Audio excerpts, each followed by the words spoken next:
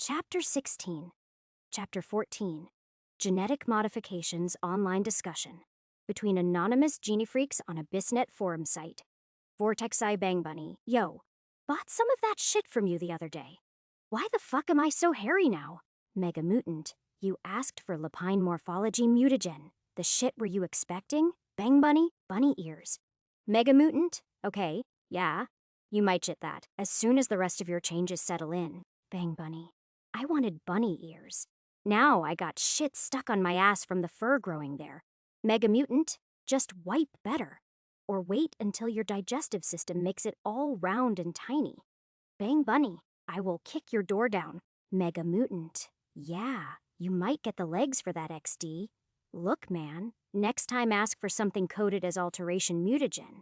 You took an integrity mutation, and you pay the price. Bang Bunny fuck? Will you at least help me remove it? Mega Mutant, while I'm at it, I'll take your sim out of your corpse. Ain't no removing genes once you get them on you. Bang Bunny, jackass. The hell am I supposed to do with this hair, Mega Mutant shave? XD Bang Bunny, you don't know who you're fucking messing with. Mega Mutant? Yeah, neither do you. You don't want to know who my supplier is. Bang Bunny, tough shit. I'll kill both you and that mofo. Mega Mutant. Oh, there's no killing, Thacky. Ever heard of Soul Killer? Bang Bunny. Real scary name for a tryhard. Mega Mutant. I'm serious. I realized their identity a while ago. They used some bitch named Kaisel to organize their deals with me. But I saw those eyes. Ha! Oh, you ever heard of people with strange eyes? Bang Bunny? What eyes? Every mofo specs out their eyes now. Mega Mutant. Bloodshot. Completely red with white pupils. Crimson Souls calls them the Soulless. Bang Bunny. The fuck are you telling me this for? Mega Mutant. It's a warning, bud. XD Bang Bunny. I'll have Los Diablos skin you alive. Mega Mutant. That's if you'll even have control over your own body by then. Bang Bunny. The fuck does that mean? Mega Mutant. That you haven't even scratched the surface of what mutations can do. 9:30 p.m. the 4th of June, Diana. I washed my face. The crystalline liquid sloshing some clarity into the day's confusion as my thoughts ordered one after the other. The police station was being targeted by Dog Whistler, whoever that was. Potentially someone who either worked for or was tied to a megacorp. I was now probably an Esper. Ripley was being forced to work for Metal Heavens, and I had agreed to help him. Okay, Diana, focus. You've got the next 3 days off until you officially become an investigator. That means there's time to come up with a game plan. I showered, I changed, then I sat down at my desk to scheme. There were 3 holographic monitors wrapped around my vision, each displaying several cases I had been interested in and wanted to take on once I got promoted to investigator. I closed them all. A quick navigation through the police net portal highlighted several resources I now had access to on my workstation computer due to my promotion. Even more complex cases and conspiracies now visible. A tap from my finger sent me to reports of that day at the club. Over several hours I searched through to find nothing. Unknown buyers from Yujo's Shandian branch attempted to buy a malseed off Snake Fangs, and during a police confrontation, it was released, then killed by Neocore. Yujo released a statement that they would investigate this internally, but I doubted any real justice would come about. Nothing on the implants, nothing on me, nothing on Ripley. That was strange. I had certainly received credit for my role, and there were numerous witnesses to my involvement, but someone had cleared any data about him being the shard operator present there. That made things easier for me. All I could assume was that Missy had connections to keep his name off our system, something that made me wary of just how deep she might be involved in this district's history of crime. Most of the names of the involved police staff were read, either with a Kia or Mia written besides them. Of the ones alive, I only knew Investigator Thomas, the guy who had kicked me. Even though I knew it was a distraction, I clicked his name to send me to his personal page.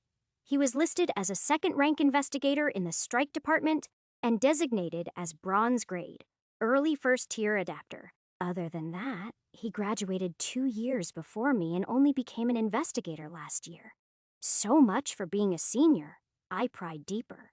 37 kills in just the last 6 months. And when I dug into his missions, a daycare, an elderly retirement center, a hostel on the edges of the city. Each of the assignments came with claims of some illegal activity, and each was proven true in the end. But I couldn't ignore a minor note left at the end of each mission. Minor civilian deaths had occurred, just one line hidden amongst the rabble. I would normally have passed it off. That stuff happens in this city. The founders knew how high our homicide rate was, but I remembered the man with the fractured skull, and I knew something had to be off. I was getting sidetracked. A quick sip of chamomile tea eased my nerves, the warmth slipping into my fingers, which clicked and tapped pointlessly as they looked for clues that weren't allowed to be there. No mention of a dog whistler despot, hundreds of pages. Any previous acts of malterrorism, like the one that had formed Little Requiem, held no connection, or were dismissed as psychotic one-off events. Even with better access, I was left with nothing to find. Each click spiraled me deeper into an abyss of entangled lies and misdirection. The abyss? The AbyssNet layer of the police archives compiled their most well-hidden secrets. That fact was an open secret. If there was any place I could find reports condemning even the megacorps, it was there. But getting access would mean hiring a data delver, and no way in hell was I going to work with a morally gray mercenary. No matter how much white was in that gray, my feet weren't dipping into the shadows. Ripley was where I drew that line, which meant I needed someone who could legally access those files. Like the new Lieutenant Grash, I could tell her directly what I knew, or I could open up the case and take charge of it, providing results that would get me access to the files I request. A significantly harder option, but the better one. Revealing my gold to her now was liable to have that information leaked to my father. If he knew I was getting into something like this, then I knew that somehow me job was liable to transferring away from this case, and probably somewhere where I would be closer to him, where I'd be paraded around as a poster girl for his campaign once again. Except now I would have the fame of a gold. Looking through our database, gold adapters were beyond rare in the criminal world, 2 each within Muramasa Dynasty and Crimson Souls, and 1 in the leaders of Los Diablos and Metal Heavens. As for the police, I knew all 3 of our captains were gold, but they were off-city setting up defenses for the swarm. In the end, Westbrook's law enforcement had to be led by the 10 precincts and their lieutenants for now. All silver adapters. Fuck, was I the only gold within Westbrook's law enforcement right now? Would I be turned into a weapon or an advertisement if I was found out? Either way, I'd be a tool for them. Staying secretive was my best bet. I rushed my thoughts aside, taking one final glance at the Toxin Club case. This time, I scanned through the post-operation photos, something that churned my stomach just from the tiny thumbnails in the corner. There were so many unrecognizable bodies, my heart throbbing as though fearful it would join those bodies. There was a reason the club was devastated, a reason the eye froze, my lips quivering at a particularly gruesome image of fallen chunks of stone-flattened bodies. But aside all that carnage was a girl, one I'd seen before, and recognized now. Her head wasn't attached to her body. Celine was dead. Did Ripley not know? I slammed my hand to turn the screen off, palm stinging, and my whole body as cold as steel in snow. Ripley didn't know. He still thought she was alive. He deserved to know, even if it hurt. My hand tingled against the edge of my laptop's metal, guilt and frustration boiling into my fingertips. The laptop sparked, an injection of its electrical current digging through my skin like a worm. Sharp, deep, and invading, but so empowering. The pain was brief, but the sense of tingling potential drifted higher up my arm until it slowly dispersed like heated air. Delving into the haze of warmth within my body, I felt it. Thin crackles of electricity looking for a way out.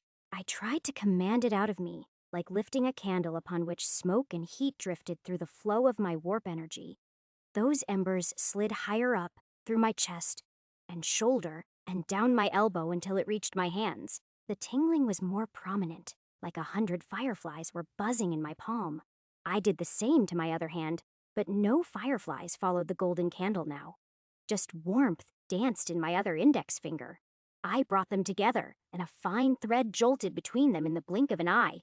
Startling me, the pain was less prominent, the tingling too. Again, I drifted that current down using my imaginary candle back into my other finger, like a circuit of sorts. They jolted again. This had to be me altering my body's conductive properties in some way. Or was I actually controlling electricity with my mind? I had no idea, so I tried again, watching as each time the jolt grew weaker, slowly falling into a trance as the revolving current circled through my skin like a dancing fairy. It calmed me. Mutagen, electrical conduction, 5%, has been classified as an energy mutation. It was as I'd thought. My conduction wasn't just passive, but could be manipulated by the warp energy inside of me, making it an energy mutation. 3 more times, I revolved the spark around myself in an ever-quickening circuit. Sometimes I used different fingers, just toying with the possibilities. Other times I tried to gauge the distance until eventually, a few inches apart, no electrical zap occurred between them. Maybe if I had more electricity, I'd be able to properly gauge what my other mutations could do. Electrical sensitivity had so far been most prominent within my own body. The tingle's easy to feel for, but I was sure I'd soon be able to expand it outwards once my cells changed. As far as I'd read, mutations like mine consumed energy both from your implant and your body's general metabolism. Nutrition. Founders, I was going to have to eat a lot to generate the calories necessary to manipulate electricity. There were other mutations to fuel your body's needs. I'd heard plenty of people took in mutagen specifically to alter their metabolism. Some could even eat raw materials and effectively burned it like coal.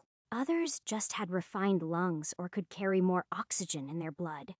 This was the kind of thing you'd discuss with your geneticist. As Forpus Maker, I didn't have any scientific expertise to understand how it worked. My basic understanding was that every cell in your body had some sort of voltage on its membrane, and dependent on how that changed, there would be a cascade of various outcomes. Your entire body was regulated by your nervous system, whether conscious or not, and that relied on changes in your neurons' voltage. Electricity could stimulate muscles to tense. I supposed I would learn how to properly harness that natural response into a more powerful outcome. Then cam-instable biology, which I did not want to touch at all just by namesake. I knew that its effects would mostly be positive, but what on earth could it cause as time goes on? At least my compatibility was significantly higher than the norm, which would mitigate any negative effects for now. Once these mutations were settled and developed past a certain threshold, it would be feasible for me to use the other mutagen I'd bought. Even if iron, once they began to merge, they'd improve in grade according to the clerk I bought them from. What would happen if they merged with my electrical genes? Hopefully, I'd get something to produce electricity within my body, like an eel. That way, I wouldn't be dependent on alternate sources of power. Then again, I always typically carried a Bracia shocker on me, but I'd been hit by one once before during training with Yvette. It sent me to the hospital. Non-lethal didn't mean not painful. And so, I settled in for a night of experimentation and training. I would be expected to return as a mutant, but they wouldn't be expecting me to have a firm grasp over my Esper powers. And I loved proving people wrong. Chapter 17. Chapter 15. Mr. Puncher's unfortunate accident post from the surface-level netsite Hyven. A forum-based social media for numerous topics. Tefik Implants Subhaven Description. We're a community to discuss fictional C-myths and bougies, originally branching from a discussion on implant builds from games such as Final Fantastical LXI and the Stitcher series. Now, we discuss both real and fictional implants from various media, for the purpose of either theory crafting or just enjoyment. Please read the Subhaven rules before engaging in our community. Post possible implants from the malignant that attacked the Toxin Club in Westbrook. Nick's Memories comments. Ooh, hold it there. Look at this video. Shows the Mal breaking apart the grenade. Gonna bet the bougies got technician. Ooh, Thimberl 8. Must have got some badass regeneration genes. Probably a bunch of flesh tendrils involved too. I like them freaky mutations. Ooh, Graysinner Kroll. You guys really theory crafting about a Mal that killed over 40 people? Fucking sickos. 1:23 a.m. the 5th of June, Diana. I scanned the room, honing in on the buzzing around me. A tense swarm of energy ruffled through my fingers as I tried to push the stored charge within me beyond the boundary of flesh. Like an elastic band, it snapped back in, exploding through my body as a wave of nausea and pain. Guess I couldn't wield electricity externally yet. My compatibility ended within my body for now, but that brief release wasn't worthless. A small part of that charge spun through the room trying to search for me, and returned to me like scattered embers of prickling heat that brought back sensations of shivering. Closing my eyes, that same tingle in my fingers now seemed to be everywhere around me, some areas of my apartment more prominent than the others. Electrical currents was the obvious guess to my non-science-oriented brain. I wandered around with my eyes closed, a strange, knowing tickling my brain as I had an instinctive idea of the various appliances around my apartment. Taking in a deep breath, I felt the contours of my living room and its entertainment system, and had a rough shape in mind for the kitchenette installed to it. Beyond both was a hallway leading to my bedroom, and the thick tower that served as my computer when I delved into cases while off-duty, which is what I went for now. I tried to get there with my eyes closed, but I struggled and nearly tripped over a carpet. That little mistake sent a circular drone after me, the vacuum for whatever reason mistaking me as something to clean. Maybe I'd drink its electricity as punishment. Once I was seated around screens, I filtered through various net articles. Without a certified Gynedeck tied to my neuroframe, it was looking unlikely for me to get proper guidance about my abilities. Having one made for a gold would both inform the world I had it, and sink my funds deeper than that sunken club in Little Requiem, unless it was specifically jailbroken. A skill I lacked, along with any contacts who could do it for me. A bug adapter with either the titular jailbreak feature or data weaving. Maybe Ripley? I tossed that thought aside. While he might be in a similar situation to me, the last thing I wanted to give him was access to my frame, which would have sensitive police information on it. Could I bribe a geneticist? Could I even trust one of them to keep it a secret? I returned to experimenting with powers as I changed my tactics. Rather than a sudden burst of power like before, I would try to release small mini ignitions across my entire body. Scaling small, I focused on my hands, imagining that they were wood being lit with flame that I was spreading onto them. As they mentally heated up, I cranked up my supply so that the first spark of the golden flame breached my body, a small but constant spout of it. It was as though I sent out tiny wisps of that heat twirling across my apartment, hunting me down and recounting their experiences as they returned. It was a strange, almost intuitive feeling to the electromagnetic waves around me. It probably had to do with how a magnet's north pole sent waves that returned to their south pole. I just didn't know which end I was. Practicing my focus, I could feel the disturbance of other sources of that radiation around me. The brief falterings of my wisps told me that the floor and roof were brimming with electrical current that delved within their wires. Not just that, I could feel where those currents were heading. Their switch of flow, from one direction to another in what I'd learned, was alternating currents from my juvenile education and further research. A quick beating motion, not dissimilar to a heartbeat. I tracked them down to the living room's temperature control, to my lights, and to my plugged-in appliances. The laptop had lost charge by now, and my fiddling probably caused some part of it to be fried. I knew that, but I couldn't stop myself. The warmth was almost addictive, and any valuable data was stored on my frame anyway. Needing a different source of current, I reached one of the lamps near my living room table. A quick twist disconnected the bulb, and I promptly, but carefully, smashed it against the table. Glass shards fell to the ground, and before they could even rattle, a high-pitched beep echoed from the other side of the room. Broken glass detected. Please stand back and take care. That semicircular plate of metal zoomed across the floor and shone intense beams of light onto the glass, its pieces dissolving into a powder the robot sucked up. It took less than 5 seconds before it soared back into its depositing dock where the inorganic material would be sent for recycling. Maybe I could connect to the drone charger. But for now, I tried to use the broken light bulb.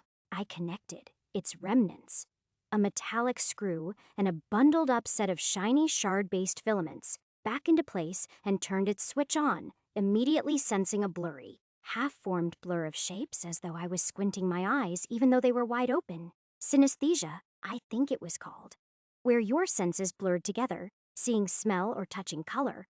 only with electricity in this case. This lamp was pretty powerful since it also doubled as a projector for all sorts of fancy displays that the smart glass could filter through the light. Yvette had practically begged me to buy it, and she used it more than I did to watch hollow movies and turn my modest apartment into a rave. The thin knots of metal used warp energy turned electricity directly into light. The conversion rate was pretty crappy since it was just iron grade. But it had cost half a month's salary when I first joined.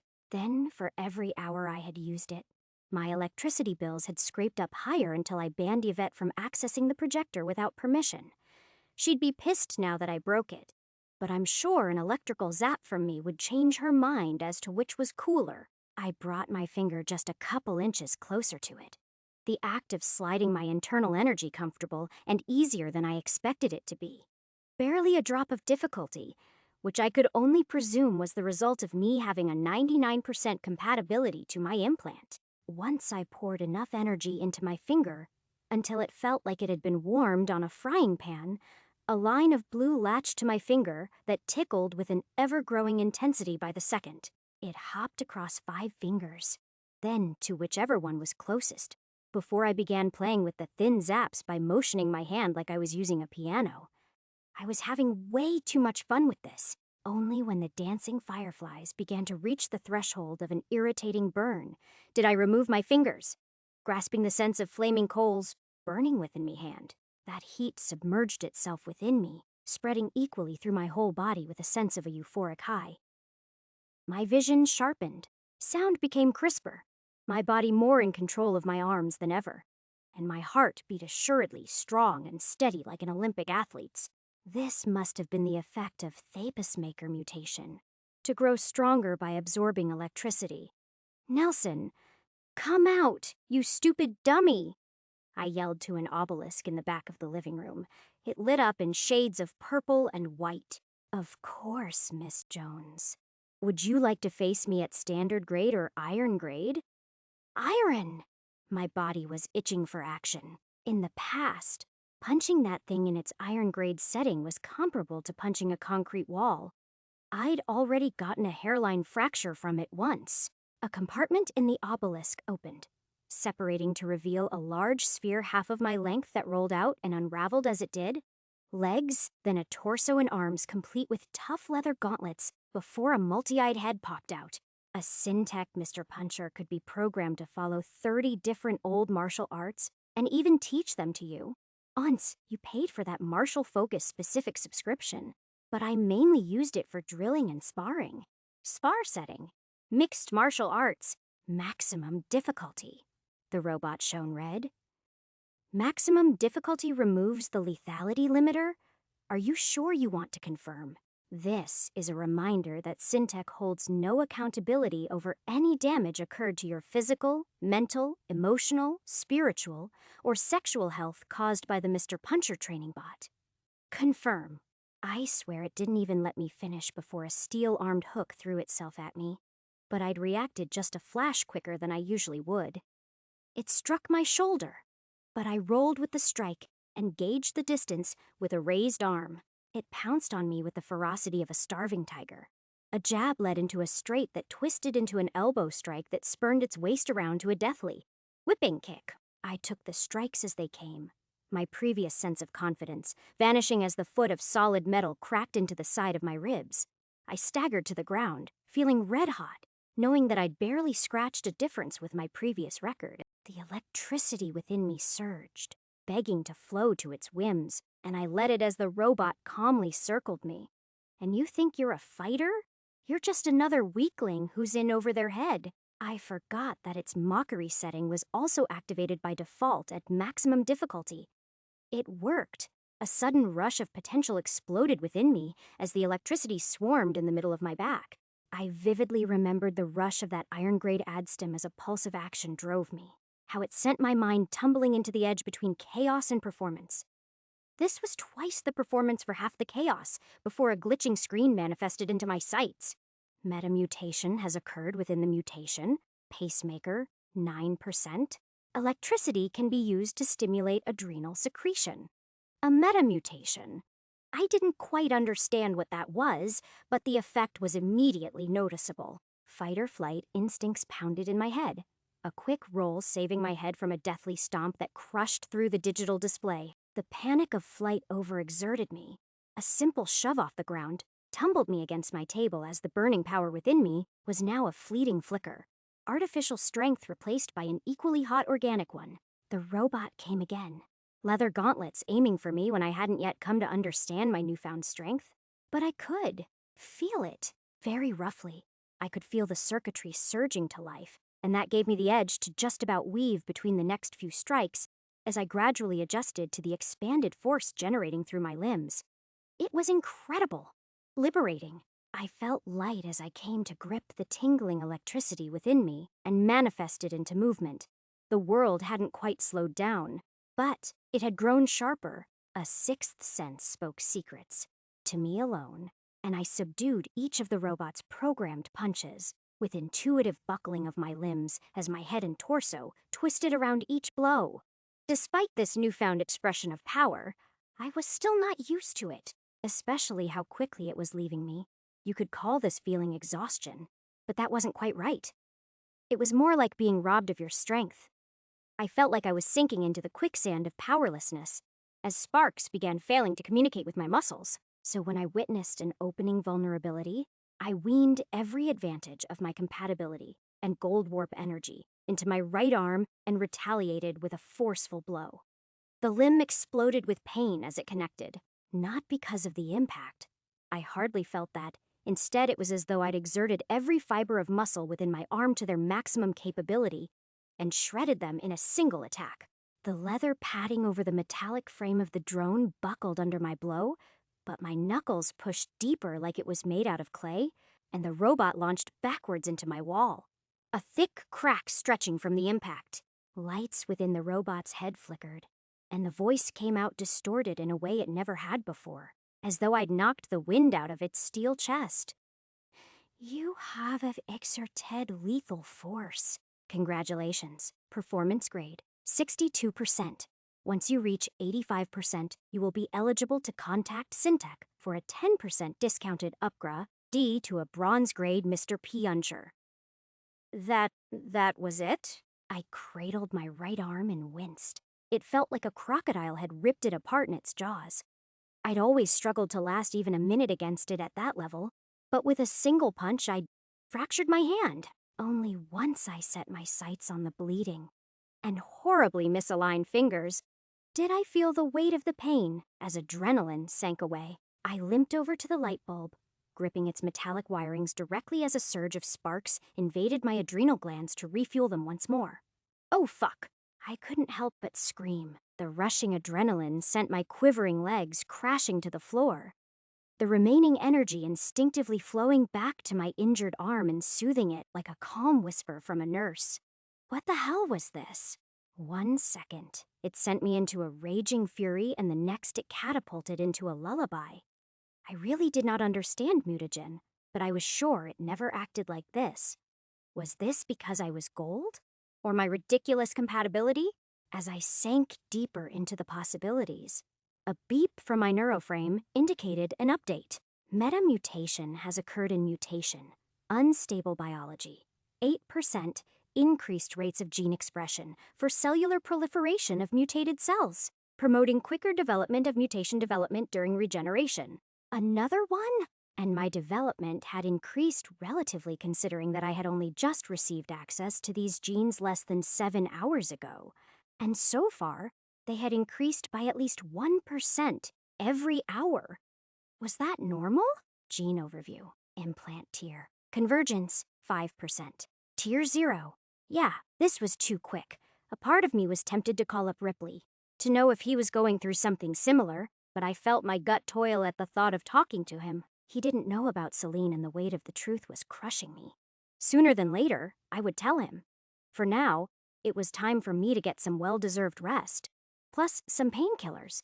Then I'd need to find some deeper resources into my capabilities as an adapter. That type of information didn't come cheap, and the megacore held a platinum grasp on the real secrets of implants. I drifted onto my bed. Lead had replaced my bones, and I didn't even need my blanket to feel a drowsy weight massage me to sleep. Soon, I'd figure out what was going on. I'd set things right. I was gifted with gold, and that made me one of the few people in this city who could change things. That wasn't just a wish, but a responsibility. Chapter 18. Chapter 16. A Talk of Pleasure and Purpose 1205. Am the 5th of June Ripley I awoke, with only the lightest of headaches compared to the bricks falling on my head when I had gotten my arm installed. The anesthesia Mr. Skeleton had used was as light as a feather, a subtle touch that guided me towards darkness. Waking up left me feeling no difference to my past self. No pain, no irritation, and I had already linked to the skin grafts installed over the patches he'd removed. Hatham real skin dermachrome grade. Standard description: a simple grafting of gene-edited skin with light traces of specialized melanin to give a unique appearance of metal with the texture of real skin. It was cheap, durable, and not the worst looking. It matched my rust-colored eyes to appear as splotches of bronzed metal. If anything, it looked like a cool scar. I opted out of the Imperium grafting Mr. Skeleton approached me with originally.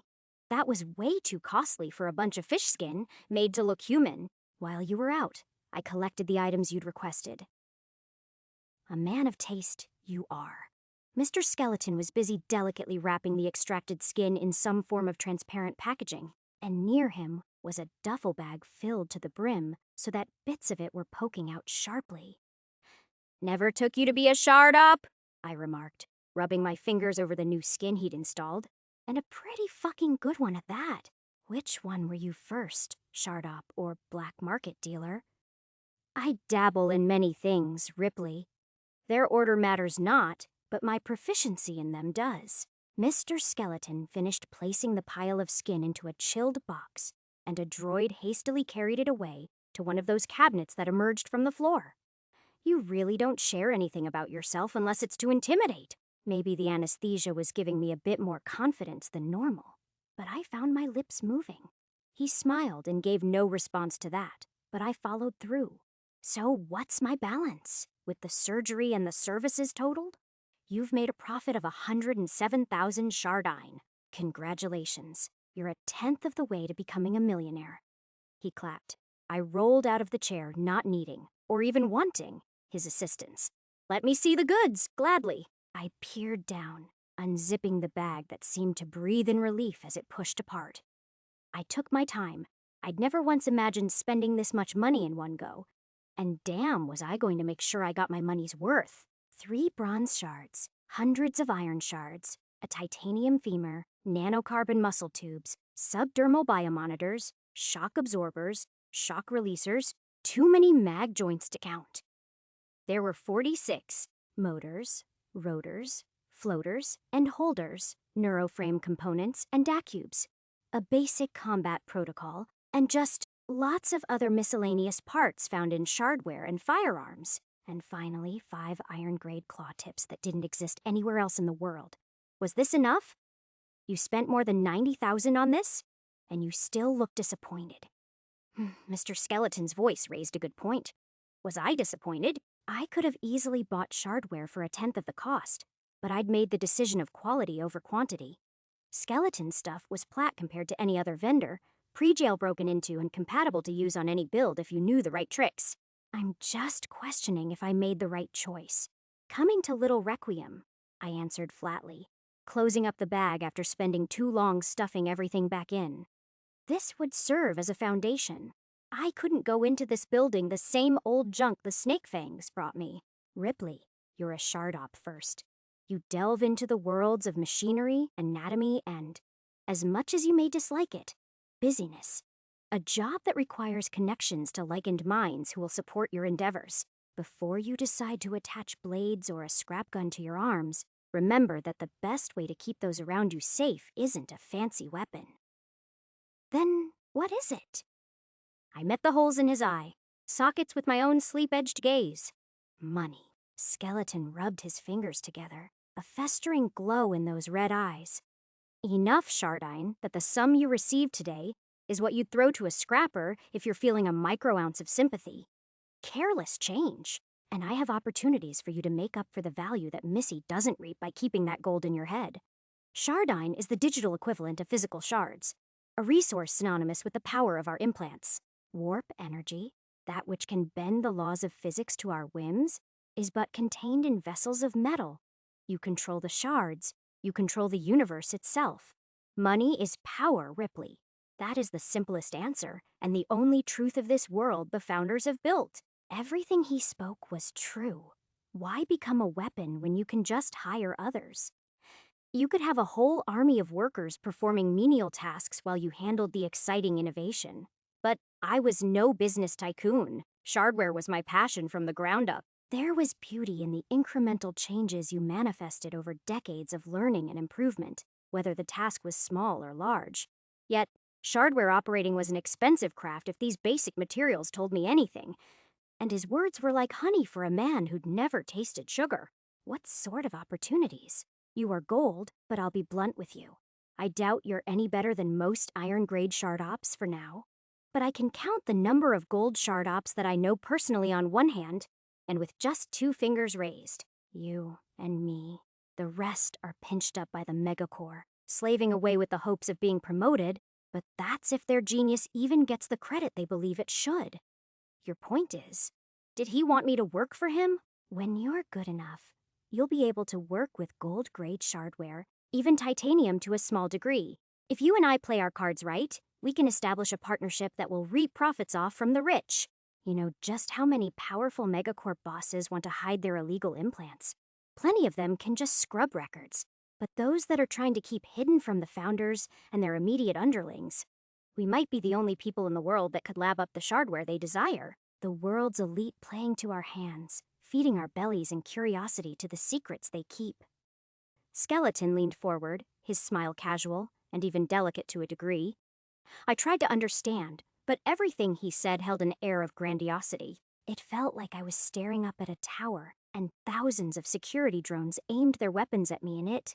It excited me to have not just the spotlight, but all of them focused on me.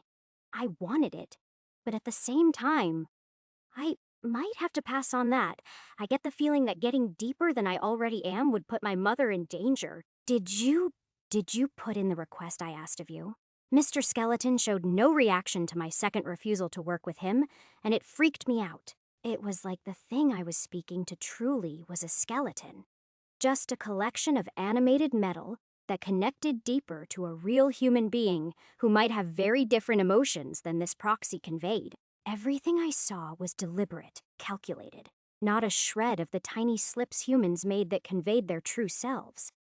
I've started, Mr. Skeleton nodded, but it will take a moment to get your mother's genetic database from the city archives. Once she's paired with a suitable silver, I'll share the price with you and get things moved along.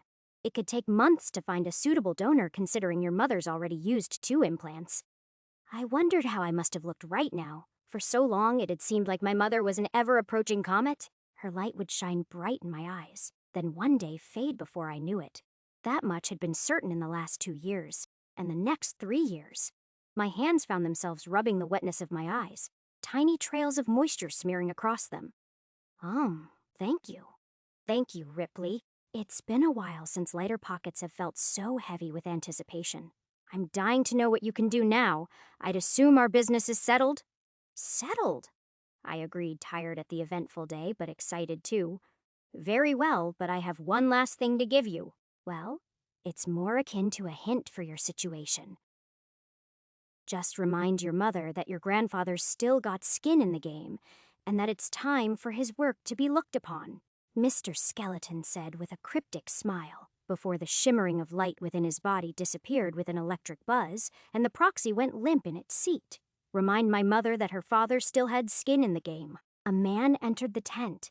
He was dressed in an immaculate suit that I had to guess was weaved in nanochitin, with how extensively it fit to perfectly cover his skin. In fact, there was not an inch of skin bared free through his whole body. Even his face was imprisoned in a form-fitting mask of black cloth that submerged deeper into his clothes. The brief outlines in the mask, formed by changes in angles of facial features, made it almost look like a skull. A section of the floor opened up, a tall and wide cylinder popping out, an elevator. I wish I could say what happened next was dramatic, but it was hardly so. The steel tube led down to an even deeper subsection of the club that consisted of long tunnels that seemed to spread out like infesting roots of a parasitic plant, and I simply followed the guard. For a long, long time, Twilight made harmless conversation throughout it, commenting that I'd done better than she expected me to. Honestly, after the events of today, I was too tired to be freaked out by everything. It worked in my favor, I guess. She floated across me at times, teasing out my intentions for the various merchandise I'd acquired. I kept most of it closely to my chest. There was too much she knew about me already. Now she knew about my grandfather's mysterious existence, and I'd begun to question who he was as well. My mom seldom mentioned him. Hell, I couldn't even recall his name until today. But for a man I'd never met, I felt a large swell of anger beating out of my chest directed at him. He abandoned us and left my mom in the possession of an arm that could kill her. That didn't make sense, and I knew for a fact that once I reached back home, I would have to grill her about all of this. I didn't know scrap about my implant. Simple basics, sure, but the sort of data I needed was kept up in AbyssNet and corporate archives that weren't so easily accessible. Even simpler programs like the combat protocol I received from Skeleton were difficult to jailbreak into. Due to the nature of warp code, it would give me some basic combat instinct, and over time it would greatly speed up the rate at which I learned basic muscle memory for fighting, even stimulate them in my dreams. But it wouldn't be as effective as a pure feature update improving combat efficiency. Those were all thoughts for the future. For now, I was stuck with Skeleton's frightening information network's revelations. He might have a team of data delvers working for him around the clock. Maybe he even had links to the dog whistler. Data could be stolen off the servers connected to the net or grabbed off a corpse. But most corporate technology had protocols to self-destruct once an adapter was injured critically or identified to have been captured. A similar event to that male corporate's neuroframe, spattering up coughs of blood back in the Toxin Club. Altogether, Mr. Skeleton had showered me with gifts, perhaps so strongly that it made me all the more cautious of him. Yet, from each interaction, it was clear that his words were deliberate, movements mathematical, syllables framed under a careful and perfect approach. To what? Make me appreciative or suspicious. Was it a test of some kind? I didn't trust him, but it was human nature in my heart to feel like I did owe him. And he was enticing, so very enticing with the deals he offered, but I had priorities for my family. Bronze would work to extend my mother's life, but silver would cure her. A compatible silver implant would not only let her mind manage the flakes of warp residue that had wrapped around her nerves, but give her control over it. Maybe not 99% of it, but it was control. The only issue from then on would be to reverse the existing damage over her body and allow her to resume her work in shard operating. It was her passion, our passion, and a person only ever died once their dreams had passed on. She had taught me that, which meant her implant had to contain thesis-Stainan technician features at the very least. The first would improve her quality of life, while the second would ensure she could continue her practice. Those two weren't a popular combination, so the price would stay manageable for plenty of bronze implants. But the implementation of the third feature I'd requested in the silvers would complicate things. Energized, one of the most sought-after features in a bug. You could never go wrong with Energized. It specifically enhanced control of warp energy beyond normal usage. You'd be able to enhance your own effectiveness, and even slightly convert it into electrical or thermal energy if you had the right parts and update. With Sustain and Energized, it would be like she was never sick at all. Subconsciously, I found my fingers pulsing at the thought. That's right. I hadn't had the time to look into it too much, but my claw did possess a feature link derived from the Energized feature. Warp threads. It explained why my manipulation of warp energy felt like plucking strings and weaving them. Feature links were simple on paper. They occurred either naturally or were forced into shardware by a skilled operator using a complex technique called engramming. In doing so, you'd leave an imprint of a feature within the shardware. A popular example was to improve synthetic organs with a link derived from Sustain, enhancing their life support functions, while a neuroframe linked to database could massively improve your memory. You didn't even need the associated feature to benefit. You could just pry the cybernetic off a corpse and use it yourself, albeit at a loss of efficiency and a chance of rejection. Feature links could never outright replace features. They mostly served as quality-of-life upgrades to shardware, but were railways considered highly valuable due to how difficult they were to create and the convenience provided. How many links an individual piece could withstand followed the same rule of thought as regular implants. Iron for 1, bronze for 2, silver for 3. And a single silver shardware could cost up to 1,000,000 shardine in raw materials alone. After all, you needed to use a silver shard to make one, and they were priced at 500,000 shardine apiece. My grandfather broke that rule. He could make an iron piece as valuable as a silver. That spoke to heresy of the laws of shardware. My arm was one of a kind and worth far more than I'd ever thought. Maybe even millions. It was laughable to think that the hunk of scraps I'd had a nearly botched surgery over was capable of paying my way out of every issue I'd ever had. And my mother knew that. She had worn it while she had an implant. She had seen its specs. Sheknuit was a pseudo-silver, and she continued wearing it even if it poisoned her. Like me, she refused to entertain even the idea of selling it. This was our legacy. No one else would be prying their filthy eyes on it. 3 metallic fingers clenched tight. Twilight's energetic voice was now mellow as she whispered in my ears. "You on edge?" My laugh was genuine. I was on edge. My mother can't contact me while I'm in LR. It's a blackout zone. It's been hours since I left, and when I head back, I'm going to be drenched in dried blood and missing a few patches of skin. You kept 1 piece of skin, she teased, her avatar appearing and pointing to my chest. I wasn't going to let him tear off my nipple. I calmly spoke, but I could feel the embarrassing heat of my cheeks betraying me. Twilight teased me by making a twisting motion with her fingers, her speech riddled with incoherent giggles. "You have a glowing nipple. I want you to just think about that. It's certainly going to make you unique. Come on, I'm begging you. Work without a shirt on your customers and let them meet your little laser pointer." I am not doing that. I felt my body tense up, gold energy fluctuating to the rhythm of my embarrassment. Ever since I'd linked with my arm, my control over the warp energy had become even more pronounced, or perhaps less so. It was beginning to simmer and flow to my lightest thoughts, like a feather guiding a river. My left nipple was glowing from the stress of this day. A thin, scratchy light peered amidst blood and cloth. Twilight shrieked with joy at the golden glow. "That is so cool. Oh, Daylight is going to have the time of her life with you. If I had a physical body, would you let me twist it?" Oh, I wish I could twist it. I covered the patch with my hand, feeling certainly embarrassed with the predicament I had placed myself under. I didn't like having a torch for a nipple. It was, God, what the fuck did my life become? "Can this day end?" I whispered, praying the sewers would have my answer. And thankfully, the guards soon stopped moving and escorted me into an old service elevator. The rackety noise lifted me higher up towards an uncertain location. Ambient sounds grew louder, a consistent thudding I'd grown accustomed to.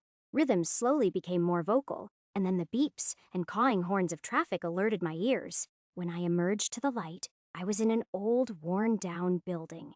I had noticed the elevator didn't have a button for the city's subsewers. This place couldn't be used to enter them, only to leave. Taking a deep breath, I stepped out into the world of New California. There was a saying, "In New California, you're the ant, and the skyscrapers are the shiny boots everyone wants to climb into. But boots only do one thing to ants, stomp them."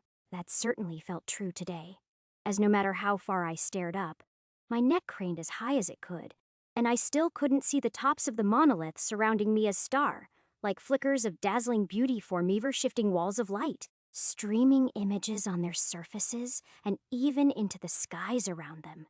Dancing women, muscular men, their inverse, products containing actual animal-derived resources, the newest holoflicks, and of course, shardware ads. I strapped up my hood, dissolving into the anonymous crowd of people walking beside the building to whatever next destination they were going to spend their money in. Above me ran a holographic display of Anderson Wellick, the CFO of Imperium's Olympia program and 7-time new Olympics winner. The undersoles of his feet briefly flooding my location with an artificial shadow. With the Imperium's Olympia Hermes, you too can run as fast as me. That's right. That's why I hated this place. No, where else in Westcrook did the world appear so bitter than the pleasure lanes? Several light-born naked bodies wagged their fingers at me, and the thick scent of pheromones injected into the air lulled my senses. Neocola, Neocor's official drink of the day. And night. Even the Mal want to take a sip. With real hunted fur. Wear Imperium solstice to show everyone how foxy you can truly be. So you want to hang out with people who are not prostitutes? Well then, the Mr. Hung is for you. Syntech's manliest cybernetic. Simply real. Simply you. Visit your nearest Yujo gene clinic to become the you the world deserves. More blood, more sex, and more metal. The Termination 14 arrives in just under 1 week with Triple Hatham Award-winning actor Michael Roscoe. Produced by Hathama Studios. Do you want your kids to be perfect? Consider adopting from a cradle where we only provide the best. Mazir, where dreams are made real. I felt sick to my stomach, not because I hated it, but because I loved it. Sky-dwelling displays. Constellations of attracting beauties both in people and objects whisked at my imagination of what my life could be. I'd hated that I could never afford even a minute here, despite how much I wanted to. Now I could. And that made me even more sick, that the place I'd once sworn to never step foot in could be so sweet to me once I became worthy of it. Westcrook's district center was built in an area once called Salt Lake City back before the collapse. New California's government liked to call it something similar, the Great Lake. But for everyone, it was better known as the Pleasure Lanes. Still, it'd have the money to spare now, and that woman was just my type. And it was soonly 2000 for a show. You're walking the wrong way. Twilight's voice brought me out of my lull. And get those pheromones out of your system. I'm surprised you haven't tried it yet with Psyche. I shook my head, trying to make sense of my thoughts. The slimmest thought of clearing my mind from distractions reoriented my thoughts, stretching them to avoid the precise neuron-targeting light rays. The warp energy flooded clarity through me, and I covered my nipple as I did so. At once, my head cleared like I'd dunked it into a bath of EasyClean, and swiped off years of gunk and addiction. Psyche v.0.07 has been updated to v.0.08 effect. Increased resilience to artificial stimulation of the brain's reward centers from the external environment. The adapter deems unsafe. This place was dangerous and a way different than Little Requiem. This city would wring you dry for all that you're worth if you weren't careful. In the land where you meant nothing, people would do anything to be something. That included spending all my hard-earned skin-torn money on frivolous matters. Shaking my gaze, I followed the light towards Twilight. Wrong way? Is there a place I'm supposed to be going to? Yup, my apartment, Twilight responded in a cheer. As long as you're a good boy, she'll let you stay. Your dominant personality, your author, hair, dominant, PFFT. Oh no, you're thinking of Midnight. Elsa's a mixed bag of all three of us, though mostly me. So far, I'd heard her mention Daylight as well. So, with her as Twilight and the recently mentioned Midnight, those were the three personas, and I finally knew their author's name, Elsa. I don't know. My mother'll be worried sick, and you're carrying a bag worth probably 100,000 Shardine. In the middle of the busiest area of the city. I know this place isn't Little Requiem, but remember, you're still in Westcrook. Nowhere here is safe. Just call up your mother, be honest for a bit, and tell her you're staying with a friend until the morning. We'll get you an automated taxi when the night owls are hooting their dreams up. I took in the suggestion. It seemed to come from a genuine place, but my suspicions still clawed at me. A shame then. I was too tired to think. I'd just gotten out of surgery, met one of the scariest persons in my life in Skeleton, engaged in a fight where Twilight used my flesh vessel's very inexperienced hands to murder. It became easier to accept that fact because of Psychand, the modifications I made to my frame's warp code software. Think I could take a shower. I'm sorry, but if my mother sees me like this, I'm not sure what I'd be able to say. I don't know if I can tell her that I killed someone. In that one sentence, I'd been able to release a falling skyscraper's worth of exhaustion and shame. One condition. You shine your nipples in the mirror. I silently leaned against the building, contemplating with the 3 neurons that hadn't fallen asleep yet. Fine. Twilight lived nearby, in a building complex attached to several clubs. But then again, which complex wasn't? More people probably spent their nights on a dance floor than their own bed in Westcrook. I was surprised as the elevator dinged higher and higher. Not quite the penthouse, but still to an elevated section of the building where only 3 apartments were placed compared to the 20-something on the lower floors. Her digital hand pressed against a screen next to her door, and I entered, taking in the smell of flowers. Real flowers, and not the bullshit perfumed sprays I used whenever trash-seeped rain dribbled down through the cracks of my apartment's roof. Her apartment was modest. I told myself that, but I couldn't help but feel like I'd stepped into a massive world where I meant as much as the filth in a bathroom. Her kitchen was larger than my studio, and the living room was twice that. The place was lit by the sharp neon advertisements of the buildings around us, lending an atmospheric glow to the entire space. But Twilight seemed to have instant remote activation of the place, and quickly set the windows to decrease in transparency and blur the outside light until only soft and hazy pink and red floated across the surfaces. I didn't spend long in the shower. Most of that time was taken by Twilight asking me to pose with my light-up beacon. I'd agreed to one, and I'm pretty sure she somehow managed to snapshot that memory of me.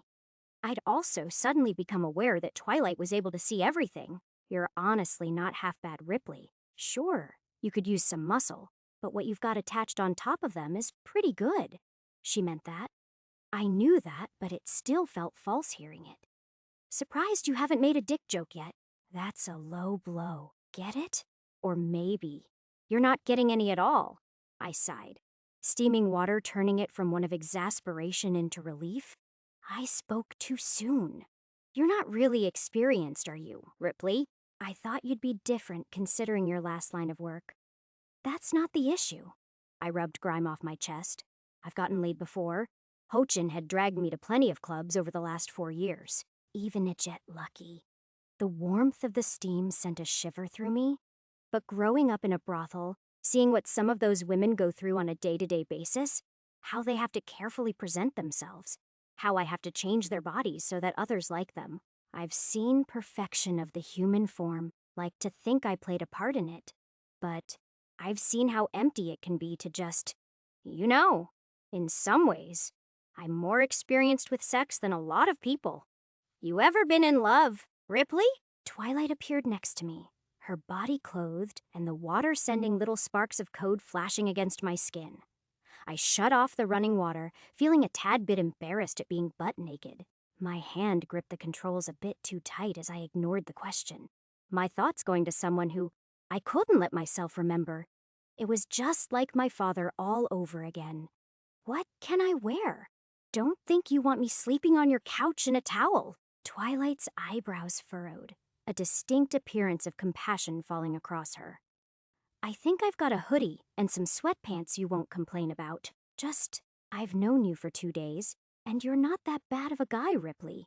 I wiped the towel across my arms and body, wrapping it around me. I'm a cog in the machine. Good or bad doesn't matter. Results do. Money does. And power. My life has been upended in the last week. I'm lost, but also free. I knew it was my exhaustion speaking, but words continued to trail off as I followed Twilight's ghostly appearance. My very brain chemistry is changing every hour. I'm more in control than I've been in years, even as so much is out of my control. It's like the roads that I'd marched on for years have just vanished under an earthquake, and now I'm climbing the rocks to a new place. But diamonds revealed themselves in the cracks. For what it was worth, Twilight listened intently as her artificial gaze made contact with me. I have the opportunity to forget my past, to turn my devils into angels, to kill a person without a shred of emotion. I don't know what to feel, and my implant reacts Toventhat. A word of wisdom, Twilight stopped me by a closet. In the Tier 0 phase of your growth, it isn't you who is adapting to the implant. It's the implant that's adapting to you. And with your level of compatibility, it's being fed not just the thoughts you think about, but also the ones you choose not to think about. I knew what she was referring to. She continued, if thepsyche realizes that you function better without a certain emotion or memory, it can erase it permanently, especially with that prior modification in your head. I've seen it happen. I mean, it can even develop to the point where you can split off parts of who you are into separate entities. So yeah, I get what you're going through. Whether you choose to remember if you choose to remember them, then in my opinion, write it down. Everything about them. It's rare, but sometimes you can reverse the effects of a feature update. I stayed silent, putting on the oversized hoodie without caring about the punk band picture posted on top of it. Making my way over to the couch, I collapsed onto it like the bag of my goods had on the floor next to me when I'd left for the shower. Twilight, you're a bit weird, but you're nice, I half snored. You're the real weirdo. Maybe. You're kind of sweet, too. That's nice of you, I yawned, stretching myself to get comfortable. Hey, Ripley? Twilight's raised tone was just enough to get me to open my lead-weight eyes. Elsa, she's a lot like you. A lot like me due to the obvious, but she's not as free as I am, or as daylight or midnight. I think the two of you will get along eventually. I'll put in a good word, but be careful. Not just with her, but with Mr. Skeleton and this whole dog whistler business. I don't want you to get hurt. I smiled weakly, tapping my neuroframe behind me. I won't. She smiled too. An even weaker one, burdened with something my sleep-addled mind couldn't have the tiniest ounce of effort to gauge. Good night, Ripley. Good. Good night. Good night. My world submerged into darkness. Chapter 19. Chapter 17. Mirage Personal Analysis from Lieutenant Jacob Grage of the Known Mercenary. Mirage she appeared as though she'd always existed, but there are virtually no records of her mentioned before the year 2489. It was around that time that intelligence on Los Diablos' Little Requiem virtually fell flat, without a scrap of return. Mirage delved deep into our AbyssNet servers, wrapping each thread of information from our database of criminals into a web of lies and misinformation. As of 2496, not much has changed about what we know of her. She's the one behind Little Requiem's shift in management and has personal emulex that do her bidding. Midnight, daylight, and twilight. Other than that, she appears to identify as a female according to those who've spoken up to the interrogators. Where she appears, misfortune follows. I've put hundreds of hours into investigating her myself, but she's as elusive as a ghost. Even that damn skeleton refuses to speak of her, meaning either he doesn't know anything, or that the girl's too good for him to give up, just like the dog whistler. My only known lead is the mercenary who she's known to affiliate with for more hands-on jobs. Missy, but she pulls up even more loose threads that refuse to fit together. Because why on earth would a Neocore Inquisitor become a Merke? 11:03 a.m. the 5th of June Ripley Claws. Blood, thunder flesh, steel bone rip, rip, rip. My eyes snapped open, not a thought in the world running through them. Faintly, I noticed a few notifications running through my lens display. Psyche V.0.08 has updated to V.0.0 Mind Effect. Warp energy can be used to control the amount of melatonin produced by the pineal gland, so I could directly control how sleepy I was now. I'd heard of a few neuroframe mods that could do that, but I'd never ever bought one simply because not feeling sleepy didn't mean you wouldn't feel the effects of sleepiness. You'd be an inefficient blunder of a human without knowing why. That brought me to the second alert. Psyche V.0.09 has updated to V.0.10 effect. Reduced mental dysfunction when under the effects of sleep deprivation. Now that will be helpful, and it pushed me to V.0.1. Oh? If I was right. The next update would give me a protocol, an ability to use. I got up off the couch, stretching myself in the surprisingly comfortable nightwear I'd borrowed from Twilight. Or would it be Elsa? Hey, Twilight, thanks for letting me crash, I said, only to receive no prompt response. Twilight. I paged again. She's not with you anymore. A voice spoke from above, sitting on one of the balconies I hadn't even noticed. Ran around the living room was a woman I could only describe as delicately fierce. She was short, probably only an inch or two above 5 feet. I'd not been surprised to see just how much she resembled Twilight, taking all aspects of the ethereal being and bending them into a physical form, hair divided between black and white, framing over an oversized puffy jacket that hung atop an inner layer of black clothing that was sleek and clung tightly to her body. She had the beauty of Twilight's digital perfection, and added in the imperfections found in an organic form that were rare among today's gene-twisted population. Somehow, the light sunken bags under her eyes and irregular freckles over her face only made her more mystifying, and the small piercings of shadowy metal scaffolded her appearance into a sharp and confident form, but not outwardly proud. No, she seemed almost retracted, staring blankly with glowing eyes that were most definitely entirely metal, black with several rings of white condensing upon an inner star of violet. Other modifications spilled over her, slight metallic angles bordering around her ears up to her temple that I'd assumed led down into her jackets. My reasoning? Her hands were wicked with sharp claws that were the antithesis of my bulky technician's shardware. You, Elsa? The answer was obvious, but I felt it was a good starting point to get some information across. Thanks for sending Twilight my way, she saved my life. Noted. The word was crisp and delicate, like a songbird's whistle, and nothing else. So I was left completely unsure of how else to understand just who Elsa was. Did you take Twilight back? In response, she only raised up her sleeve, where 3 glowing lines shone into view. The highest was a cloudy blue-white, the second was an irregularly beaming violet, and the final was a frightening black shadow with swirls of red. I carefully probed my memories to answer. I take it those are daylight, twilight, and midnight, right? Your personas? Never seen that sort of development of that psyche feature. Guess it's a long story? One she very much was not keen on answering, it seemed. She tapped an invisible something in her display before swiping and finally resting the cold rings of white in her glare on me. Her voice trailed quietly, a blank tone revolving out like a wheel in thoughtless motion. Twilight spent too long in your head. She needs to be taken back in momentarily to prevent her from getting tardy. How long can they spend apart from you? I'm sorry. I was just way too curious about how she'd develop Psyche to let it go. Her vision squinted on me, and I shrunk back a bit. I didn't know the first thing about Elsa.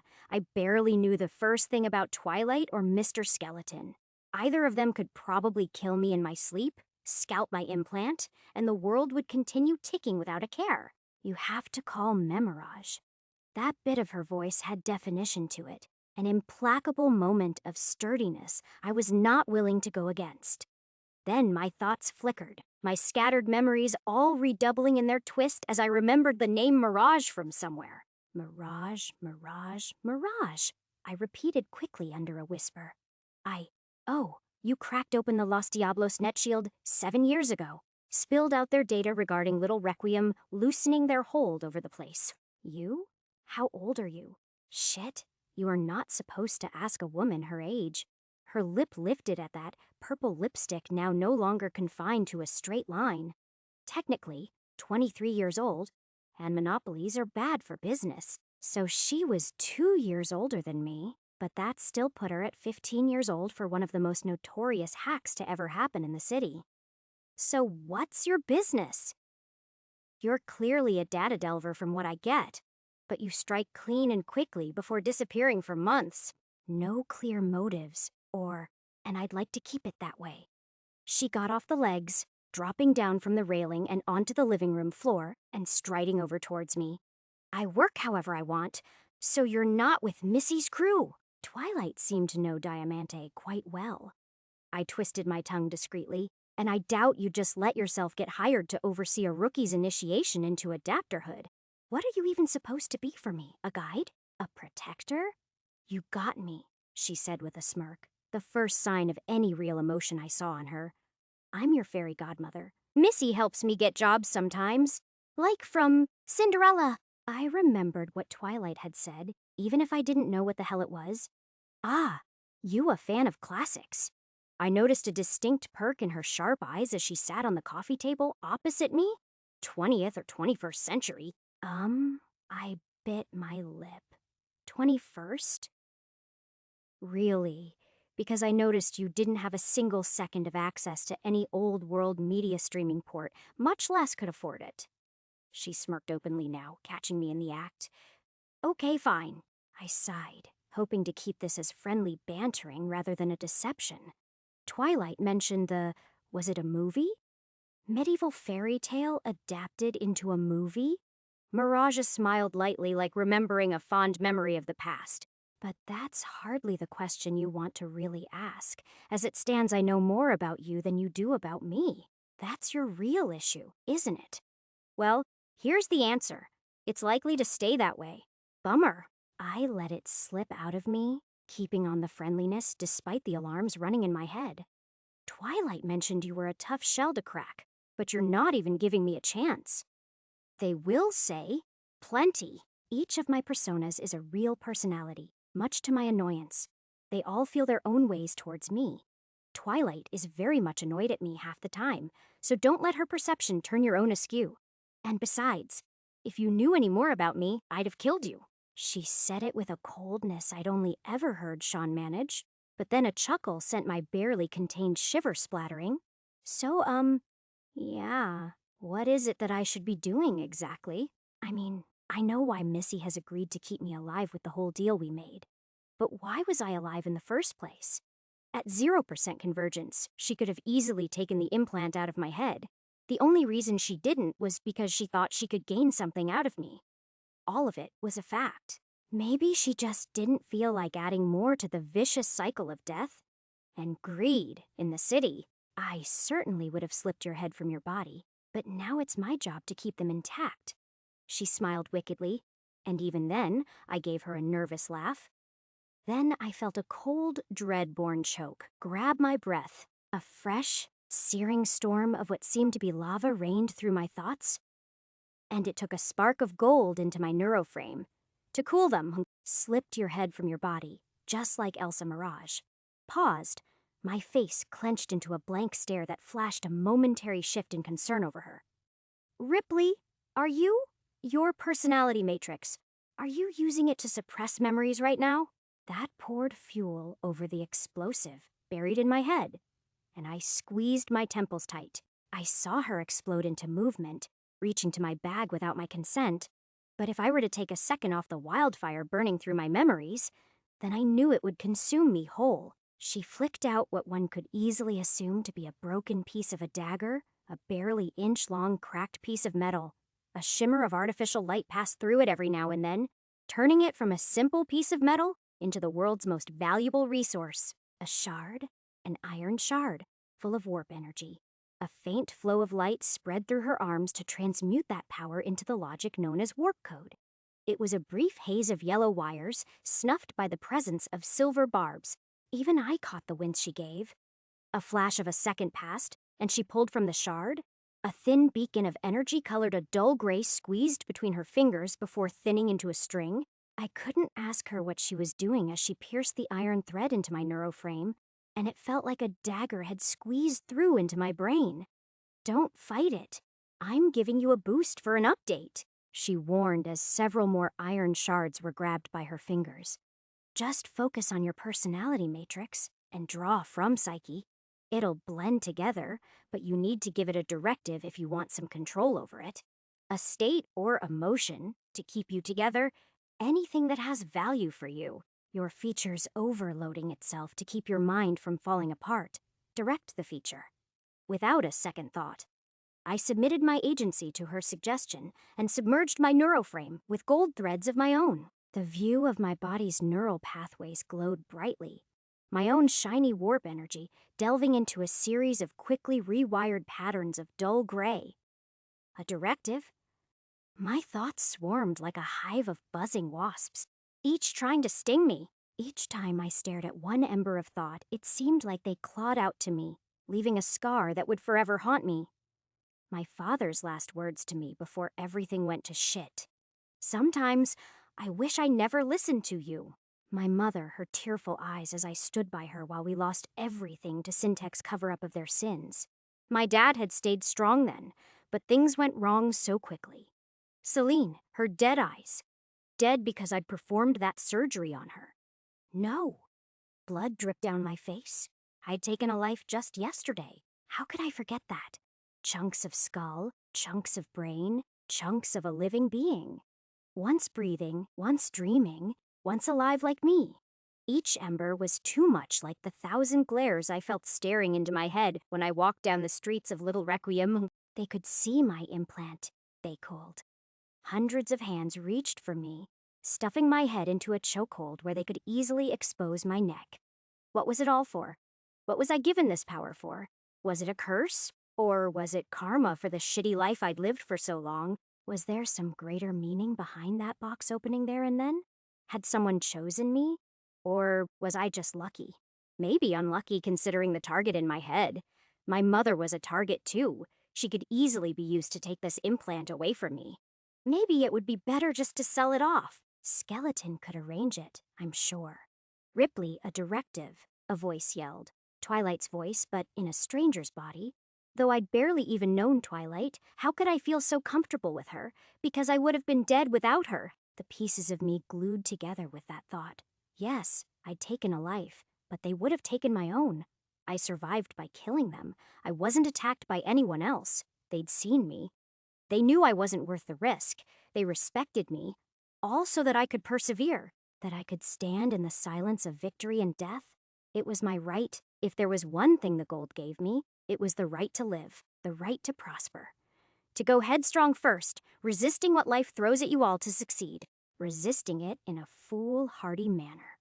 Despite all thrown in my way of success, so yes, if I had to choose a directive, it would be preservation. I sucked in a deep breath as my world returned, clear as a crystal, to see the worried yet intently focused face of Elsa, of Mirage, grasping my neuroframe in delicate black fingers that rewired their inner code. I wasn't surprised that she had the data weaving feature in. I'd had a suspicion she needed network in order to send off her personas away from her body, which came from Psyche. The presence of 3 features was a hallmark of a silver. To have access to a fourth of all known powers a bug could have. And I would have a 4th. Shardware has been modified. Neuroframe. Major Metronome is now iron grade warning. The hardware components of the neuroframe are limiting the performance. Grade, iron 2 integrity, iron eye energy, iron 2 capacity, iron eye neuroframe mod installations. Feature link has been established.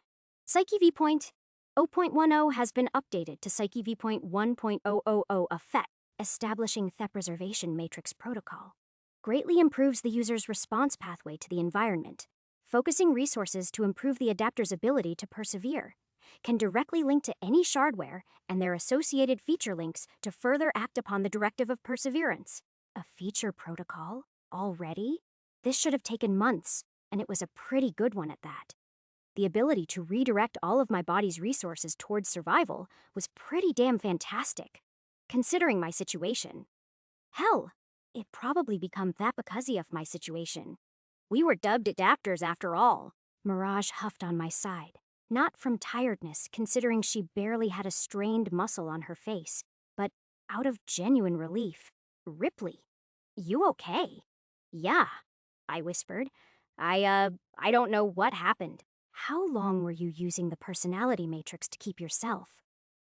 From feeling grief, Elsa frowned as she said it, her hand still firmly placed behind my neck. My thoughts came slowly. I'd installed one in me as soon as I'd figured out how to rewrite the code to suit the club. Though it was only once I'd reconnected with Celine that I began to use it intermittently for myself.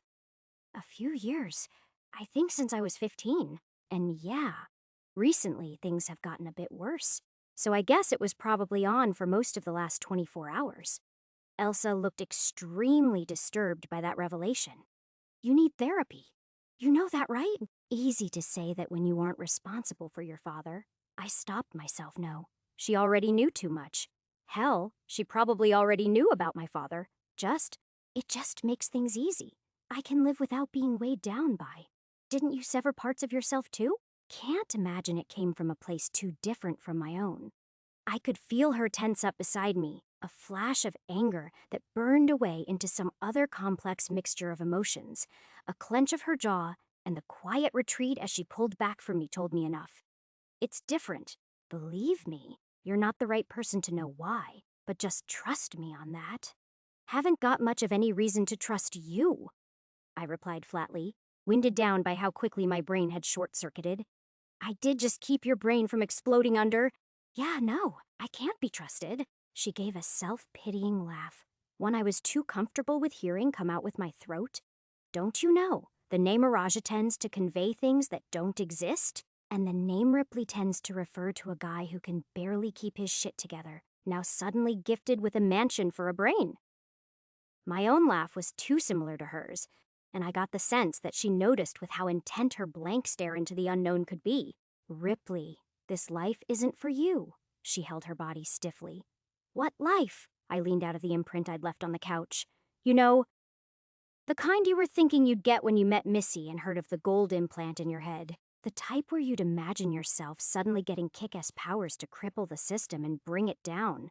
We don't do that. We barely even keep our own lives from falling apart. You said you wanted change. And believe me, we all start that way. But we don't stay that way. We do change. We twist until you barely recognize the person in the mirror. Are you talking about mercenaries in general? I'd finally decided I could let go of what I'd suspected they all were. Orsi Keyshard adapters specifically. Both. I couldn't tell if her glare was angry or sad, combined and separate.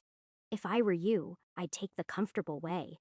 Even though our entire life we're told to do the opposite, in case it wasn't clear, I'd wanted you to go to Skeleton so that the route was there for you. You could downgrade to a silver and spend the rest to get a proper legitimate business running up in a few months. To sell my implant, my tongue was heavy. I can't do that. I don't want to do that, and neither does my mother. I'm going to get the money to have her get a silver of her own. I will.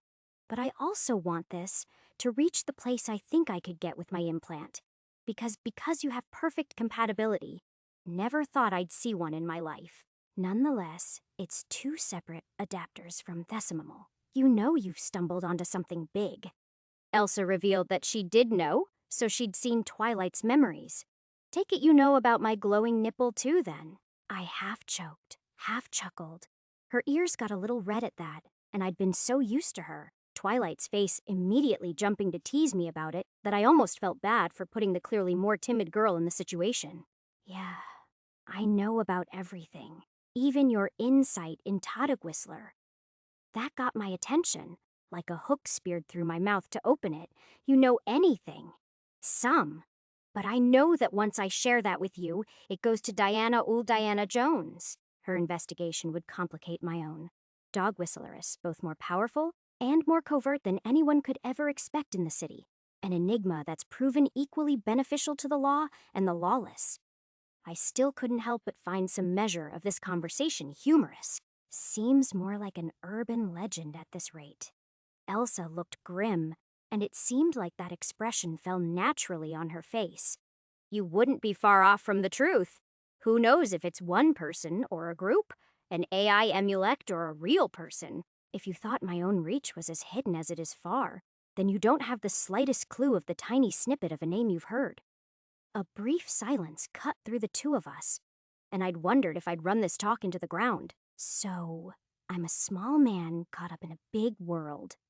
Very small man, very big world. She said it like it was a warning, but I couldn't help but find some pleasure in knowing that there was so much to explore. Maybe. Look, just get a grasp on your implant for now. If it develops in a way that you like, keep it. If you think you want something specialized, then I'm keeping it. There's no two ways about it. I don't know where my sudden confidence, my trust in the device came from, but something profound was telling me to keep it. Something so viscerally raw that it beat right next to my heart through the rest of my body. Perhaps my compatibility, or even the new preservation matrix feature protocol. But, yeah, I'd like a tip or two. I know my way around the technical aspects of shardware, used to tune Lucille's bronze-grade eyes not too long ago, but the code always escaped me. Numbers are just too large to crunch without a direct uplink into their greater meaning. That's because you're thinking of warp energy-based data as real code. It's not the 1s and 0s of standard grade stuff, Elsa remarked, almost offended at the simple description. Yep, Definitely add a however, Doctor. I found an amused grin fall on top of me. Tell me then, what did you do to my neuroframe? She froze in thought, running her finger along a piercing right below her lip. Just opened it up to your own mind. Gave it a boost of warp code. The advent of warp energy fell along with the first swarm. That much you know. Then you must also know about the old data. All collections of mankind's knowledge pre-collapse, now under control of a Meltaton. Information from before the solar flare at the end of the 21st century crippled an already post-apocalyptic world. Learned as much from my mother. Then you know that the data was never truly lost. It was fried and scattered around trillions of known data points. And when the swarm attacked, they crept into the old world's knowledge, condensing all of the archives and re-establishing old comms. Anything that ran on 1s and zeros or electricity, except the introduction of warp energy into the code changed it. Or more precisely, it allowed the code to change everything around it. Warp energy, a classification of chaos and alteration. Binary code, a rulebook defined by electrical circuits with precise, often stifling order. I nodded, understanding most of what she said. Combined, their reaction was odd to say the least. Within organic beings, warp energy mutates them to be extraordinary with mutagen, and when collapsed into physical objects, it can tend to bolster their material strength, allowing the creation of so-called warp materials. But with code, and in particular with code designed for artificial intelligence and machine learning, it accelerates that process infinitely so. The main directives pushed so far that they, true to its name, warp into something else entirely.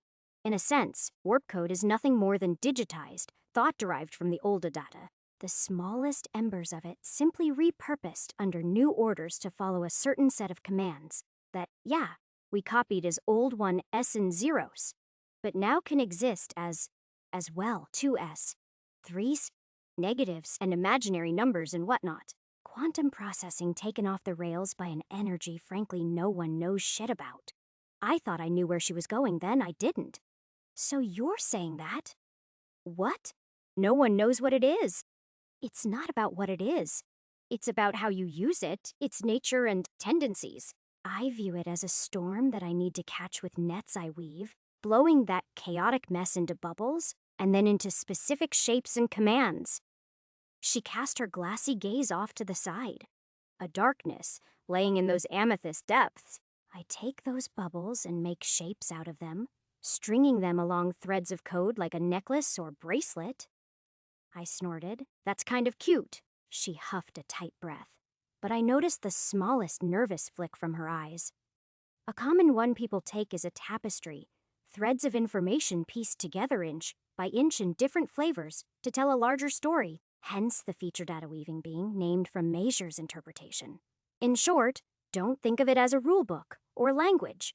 Think of it as a material you can shape and alter depending on your control over warp energy. I still don't really get it, but thank you. So you basically just bubbled my neuroframe with iron-grade warp code you took, or made, from the shards. I get that, but how did you? I only fed it, she finished for me. Everything else you managed subconsciously, focusing a directive upon your etcher to link it to your nervous system.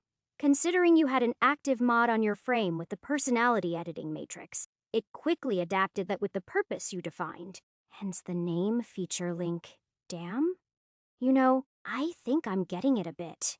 If you didn't, you'd be an idiot. She snarled like a knife had been stabbed through her, an abrupt switch so quick that I physically recoiled like the car I'd been in had come to a sudden stop. I stared blankly at her eyes that were once a dull violet. They were now a deep red. She shook her head like a fly was buzzing around it, grabbing a fistful of hair as the red blinked away into a calmer violet. Shit, sorry. They do that sometimes. Your personas? That was midnight. She didn't meet my gaze and instead made herself smaller by pulling her knees to her chest, that purple stare drifting off to some unknown piece at the back of her mind. Yeah, we're similar. All right, I whispered under my breath before raising my voice. So, yeah, I get that. You're supposed to watch over me and keep me from getting myself killed, but anything else you can tell me? Like, what exactly am I supposed to do? Whatever you want. Once your month is up, she spoke in a whisper just barely heard on the edge of my ears. I wish I was in your place. I just don't get why. In all my life, I knew that often things were too good to be true. The gold in my head is fuck. You worths of money. It fails me to understand then. Because Missy values your life more than the implant. She might be the only person in this entire city to see you that way. She had an air of finality to her tone, standing up and heading towards the door, which opened with a quick touch of her palm. I'll be in contact with you. She flicked her finger, and I received a sigil share request.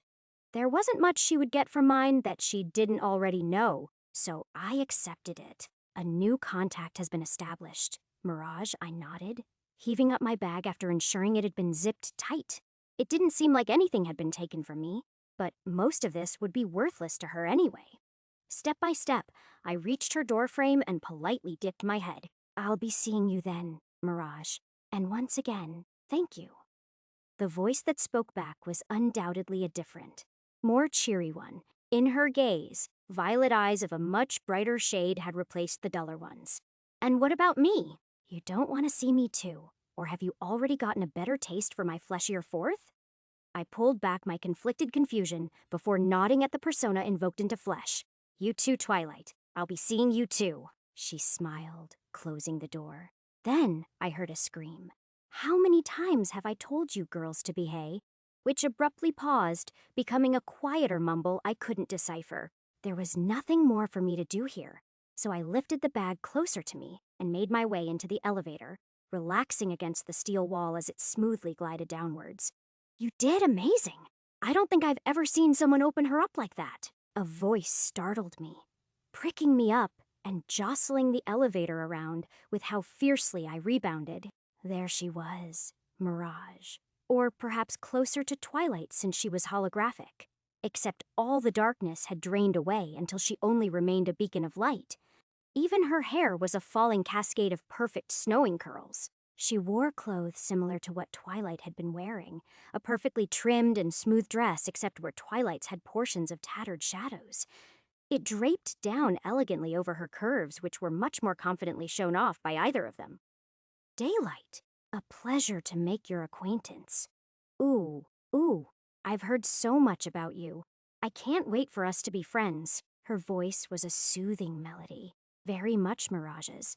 But the stiffness and reservation was now a beaming enthusiasm that shone from sapphire blue eyes. Wow, you're really jumpy. But don't worry, I'm not as mean as the other three are. God just who had I been paired up with of all people? Nice to meet you, Daylight. I raised up my hand, unsure as she stared at me with her intense blue eyes that twinkled like jewels. She shook it with hands that phased through mine like a ghost. But instead of the tense cold I'd felt with Twilight, a basking warmth ran up to my shoulder. My pleasure, Ripley. Also, I should warn you. I perked up. About what? She poked my head. You dummy. You never called your mother. Chapter 20. Chapter 18. A promise of more witness report to the police on the gold-grade mercenary known as Dreadwire, reported March 2498. I really don't know what I saw. He just swooped down from above like a spider, 4 metallic arms hovering around him that sprung from his back. He was quick, the goons troubling me all dead in seconds. I still remember that gun pointed at me. I blinked and I had blood spilling onto my face. I thought he'd done it to save me, but his eyes said otherwise. They were cold. Pupils so small, like an animal's, and a mask covering his lower face. Soon as they were dead, he began dissecting them while I could barely move an inch. I don't know how long I watched, but the way he moved. Each crunch as he severed a limb, or tore out an eye with all of those limbs slithering through their organs. It felt like ages. I was watching a predator feast on his prey. And when he was done, he took the smallest look at me with those same eyes. Cold and hungry. I thought I was next.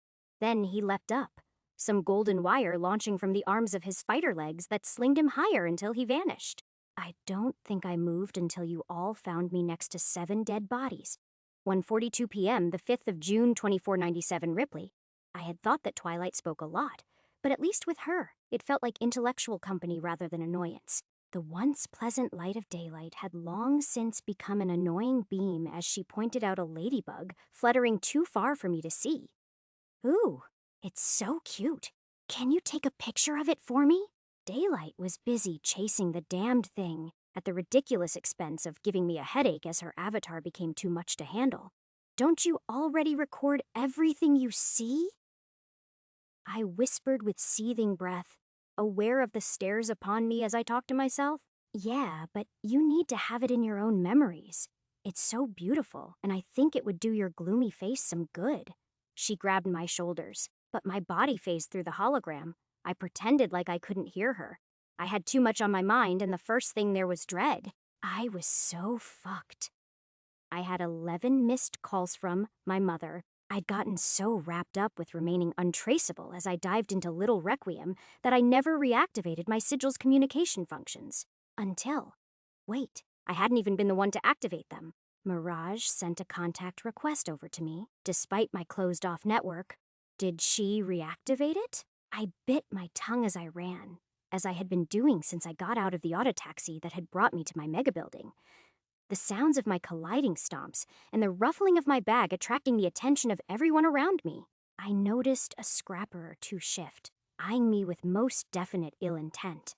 They always backed off my ass because of the snake fangs, but now that vessel of protection was gone, my preservation matrix activated in a blur of thought. Everything shifted at once, like it had been pulled out of a dreamlike state and into a new reality. Memories burned out, even without the database feature, like a surge of water into my brain to direct it with a furious river of thought. Scrappers were bad business. While not affiliated with any gang, they technically were a brotherhood of ill-fated cyber junkies who had a dependence on one drug or the other, and sold steel to make up for it. They needed the cash to fuel their addiction. My mother always spared them a sympathetic look, but my own mind didn't heed such an emotion. Carrying a heavy bag and very much in a rush, I was attracting attention. It was the same glare I'd seen just the day prior from the 3 who attacked me. I twisted, some thin veil of memory peeling away as I knew this corridor would lead to a maintenance shaft. Another strand of my thoughts weaned off from the ever-revolving maelstrom running through my head, decoding it to reveal that there was an exit to my floor. Was this the preservation matrix? An unconscious flick of my peripheral vision revealed one scrapper broke out from his group, pushing through the bustling crowds of the populace with a clear sight on me. I disappeared around the corner, lunging for a button to open up the shaft that called up an elevator. It wouldn't reach in time. My mind calculated 30 seconds, based on the countless memories of waiting for similar carriers. Then my ears perked, listening for footsteps as sound droned out of my mind until only a steady thump pushed closer to me. The scrapper appeared, his intent locked on me like a wolf's on a rabbit. Where are you running off to with that bag? He was missing a third of his upper face to eroded steel, one eye missing and the other tweaking slightly each second. I didn't even realize my hands were behind my back and the weight of a titanium bone extended from my hand. When had I taken that out of my bag? This was certainly one way to preserve myself. Want me to take over? Daylight offered. I told you that running would be a bad idea. Well, once I noticed they had taken notice, what was I supposed to do? Stop? I mentally hissed at her, 18 seconds left until the elevator came. With a steady breath, I began to speak with a nervous jitter that was falsified under the eerie calmness my body now possessed. I was just getting groceries for my mom. She's sick, so. Groceries that sound like metal. The scrapper neared, a permanent droop on one side, allowing a sliver of saliva to fall through his mouth. I'll be deciding that. He pushed me against the wall, a tough shove that bloomed pain across my ribs and sternum like a hammer had whacked them. Almost jittery, he unzipped the bag slowly with an eye that might as well have had a seizure at the sight of the surplus within. 6 seconds. What the hell? Where'd a kid like you get thought? Whack! Blood sprayed down the alley as the man collapsed with a dent in his skull, the predisposed pedestrians who noticed only hastening to get to their next location. I sucked in a deep breath, quickly cleaning the blood off the titanium femur against the man's equally filthy clothes. A ding was all I needed to heave myself and the bag into the shaft, barely losing footing at the unsteady compartment, not even looking at the buttons. I knew I'd clicked my floor as the titanium bone was stuffed into the bag. Then, the preservation matrix disabled. It was like all the anguish I should have been feeling in my head burst through all at once. A steel crown with studs weighed by lead chains dragging inwards on my skull. Despite the laws of physics, Daylight's avatar curved over me, her clothes flowing like solar wind in the dusty confinement. Oh, that was badass, Ripley. You whacked him so hard he'll be feeling that for weeks. You okay? Head, was all I managed to huff. And at once, she leaned into me and cradled my aching skull into her embrace. Then she whispered in my ears, "Let me in." I couldn't have resisted her, even if I wanted to. With a jerking nod, she took the chance with one of her avatar arms sinking into my brain. Daylight protocol activated. A soothing warmth burnt my pain away into cool droplets of sweat, adding a second layer of existence to the sensations my skin and hair could feel. She kept her bright body in that embrace for a few seconds. And only once I noticed a protruding mound of her chest too close to my face did I jerk back. Thank you. I feel like I say that to you and your sisters. I say it, Alet. Well, I'm certainly appreciative of the thanks you've given to all of us. Daylight offered a warm smile that tugged at my heart. Daylight protocol deactivated. A small portion of the stinging had returned, but it was hardly bad enough for me to get distracted as the door opened. Hesitation dulled me. What if they were waiting outside? But my more logical half was well aware that scrappers could barely organize the few belongings they did have. Creating an ambush at this pace was beyond them. Tugging the heavy bag across the walkway that might as well have been identical to the streets above. If you ignored the roof dripping with trash and significant deterioration of materials. All the way back to my apartment in a half-hog, half-limp. Then, I pressed my palm against the door, and it flew open. My mother was burning me with eyes that I could imagine were shooting lasers at me from the couch. "Where have you been? Little Requiem," I answered honestly, not daring to lie to her after the shit day I'd gone through. Any anger she had felt before vanished like a puff of smoke, her scowl turned wide and every bit of tension born from anger raised up into concern. Excuse me? Maybe there was a little bit of anger left. Considering that in a movement I could barely react to, she dragged my arm and threw me to the couch with her one arm. Then just as quickly she was patting me all over, as though bits of me would have been stolen away by the inhabitants there, which wasn't entirely false. "Your neck, your cheek." She held her hand to the patch of metal that had replaced my skin, even though it felt like the real thing. What did they do to Y? Nothing. I handled myself well enough there. Just bits of my skin were mutated by malserum from the club, so I needed to get them removed since it was a liability? I squeezed through my mouth as quickly as possible.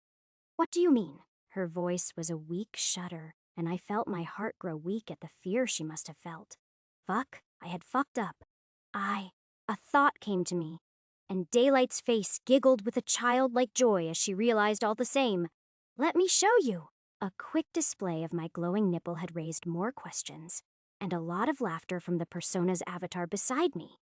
Finally, mental strain had caught up just in time as she vanished into a cloud of pixels. I was careful with what I revealed. I told her about my contact with one of Missy's allies, and how she'd led me to Little Requiem and lended me protection. The part I did hide was the fact that said ally had only been a digital one for a majority of my expedition, which naturally meant that I didn't inform her about the true nature of my fight with the scrappers from yesterday. You, the Tactio. My mother was as pale as a ghost. Because of the glowing skin. Yes, that's why I needed to get it removed. I nodded. Ripley, get me some water. She let go of my hand, and I hadn't realized just how tightly she'd been gripping me, as though scared she'd never get the chance to do so again. It was a fear that I'd also known. I didn't even recognize that my leg had been shivering since I'd sat down. One glass of water and a thoughtful moment of silence later, she spoke with a voice thick with emotion. Every emotion. "Little Requiem, Ripley, what is wrong with you?" I don't understand where you got the confidence to go there. I needed to get materials, Mom. The stores here would have been fine. She quietly rasped. The stores here wouldn't have anything fit for a gold, I replied with a sharp bite. Feeling guilt at the resolute nature of my voice, I'd expected her to bite back, to shout, or to scream or something. But instead, she sank deeper into the couch, fiddling with a glass cup as she stared into space. Little Requiem. I didn't raise an idiot, Rip. I know. It was stupid of me, exceedingly so. But in the caught-up adrenaline of my own potential, I'd taken a risk that put me in danger, that put blood on my hands. Hands that wouldn't stop shaking as I felt the gun peer at me through the bag it was hidden in. The Ripley I knew wouldn't take one step into pleasure lanes without Hochin or Sen. And yet, you gladly braved the streets of that forsaken place. But you came back. God, I don't know what to think. The glass shook in her hand with how tight she gripped it. I cupped my own flesh hand over hers, letting emotion drain through me. That your son is alive. That he did well, and I'm never going there without an escort. I promise you that, and that you'll know next time. Next time? She strained my hand with her weak grip. Number no. You're not going back there again. Period. Not to fucking hell. Little Requiem, I wanted to retaliate. To tell her that I was an adult and could delve into wherever I wanted to go. But even Hochin would shiver at the thought of setting foot in that place. More than half of the city's daily homicides could be traced to that area. I had to be realistic and let out the remorse that was truly aching along my bones. I understand. I'm sorry. You better be. She wiped a tear with her sleeve. Forgive me, but my boy comes back missing pieces of his skin from a place where they regularly harvest organs like they're grown on trees. Sorry is the first thing in a long list of emotions you should be feeling. It was genuinely so, but the thoughts of my emotions ate me. Silently, I prodded at my neuroframe. At the personality matrix, many of my self-conflicting emotions were concentrated there. They had sunk deep into the forgotten, like pebbles in a calm sea. No ripples of regret, no fear, no sadness, no empathy. Ripley. My mother noticed. There must have been some physiological change that I couldn't perceive without a mirror. Or maybe she knew me just that well? I let the emotions resurface, and the calm sea toiled into a stirring storm of regret. Psyche, it's making it easier for me to forget my fears. To waltz into danger, I should be careful. I know, but she hugged me. A tight embrace that had daylight, awing in my head. A close, familiar feeling I'd embraced with home and safety returned at once. Something I hadn't felt since I'd left for the club the day of the attack. Melting was the simplest way to describe how my physical and mental selves reacted. I exploded into a cloud of tarnished guilt, sadness, anger, and fear that my matrix couldn't erase so easily. A choking wheeze and shiver breaking out of me to make her own body tremble. Tears falling from us both. I'm safe. I'm safe. I'm home now. I hoped my whispers would caress a calmness into her. You are, my sweet idiot boy. She ran her fingers through my hair, holding me close, letting my worries melt into her. Minutes of weeping stemmed with relief from the both of us, holding the silence close to us, which spoke more than any words of comfort could. Only after I was sure her already tightened and aching body was starting to drain her did I let go, wiping her tears with my shirt, which she finally noticed hadn't been the one I'd left with. Where'd you get that from? And it smells floral. Did you spend the night at a girl's house? I froze, utterly unsure as daylight. Kuda, you're in trouble! To which only flustered me more, and all but confirmed my mom's suspicions. She sighed, a sad look on her face. I don't know how to feel about that. Founders, I still remember how you and ST used to be inseparable when you were kids. Gold flashed in my head at the name she mentioned, and I quickly rolled it into an activation of my preservation matrix. Instantly, dots collided, combined and connected, according to an algorithm that had analyzed every memory of my mother when it came to talks regarding the opposite sex, or even the same sex sometimes. Then they vanished, choosing to focus on the present rather than the past. Yeah, I stayed over at a girl's house. She was the one who escorted me through Little Requiem. Elsa? Yeah. The attack in LR hadn't been the cleanest. As you can see, I'm fine Buffy-weren't. With how late it was decided that we'd be better off recovering at a secure place like her apartment. My mother nodded, as though she only half believed what I'd said, but a more pressing matter urged itself into her head at once. The one I'd angled it into rather than having her question me spending the night at a lady's place. What do you mean the attack hadn't been clean, Did someone die? 2 of the 3 died. Yes, and I confess, I'm only able to handle it right now because of my feature. Believe me, I've vomited enough already. All of that was true with some agert action. My mother paused, unsure but not surprised, but also not pleased. There were deaths on the operating table. We were both victims of flatlined monitors in our dazed peripheral. I couldn't count how many snake fangs came to me with bleeding wounds. My mother probably had twice that count in her head. In the end, if I could summarize her look, it would be the image of tiredness. This fucking city. You sure you're okay? I know you saw a lot of death in the attack, and during procedures. But this is different.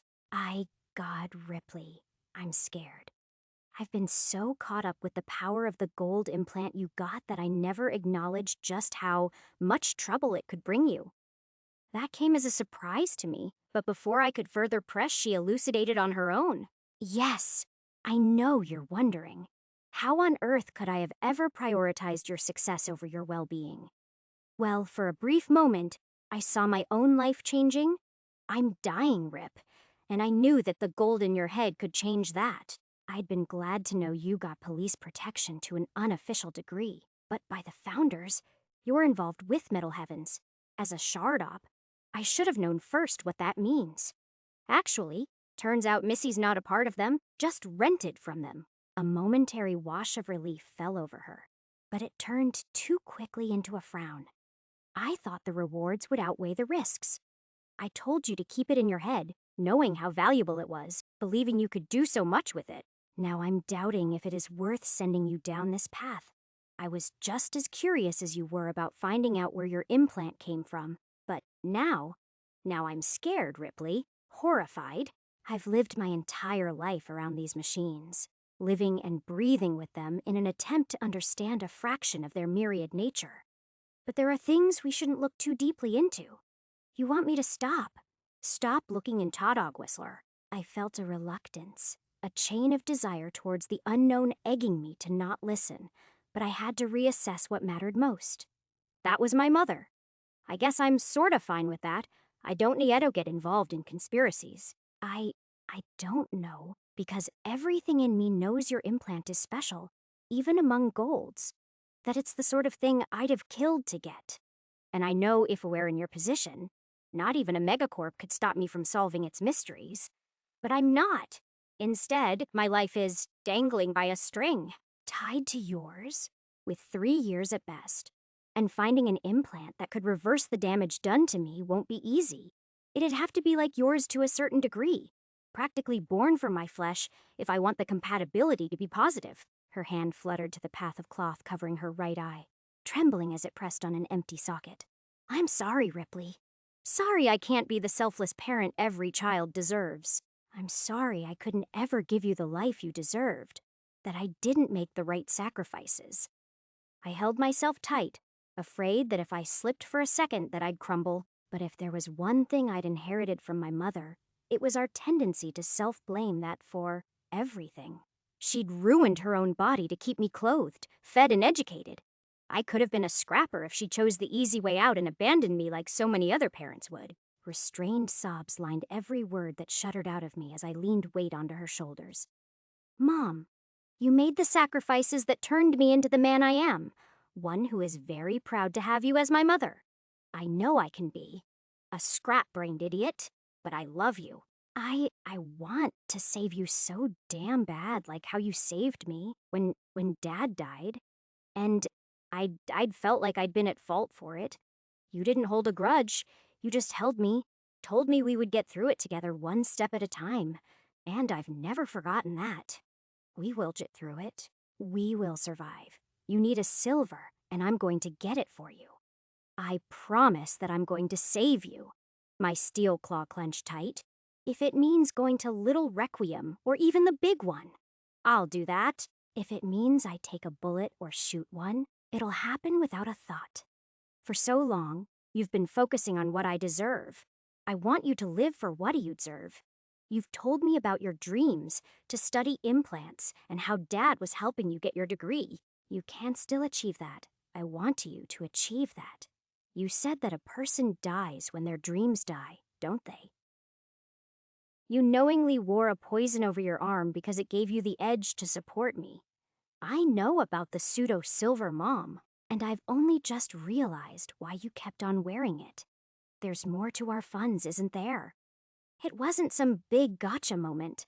I knew for a long time that my mom was making multiple times what I'd been making under Sean. I couldn't hold a candle to her even now with her implant removed. She was an artisan in the forms of shardware. Clients had begun to come to our house when she couldn't manage more than a 5-minute walk, and those sheds clearly went somewhere. To a fund I'd only receive once she passed. An inheritance. Kept away from me because we both knew that I'd sooner spend all that money on treatment for her before touching a dime for myself. I didn't know just how big it would be, or if it was anything close to the amount I'd gotten from my mutated skin, but I'd seen the signs. Even with low funds, my account always had enough that I could sleep with a full stomach. The house was rarely in disrepair, and I'd regularly be able to afford data cubes to expand my learning. We weren't devastatingly broke. I've been aware of that for a while, but my mother was too ashamed to look me in the eye. You're too smart for your own good, Rip, but I can't give it to you. I've accepted my fate for a while now. Let me make peace with the life I've lived and pass on. You'll get what is yours once I know. You won't throw it away for a woman like me. I haven't accepted it. An agony-drenched whisper ripped from me. You seem to think that I'd be better without you, but I won't.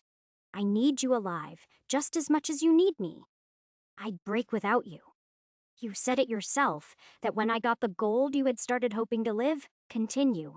Please. I have enough money to support myself right now. Hell, I've already put in a request for suitable silver implant matches. Her eyes shot wide. That's pushing more than 3 million Shardine Ripley. Perhaps it was the spur of the moment, but I said something I didn't wholly believe. Then I'll just sell the gold in my head. We can both live as silvers. No, you can't remove it. You deserve it. Her shout paradoxically relieved me, yet I couldn't help but feel pissed about how she seemingly cared more about my implant than her own life. For you, I would remove it. I silenced the room with my words. Just let me help you, please. I couldn't save.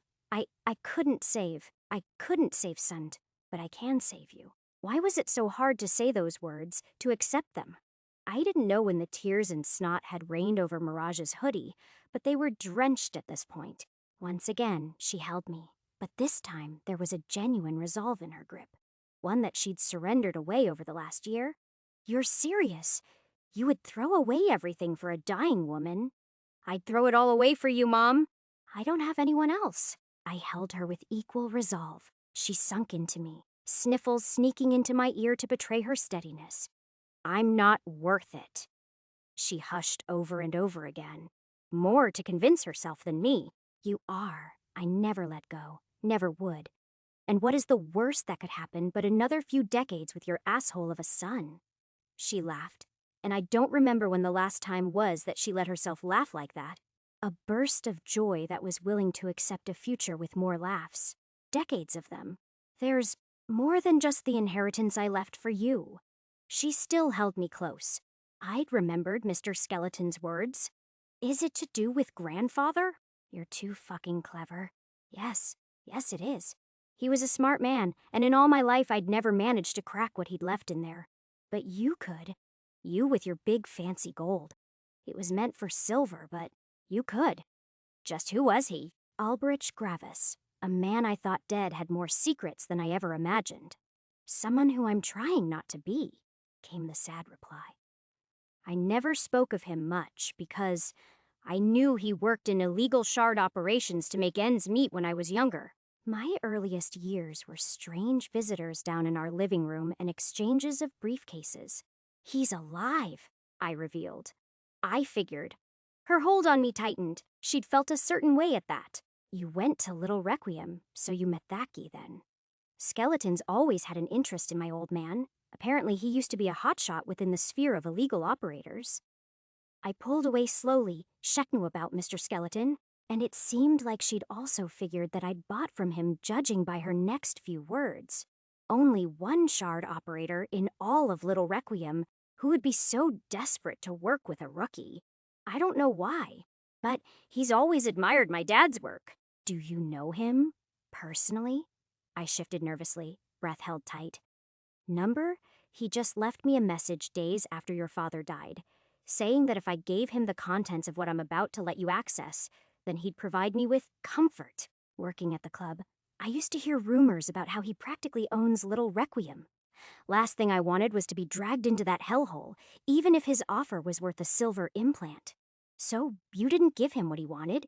There could only be one reason why. Number her eyes deflected away from mine. Because it's worth so much more. My foot tapped against the rumbling floor of the metro car, staring at the location of the storage unit my grandfather owned.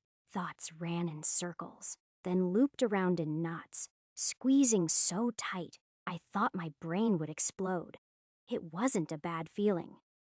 Despite how much the past few days had sucked, I'd never felt as driven in my life as now. Here was my chance to twist fate, but to do so required funds.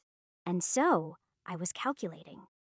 A compatible silver-grade bug implant with the feature sustain, technician, and energized. Considering my mom was an adapter of 2 previous implants, her case of warp withdrawal and poisoning was severe. She'd be needing gene splicers to artificially boost her compatibility, according to whatever silver was most suited for her. The introduction of that therapy would increase the cost by roughly 800,000 shardine for silver. According to fictional implant calculators, that was valued at more than 3 million shardine. Thankfully, sustain didn't typically pair well with either of the 2 remaining features in technician energized, so I'd been fortunate enough to not be pushed into the 4 million mark. But in order to make that sort of money, I needed to get a job. If I worked independently, I'd need to find clients. And as an unlicensed shard op, my clientele would largely be in the underground. Criminals, dirty cops, or corpos who wanted something more covert. I could charge extra for that compared to a licensed one, but I would have to build trust and reputation that was hard to gain so quickly. And I'd have to factor in my own expenses. I had researched plenty since I was a kid. Buying shardware, modifying it, and the tools to surgically implant it were all sizable expenses.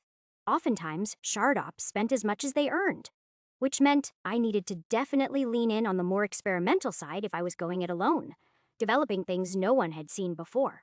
Alternatively, I could work under an established unlicensed or a shady licensed group, maybe join up with a different gang, but this time make real profit. Not those borderline slavery terms that I'd gotten with Sean. Still, that may net me only 20,000 unused shardine at earliest in a year, which left a third option. Sean had been offered 5 million for the Mal deal, while Missy and Diamante had been paid twice as much. If they were being paid for operations like that and I got even 1%, that was 100,000 shardine. Merc work was risky, but its pay was unlike anything. I just didn't even know where to start with that. Likely Missy or Diamante could get me work, but only if I proved myself over this month. Of course, I could sell my implant, or even whatever mystical tech my grandfather had left me over to Mr. Skeleton. Doing so may be the smart thing to do, but it wasn't what I wanted. I wanted both my implant and my grandfather's legacy. They were each my right, one from birth and the other from whatever forces guided the universe. I would have to improve my own shardware for all of those options.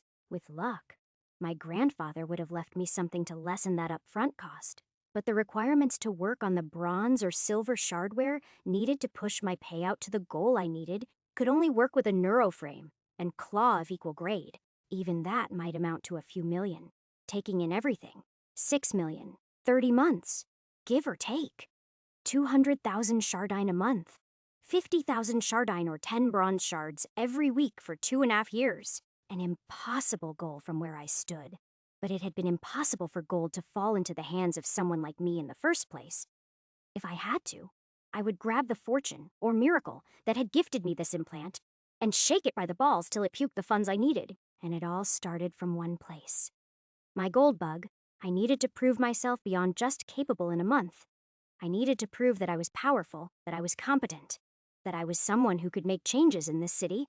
I needed to persevere against all the odds. Implant overview. Tier 0. Convergence, 16%. Compatibility, 99%. Integrity, na energy, na capacity, na grade. Gold eye tendency. Features, linked shardware, showing grade and feature links. Chapter 21. Chapter 19. The Coffin Albrecht Gravis. Ripley's grandfather's personal writing. This is hardly the situation I wanted to be forced into, even if it was my wish. I'm glad to have Isabel, but to be robbed of time is perhaps the most sinister crime of all. I wish to give her the life I couldn't have. A childhood of full bellies, of happy memories. Not the war-torn battlefield and ruined city I grew up in. Of scraping together meager shards of metal waiting for the day Neocore would come to save us. In the end, we had to save ourselves, and perhaps I am both stronger and smarter for it. Uriel, I just wish your smile was here. That would have made things so much easier for me. We had gone through so much together, but for you to leave me at perhaps the toughest challenge I'd ever faced is proof that a cruel god exists. She has your nose, your eyes, and most beautifully your laugh. It just pains me that so often I'm not the one it's directed at. She's met a boy. Sweetheart. A boy in her first year at university.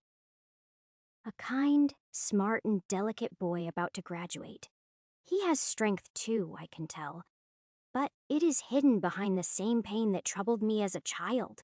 He will come to shape as I had, to a greater purpose. I know it, but his presence does anger me. It means my time is drawing near to leave the life I'd so cherished. I wish you were here every day, my love, to stay with them, to teach them as they grow.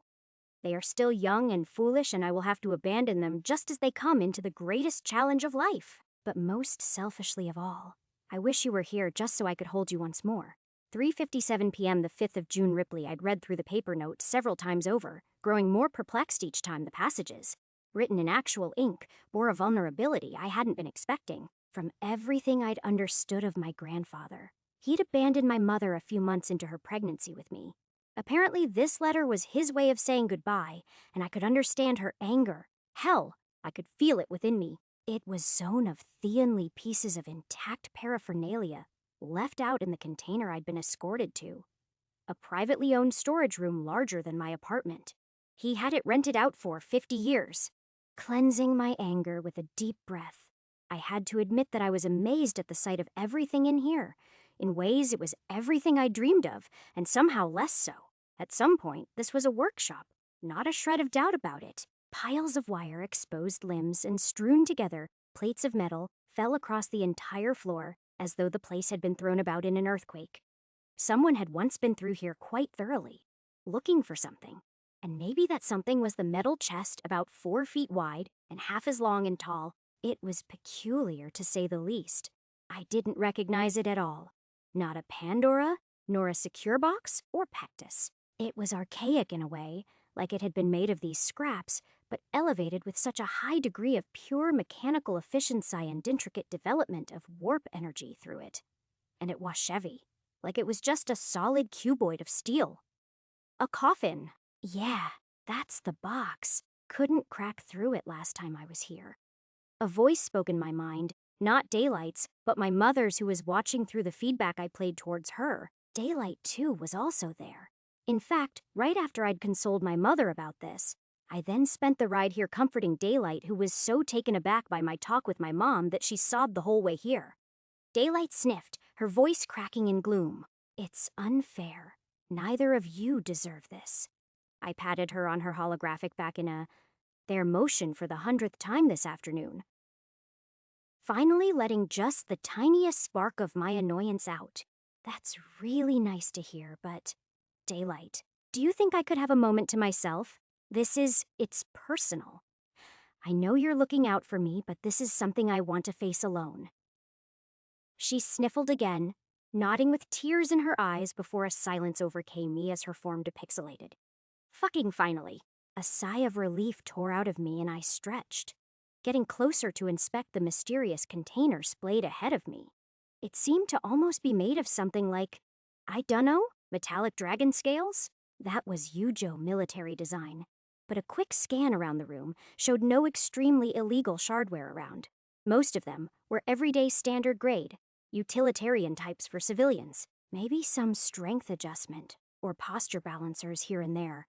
But they mostly delegated themselves to integrating into society on a more technical level. Some individual pieces were of interest, like arms built for heavy-duty construction or legs built for athleticism. Nothing above iron grade, but the mechanisms that gave them their importance were missing: neural wiring centers, joint stabilizers, nanocarbon tendons, yttrium, steel fiber muscle reinforcement. They were all missing, only their bare shells remained. The scraps on the floor were skeletons of what should have been true, functioning cybernetics. Nothing held them together, nothing of real value anyway, which could only mean they were removed and put into pieces somewhere else. My mother said the place was identical to the last time she entered. It hadn't changed since the last decade or so. The only exception to all of these skeletal remains was a small container I'd seen once before. A small vial identical to Hochin's bronze bug container, which was smashed apart rather than deliberately pieced apart. It had always been like that, my mother said, but a hint of her still cracking voice faltered for a second. For me to know there was some measure of secrecy in there. While it did annoy me, it was hardly the time to care considering that the chest, or coffin, in the center of the room was demanding my attention. It had no opening locks anywhere. No sign of a hatch, no indication of anything other than pieced together scales of metal curved into that shape of a chest. There a key? A data port? I phrased it as a question even though I was sure my suspicions were true. Nothing, just that. Alrighty, leaves only breaking it apart then. I raised my claw towards the box, firmly grasping it, with the 3 fingers whirring to their specific modes. Tried that. Be careful, it's Stin. I jerked back as an electric shock snapped up my arm. A small bark that certainly had a bite. Noted. I paused, taking in the whole box, the whole mechanism, everything. Then I stirred further for a while, a question popping in my mind as I rubbed my chin with my steel claw. Our shard-op claw? Where'd you find it? Here with the coffin. Here. It was the only thing here other than the coffin. Again. That pause, and I'd already been suspicious with the implant container I'd found. Everything was a puzzle begging to be solved. One that only the pieces within this room could answer. I so badly wanted to ask about that implant container, but I'd been too tired out by breaking out one secret from my mother already. Another would push me over the edge today, especially when the truth was so obvious. Someone had taken it. The question was, who? I think I'm starting to get it. I cast a glance at my claw, a pseudo-silver with 3 feature links. Procedure repetition, warp strands, and breakdown. Each respectively born from the bug, features database, energized, and technician. I broke down each feature in my head. Database was about the recall and storage of specific memories, allowing one to perfectly memorize a set of instructions, or to directly analyze uploaded shardware schematics in engrams. At least when it came to a shard op, other database adapters could learn martial arts in seconds from a simple upload of their movements and techniques. Similarly, energized directed warp energy within and external to the adapter, considered essential for high-tier shard ops as either a feature or a feature link within their claw. It could allow you to manipulate how warp energy was concentrated across the technical and even material aspects of technology to a degree, with input on the software limitations mostly determined by data weaving. Technician was the simplest. It allowed a simple yet effective understanding of machinery. To create something wholly new, modify, or even scrap down shardware, typically, whenever someone who wasn't a shard op received the feature, they were delegated to some sort of maintenance job, or, in the case of vultures, to remove shardware or its mechanisms with minimal damage to resell later on. the answer was relatively simple. Everything here was once broken down using this claw, I bet. And then pieced together into that chest as one large series of an interconnected jigsaw puzzle. Using the procedure repetition and breakdown links, I can reverse the process of putting it together. The question remains as to how the warp strands feature link fits into the picture. My mother responded, "Everything you said lined up with my thinking. The only issue is that iron warp energy couldn't power all three of them simultaneously, at least not for more than a minute. I'd hardly even plucked a single piece out in several days of effort." I grew resolved. But I've got gold. Even if I haven't finished converging, it's enough of a push that I could brute force past the efficiency of training. I knelt down, taking in each piece to try and match them up with the scattered remnants of what might be 100 different metallic skeletons around me. No wonder database was involved. With one look, I'd bet that you would instantly be able to tell just what went where if you studied enough. Instead, I only had psyche, which could only go so far as a mental augment. Finally, I noticed one odd piece that stuck out. A thicker process, like a flat slab interspaced between more sharp angles. A Hathama spine augment, used for motorcyclists prone to whiplash. 2 scalpels from my index finger dug in between the crevices, a feeling of knowing slipping through my arm. I reached into that feeling, the same one I'd heard countless times running up my shoulder and into my head, the guiding voices that allowed me to leap across gaps of knowledge. I'd never had the opportunity to learn, and the smallest drop of gold in there produced an astronomical effect through procedure repetition. It was like I had become a historian uncovering decades of lost knowledge with the lightest stroke of a brush, except with scalpels jutting out of my hands. And then I split that droplet of warp energy into 2 fine streams, letting it sink in toe breakdown. Their effects combined, and I glimpsed how this was meshed together in an instant.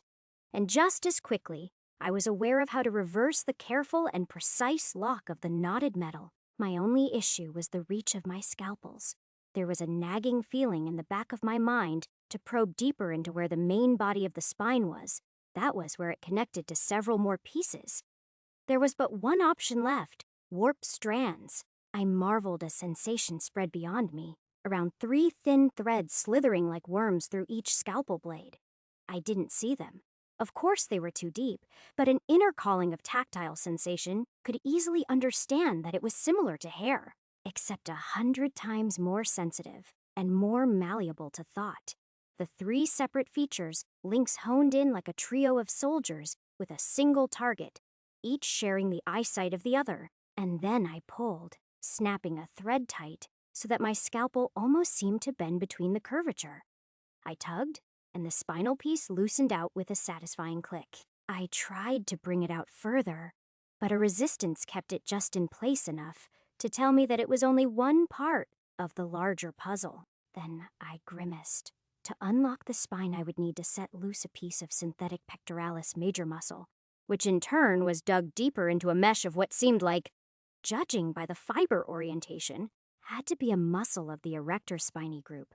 Then I had to return around to a temporomandibular joy. The spine snapped back in place. A painful electric shock running into my threads, which were indeed much more sensitive than my skin. It took me a moment to stop holding my breath in. I couldn't care less about the pain. All that controlled me was this chest. It was a work of art. Were thousands of individual pieces locked together like this? How long did it take to even conceptualize, let alone orchestrate its creation? And everything seemed to point that it was formed in one seamless procedure, one that I would have to reverse. To say I was amazed was an understatement. I was dumbstruck, flabbergasted. Activating my preservation matrix, my voice hardened with the strength of steel. "Mom, I am not leaving until I get this thing open." 6:42 p.m., my preservation matrix kept me going.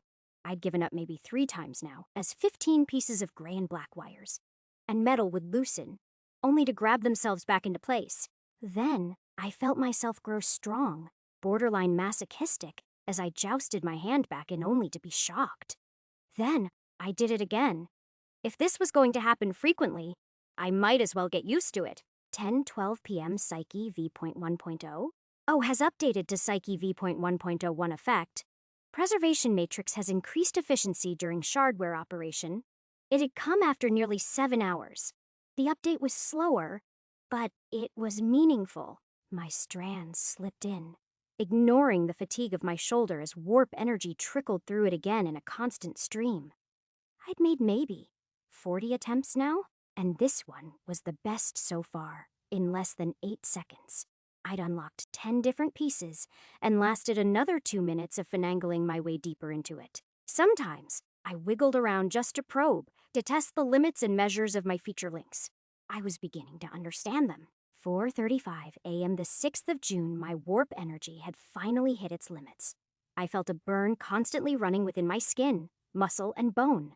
An invisible itch, as ethereal as it was real, and the hollow hole burrowing through my skull left an infinitely shallow hunger, leaving me in a daze. The scrap piles weren't a comfortable pillow, but they'd have to do. 3:26 p.m., Psyche V.1.01 has updated to Psyche V.1.02 effect. Increases tendency to fall into a state of focus and concentration during shardware operation. Convergence has reached 25%. Reconfiguring. 2 days after awakening, I'd earned my second feature at 25% convergence. No coincidence, I assumed, but I couldn't help but feel tight-lipped as I noticed it. If I was right, then I might have a very interesting development of the 4 features I would receive as a gold. You have unlocked feature, energized V.0 point. Energized V.0 point. Has updated to V.0.01 effect, improved coordination of using multiple feature links at once. 3:45 p.m., the effect was instantly noticeable. Unlocking the features gave me an acute sense of the wires of thought-based energy that I pulsed up and down my body. With a simple swerve of intention, my neuroframe intensified, like 1,000 bolts of electricity had run through it, giving me a momentary increase in cognition that reflected in my updates. Energized V.0.01 has updated to Energized V.0.02 effect. Increased efficiency in redirection to shardware involved in neural processing. Energized V.0.02 has updated to Energized V.0.03 effect. Increased output of neural shardware. 8:32 p.m., the second time I'd run out of warp energy, was the first time I'd eaten since I started. A sin-to-go burger stuffed me. And for once, I didn't mind the lab-grown meat submerged in enough sauces to make a mouse puke. I was starving, but it was worth it. The more I leaned into the threads of energy I slipped into the metal, the faster instinctive knowledge unearthed to me.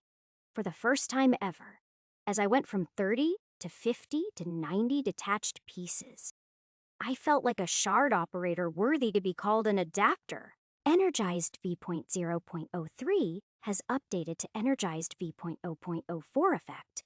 Increased ability to direct warp energy pathways within the body. Energized V.0.04 has updated to Energized V.0.05 effect. Increased range of external projection of warp energy. Energized V.0.05 has updated to Energized V.06 effect. Feature links derived from Energized are now more efficient. 12:39 a.m. the 7th of June, my internal stores took far longer than I'd expected to regenerate. I guess sleeping might have something to do with recovery since I would be less mentally fatigued. Perhaps it was because my brain was less active and thus had a passive reduction in the amount of energy it used. The science of warp energy was complicated. But once again, my compatibility meant I would recover faster than almost anyone I knew. Regardless, I made myself useful while idle. Every minute here needed to be productive, even if I didn't have the energy to operate on the box. My mind was accelerating, while my body was the same as it always had been. I just put in an order for Protein Max nutrition bars and other dietary supplements. I'd never sweat so hard as I did now. Each push-up or sit-up sprawled agony over my muscles, draining away even more of my concentration. My physical health was never particularly bad, but I had never been the type of person to go to a gym. After all, shard operating had you lifting more than enough heavy chunks of steel, but I was intending to be more than just a shard operator now. 1:57 a.m. I'd underestimate a Psyche. Maybe since Synergized had such immediate benefits, I never really took into account just how much more mentally tough I had become. Stimulating the preservation matrix worked any time. including working out to keep me going despite the pain and exhaustion. After all, the average human doesn't go from 10 push-ups to 50 in a day, right? Psyche v.1.02 has updated to Psyche v.1.03 effect. Preservation matrix greatly reduces the sensation of physical tiredness when active. 11:34 a.m. My body felt like cracked stone, splintered wood, and bent metal, but an delivered AdStim kept me running through it. I was tempted to buy an iron grade one, but the price still made me queasy, as did Psyche sometimes. Psyche v.1.03 has updated to Psyche v.1.04 effect. Increased sympathetic nervous stimulation during infliction of pain and exhaustion. 5:22 p.m. again. I was hitting a plateau, even with 2 more updates tonergized. By now, at least a fifth of the box was piecing apart, and I was starting to recognize a pattern to determine what it might be. But it was too soon to say right now. Energized v.0.06 has updated to Energized v.07 effect, increased flow of warp energy to ARM shardware in order to increase precision of warp projection. Energized v.0.07 has updated to Energized v.0.08 effect, increased speed of external warp energy projection. 7:58 p.m. I'd taken a small break, just a moment to clear my head. By now, any piece of technology on the coffin I was comfortable with was disjointed in seconds, just based on the pure repetition of my actions.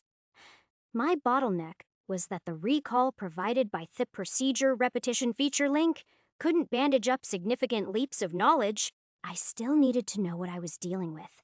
Only then could I pull out information accurately from within the claw to specifically grasp the issue at hand. So I decided to take a few hours and catalog each and every bit of scrap metal here. Hopefully, I'd find the bigger picture soon, and then it would be easy pickings.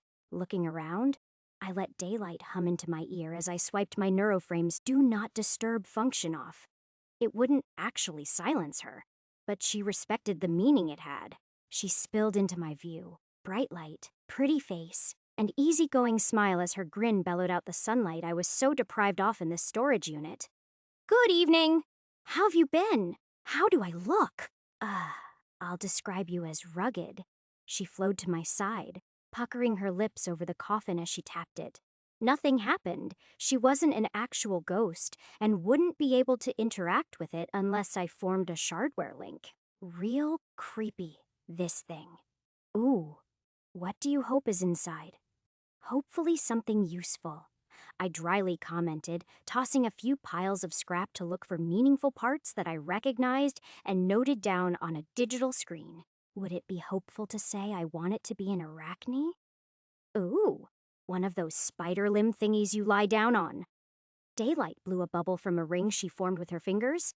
It expanded into the exact shape I was thinking about. A circular table with rings holding you tight, capable of omnimaneuverability for the patient. So 6 to 8 spider limbs could pry and forge new shardware upon you. It was a dream of mine to use one. Just looking at it made me feel warm. But maybe that was Daylight's doing. She teasingly poked my cheek. You double. You've got stars in your eyes just looking at the thing. It's a cool machine. I defended myself, distracting myself by idly jotting down more notes. Wouldn't mind owning one myself one day. Why not try my Kingon? Daylight sat down on the coffin, playing with her snow-like hair. Buying one costs more than $1 million. Making one? How would I start? I chewed down my dreams. An arachne was just a fantasy. It wasn't truly necessary for shard operating. But one couldn't deny its sheer output. You've already started, haven't you? An arachne is sort of just like Ariel Libig's shard operating claw. And I know you've got all sorts of modifications you want to make assembling in your skull. She kicked the coffin with the back of her heel, a spark of light flashing from the soundless impact. So what'll you call it, Mr. Shard Operator? I stopped cataloging the scrap. The shape I'd arranged them in flooding from a once-abandoned river of hope. 4 angular steel spikes with 3 joints spreading out of a vertical line, a rough head at the top, hips and legs at the bottom. Gazing intently, I thought of a name. A smile came through me, one beaming with gold. The Arachnodyne, Chapter 22. Chapter 22. Chapter 20, Buried Remains Vortexi Guide on choosing a shardware operator for dummies. Did your arm short-circuit again today? Maybe you were petting your synth dog and they up and exploded? Well, boohoo, motherfucker. That's what you get skimping your sheds on a worthwhile shard op. The hell are you thinking? Grafting flesh on your steel at some back alley joint where the ops probably hazed out of their mind. You get what you pay for. Now I know some of you ain't here just to save on cash. More than a few of you are looking for something. Custom? Thing is, I ain't judging you for being poor. I'm judging you for poor taste in operators. Shard operating's tough shit. Ain't as easy as screwing some shit together and taping on an iron shard and calling it a day. It's equal parts medicine and engineering, which for you dumb folks means it's 6 years of schooling with a 20% pass rate to be official licensed. And you wonder why this city relies of back alley vendors. Point of the matter, the op you choose basically decides whether you live or die, rot or thrive, organs harvested or organs igniting. Your future is in your operator's hands. Now, first up, if you ain't got the sheddies for it, don't even step a foot inside a licensed shardware clinic. They didn't go through grueling Adstum-fueled exams that cost a silver shard just for a scrapper to walk through and filth up their clinic. They serve the masses, the corporates, the fancy bastards who look down upon scum like you, and worse, won't hesitate to clean your worthless ass out if you pry too much.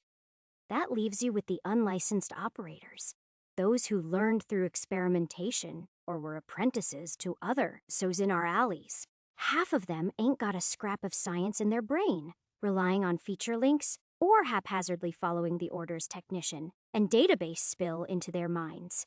They're bullshit. They'll stick someone's old arm on you without a care of whether or not it's a good fit. One or two might even try something while you're out cold. The ones you want are those who dreamed of becoming licensed. You'll see it when you walk into their clinics. A fuck ton of metal lying about. War PC cubes tossed around from late night studying. Their jaded eyes and hunger for steel. Those motherfuckers are the insane ones. And insanity is the first step to artistry. Everything they do is in hopes of being noticed by the city. So you're going to take advantage of their ambition and string them along for the ride. Make them do experimental work, and they'll swallow with no questions. More than a few will even go into debt if it means making something worthwhile that they can sell the patents for. Except that is where you make them silent. Ain't no fucking way you'll let your shard op get in contact with a corporation. Not unless you want them disappeared. They're just one type of shard operators worth your sheds. The others are the old bastards laying about from the fourth swarm and earthquake. Now these guys, frankly, are scary motherfuckers. I'm talking they've probably killed a mal or two with their bare hands and had been tossed down the gutter once their duty was over. The stuff they make is plat, but unlike the young star chasers, these guys are selective with their customers. Reputation matters in this industry. They got repeat customers who ain't endin' up in jail or body bag. Their shit's good. As for some more tips, 301 and the 7th of June Ripley Psyche v.1.04 has updated to Psyche v.1.05 effect. Increased mental resilience during extended periods of isolation. It took that message for me to recognize what the gnawing disgust that had been plaguing me today was. I was lonely. I'd still been chatting to my mom every so often, but maybe that wasn't enough. No, it wasn't. Daylight was too kind to me. I didn't show it much, but I appreciated her.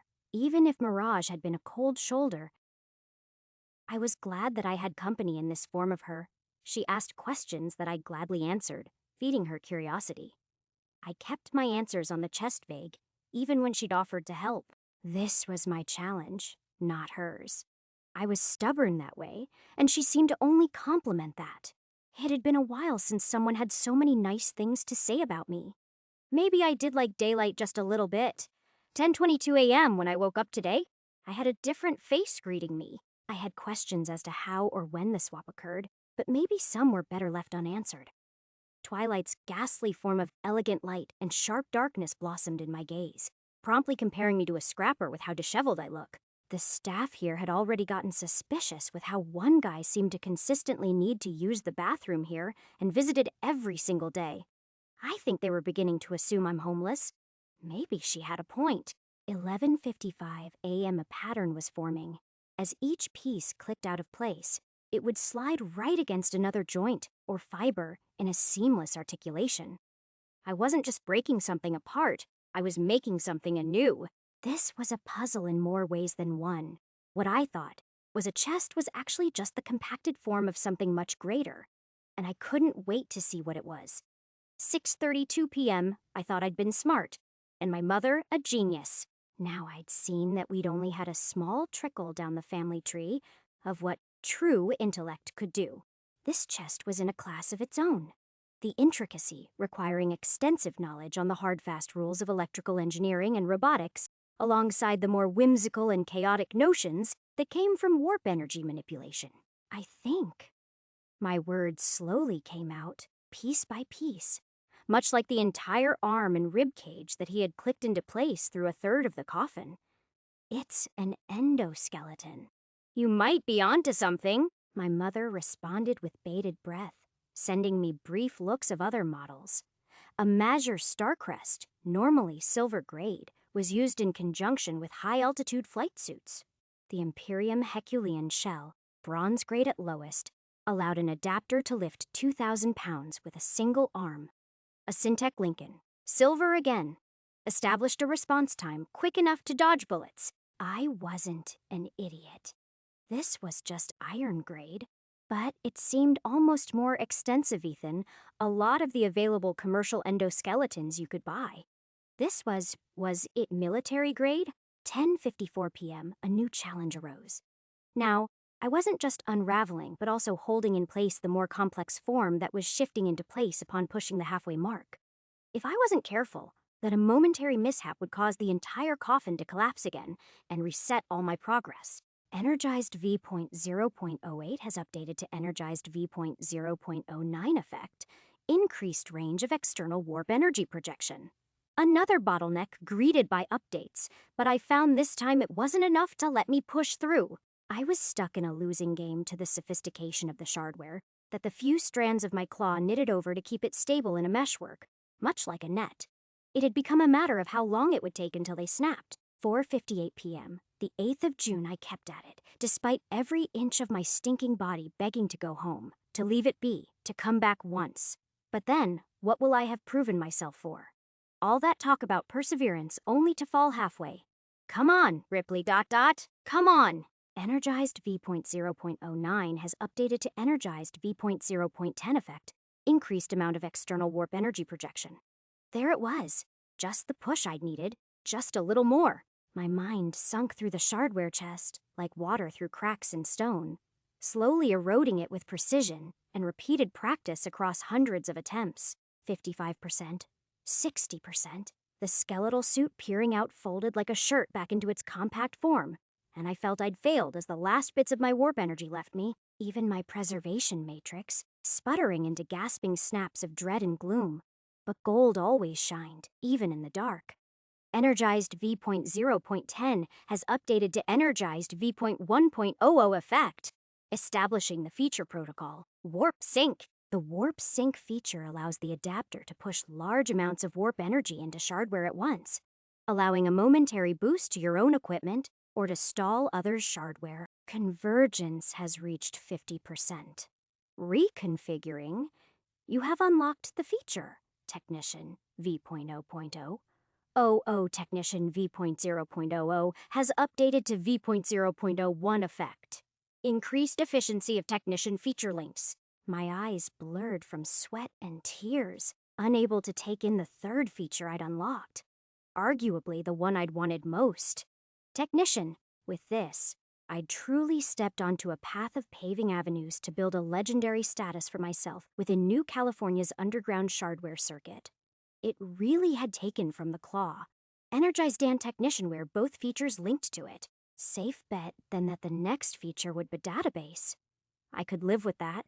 It really beat spending hours and hours revising the specs of a metal eardrum. 7:04 p.m., the 9th of June Technician, V.0.01, has updated to Technician V.02 effect increased precision, with shard operating shardware. Technician V.02 has updated to Technician V.03 effect. Greater knowledge extrapolation from breaking down shardware.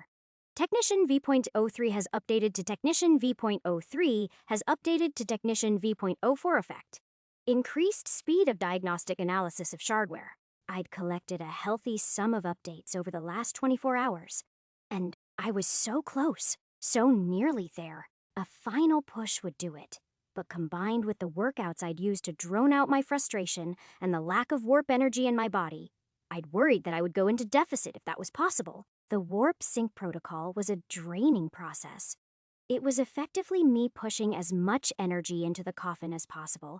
While not a true link, it gave me momentary access to its systems and extended my senses through its metallic confines. With a rough jab of thought, I could clog up its automated closure system and continue working. It also served to provide me with a sudden burst of potential through my claw, improving the efficiency of feature links. So far, I'd been using it to improve my learning from breakdown. By stabbing the force of gold into the link, it massively adjusted the way in which my claws worked. It was a feeling like being inflated like a balloon, but the steel of my claws felt sturdier rather than stretched out, more prepared to learn and divulge secrets at the cost of my mental exertion. Warp energy, as it turned out, had a lot of correlation with how smart I was. All this work had my brain scratched raw until it was smooth, even as my edge sharpened with each attempt. The core of it was dulling. A part of me sought to push myself, but the last embers of preservation kept me on my toes, warning me not to strain further, goosebumps creeping up my arms just at the thought. I didn't know what would happen if I pushed too hard, but I followed the caution offered by my very first protocol. 9 the 10th of June over the last 5 days. I'd come to view the coffin as containing a living soul, condemning me to an endless cycle of failure. The last memories of my grandfather, whoever he'd been before he left my mother, lay trapped within, and whether it was his intention or not, he would give me what I wanted. Full of charge and ready for one final push, I plunged my claws-daggered fingers into the vertebra I'd always started with. Likewise, a burrowing group of dozens of parasitic worms of energy pierced through with it, each prepared to follow its own individual path just like I'd trained them. Perfectly, they cut and rewired at a breakneck pace. An unstoppable wave of disintegration followed the scraping of 3 fingers that trenched along the grooves up, down, and sideways according to the schematic. I drilled more than 100 times. I barely needed to think. It was a motion that had become as synonymous to my claw as breathing was for my lungs. A significant portion, 1/3 of the coffin, broke apart in less than 10 seconds. They immediately stitched into a different shape as I organized them with hurried but calculated motions. A metallic shell of an arm that extended downwards into a claw of similar design to my own. With the only measure of conscious thought I could muster, I slammed my free flesh hand into the left sleeve and called upon warp sync. A slap of my gold crammed itself into the tech, not as fine strings, but as a thick glue that prevented any sort of action against my will. It would last for maybe half a minute within that arm, but that was enough for another leg and half of the torso to peel away and become visible constructs. 2 more slaps, and I let out a strained wheeze. I couldn't falter. I simply couldn't allow it. With stubborn hope and arrogant pride, I grated my claws further into every nook and cranny. A wave of machinery rippled out of place as I forced them to assume some new foreign aspect of the endoskeleton. Just the head was left. The rest of the form shivering as its inner functioning tried to break apart the hold my energy affixed within it. I couldn't wait any longer, pouring all my streams of energy into my right arm. Its cybernetics whirred as tools blossomed from each finger, a lather of metallic colors coating it. Iron from the shards it was made of, silver from its unique rule breaking existence, and my implant's gold, my gold. Just as I felt one of the endoskeleton's feet slip away to cram itself back, I reacted with a kick of my own in an ugly muffling of the coffin's intent to stay dead. I slashed with the remaining time I had left, pushing it through the most annoying bit of the whole chicanery. The eyes. Various chunks of metal retrofit themselves into orbs and plunged deep into the 2 cavities I recently dug out.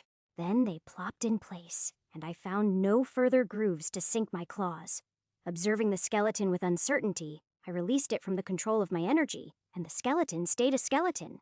I had done it. 5 days later, and 40% more convergence gained in the process. I had done it. Technician V.0.04 has updated to Technician V.0.05 effect. Heightened visual mapping of shardware structure. Technician V.0.05 has updated to Technician V.06 effect. Slight visual aid towards optic shardware for operating. A fucking masterpiece was what it was. Most endoskeletons were bulky and made clear indentations that would have to be covered up by skin plates after they installed themselves, unless you wanted your spine to be visible. But this bad baby. Woo! It was remarkably sleek and encompassing in such a way I'd never thought an Enskull could manage at Iron. In fact, it might be insulting to call it an endoskeleton when it even had thin layers of fibrous nanocarbon sheaths that could run over your muscles to provide additional strength reinforcement and compact any bleeding vessels to coagulate in seconds. Not to mention, the limbs weren't just continuous pieces of the suit, but were sectioned off into two components with the exception of the right arm. Both legs and the left arm had a bulkier extension atop their skeletal frame, like gauntlets and greaves of black and gray metal that all ran smoothly. I internally screamed at the sight. Shardware that could be used both external and be accommodated into the adapter's body to be shifted into internal shardware. That was the kind of stuff you saw on Neocore Enforcers. Barely holding on for a second, I slipped the left gauntlet over my own hand, and no fucking way, it buzzed, detecting the lightest amount of remaining warp energy in my arm, and then retrofitted itself by growing slightly before squeezing tight over, like a snug glove. External link establishing. Left Shardop Claw, Alberich Gravis's design. It wouldn't be as efficient as my right arm. External links typically required integration to be as effective as something you'd stick into your body. But it was both armor and surgical tool. No longer would I be forced to operate with just one hand. I kissed the skeleton, unashamed as pure worship of the nearly extraterrestrial tech was delivered deservedly. Oh, Grandpa, maybe I judged you too harshly. You are such a fucking nerd. Twilight buzzed in my ears. She had an equally amused look on her face. But it's cute, so I'll let it pass. I never turned off. Do not disturb, I said, even with a cheerful buzz in my voice, as I stared at the black gauntlet tipping up with 5 Shardop claws on my left hand. Is there no way to deactivate you when I want some privacy? Twilight looked mildly offended by that. I wish I could say I cared, but I was still gushing over the endoskeleton. Yeah, you can't really deactivate us. Her discomfort as she said the words made me take my eyes off the prized shardware and give her some honest attention. She turned a smug look and folded her arms. Consider our silence a form of politeness. Well, also daylight threatened to make my life very annoying if I did anything to disturb you. Sorry, she kind of lied about the whole not watching you thing. We saw everything. We're in your head. No turning that off unless you're brain dead. I should have been angry. But Mazur's tits, when was the last time excitement had come to me this easily? I let myself indulge in all of the glory and rewards I'd reaped, more than pleased with the way things had gone. I'm going to put in a formal complaint with Mirage. Please just call her Elsa in front of me. And, wow, this is ever a different side of you, all dancing and prancing like a teapot in Beauty and the Beast. Twilight twinged with confusion before laughing openly and joining in with my excitement. Sue, what's gotten you so happy about a bunch of iron? 1 second. I noticed that. In fact, there was sonomore groove running up the sternum and platysma muscles, up the yttrium steel skull. A quick shing with my new claws opened that up real quick. And then all the excitement very quickly faded in a blink, as 3 trinkets unveiled as the thorax, and skull split into 2 parts. The first in the skull was a solid cube of black, pulsing momentary flashes of a shiny white, a silver shining data cube, already extremely promising. The second in the thorax was what symbolically took the place of a heart, an irregular sphere smaller than my fist, with various small tubes running out plugging into the skeleton itself. A high-tier bronze warp generator. The final object was a white-painted vial a few inches long with a few brief words that made Twilight sputter a sound between a choke and snort out of pure astonishment. No fucking way. My own was quiet, chilled to the bone. Is this? Fuck. I can see why Mr. Skeleton wanted this so badly now. Written on the vial were few words, but they were enough to leave us both frozen in time. Prototype warp material. Silver gold grade codename Livewire. Chapter 23. Chapter 21. Promotion excerpt from episode The Life and Death of Lieutenant Jacob Graja of the Netcast Western Frontiers by a BISNet host, Abraham Perez. I remember when I was a boy and still thought that man was ancient. Now that he's gone, it feels like a chapter has closed on Westcrook, and the new doors opening all have iron sights sticking out of them. Now, for many of my humble listeners, it may come as a surprise that the well-articulated host you've all come to love was born in a place like that. But it's the truth, so understand my words when speaking about matters like this. Westcrook is fucked. You want to know why the man was never promoted to police captain over the whole district? Because he was so good at keeping the peace that the second he gained access to an ounce of more resources, including that confirmed promotion to gold, all 94 million citizens of the district would practically jump off a cliff if he slipped his tongue. He was too good to be given more power. That speaks to the kind of man that he was. When he was inducted into the city-state police more than 60 years ago, he was integral in turning a place ravaged by earthquakes and criminal war into a somewhat hospitable place to live. Hell, I'd wager half the gangs running mainstream within the district were set up by him. Proxy soldiers he could use to fight wars the police weren't willing to get involved with. By the time he was a special investigator, they'd given him the nickname Black Tongue. And not because he was good at getting the women all loud and steamy. A word from him could shatter your mind. You'd think a guy like him could climb up endlessly, and he did at first. The youngest corporal in the city's history at the age of 24, before becoming a sergeant half a decade later, and a staff sergeant of the strike division within another half. At the age of 39, he was the third youngest lieutenant in the 3-century-spanning history of our city. The lieutenant of the 1st precinct of Westcrook. I'd wager that even dead, he continues to have more influence over the district than the captain and the predecessors before him. Yet, never once in his career did they even breathe the thought that a man like him should get the rank of captain. It was always someone else. Someone like Ishram Krivesh, who the majors and generals could control under their thumb, while Lieutenant Graj played the part of a good dog for the last 50 years.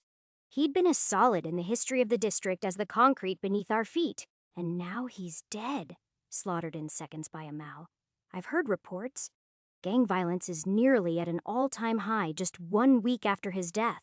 The wheels are spinning now, and they're not going to stop until they crash. And even then, the skeletons will wage their wars against each other, an endless pursuit of power and territory.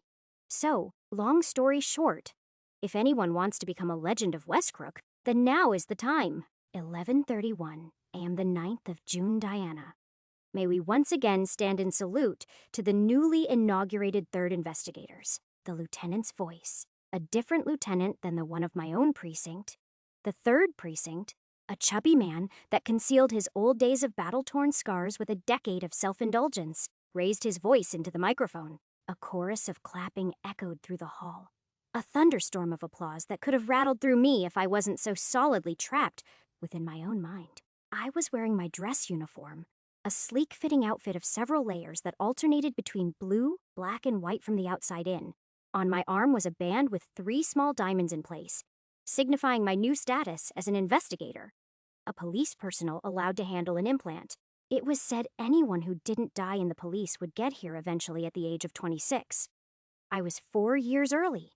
I held my hand in salutation, my fingers nervously adjusting to brush a free strand of hair as the lights focused on the 6 of us. Normally, such events would be held every fall and spring, semi-annually, but the death of the lieutenant led to a ceremony that introduced additional changes in the official structure of the 1st precinct, alongside whole hours of open talking, delegating how the other precincts should manage themselves with the shifting behaviors of criminals. The Snake Fangs, while relatively small, left a hole. What used to be their old territory was now in risk of falling into chaos as 2 powerful groups collided, maybe in hopes of finding even a speck of gold there. Los Diablos were making moves on Little Requiem after their data breach a few years ago left them vulnerable. Metal Heavens began openly terrorizing neighborhoods all across the city. fronting more confidence than they ever had before this chaos. A turf war between the Crimson Souls and Muramasa dynasty was all but openly declared, each trying to claim stake over Snakefang's leftovers. I wouldn't be dealing with any of that directly. Not yet anyhow. As a third investigator, I was currently a glorified grunt in the police, just with an implant in comparison to officers. Second and first-rate investigators would slowly be held to higher leadership roles, and special investigators were close enough in rank to corporals to keep command over a squad. My goals were simple yet grand. This police station was just the first step in my climb. It wouldn't be easy, but if I pushed my skills in the right direction, then I could get there. All the way to Diana. Are you listening? I hadn't even taken a full grasp over the fact that I was back seated on my table. Yvette was laughing, holding me with a gentle yet firm grasp that was accompanied by her sniding. The promotion got to your head already, Diana. That you don't even bother hearing out the thoughts of your lessers. And here I thought you were going to take a seat by the people equal to your rank now. I smoothed out my clothes, realizing that a whole lot of the staff from my station were staring at me. Then with a stern look, I raised a sharp and succinct bite at Yvette. Officer Ingrid, I believe you're supposed to refer to me as Investigator Jones. Then I let out a laugh. I couldn't help it when I saw the wash of fear drain color out of Yvette's face. She smacked me, but this time I barely almost didn't feel it. Actually, you ass! My stern tone shattered amidst laughs and giggles. Is that any way to talk to your senior? Okay, Investigator Jones, she said while exaggerating her face twisting into disgust. God, I hope you don't climb any higher. Can't imagine calling you corporal or sergeant. But tell me, is it true you're being paid 4 bronze shards a month? What if I said I can't disclose that? A small but teasing smile played over my face. You're letting your ego get to your head. She glanced a warning look at me, then broke it with a teeth-embraced grin. But seriously, congratulations, investigator. You deserve it more than anyone I know. And also, I wasn't really joking when I said that you should sit with the investigators. I think some of the ones in the intelligence department are seated over there. They've been eyeing you real bad, and not just because you're hot as fuck. I slapped her arm again, trying to conceal my embarrassment as I looked over to where she pointed. A table in the back with some faces that I'd studied over the last few days in preparation for my transfer. Promise me you'll remember where you came from. Yvette held me as I stood up. I don't want none of that egotistic nonsense spilling out of your mouth. She better! Officer Holmes laughed beside me. We're rooting for you! Another voice, an Officer Ishmael, joked. Others were silent, the undeniable shifts of envy digging into my back. I stood strong and tall through it all. I'd felt it all during my promotion to first-rank officer. Hell, I'd felt envious at those who got to investigator before. A strong salute from my hands shot at Yvette. I promise, you're my friend first. Officer Yvette Ingrid. Of course, Investigator Jones. She saluted back before clapping my back and ushering me away.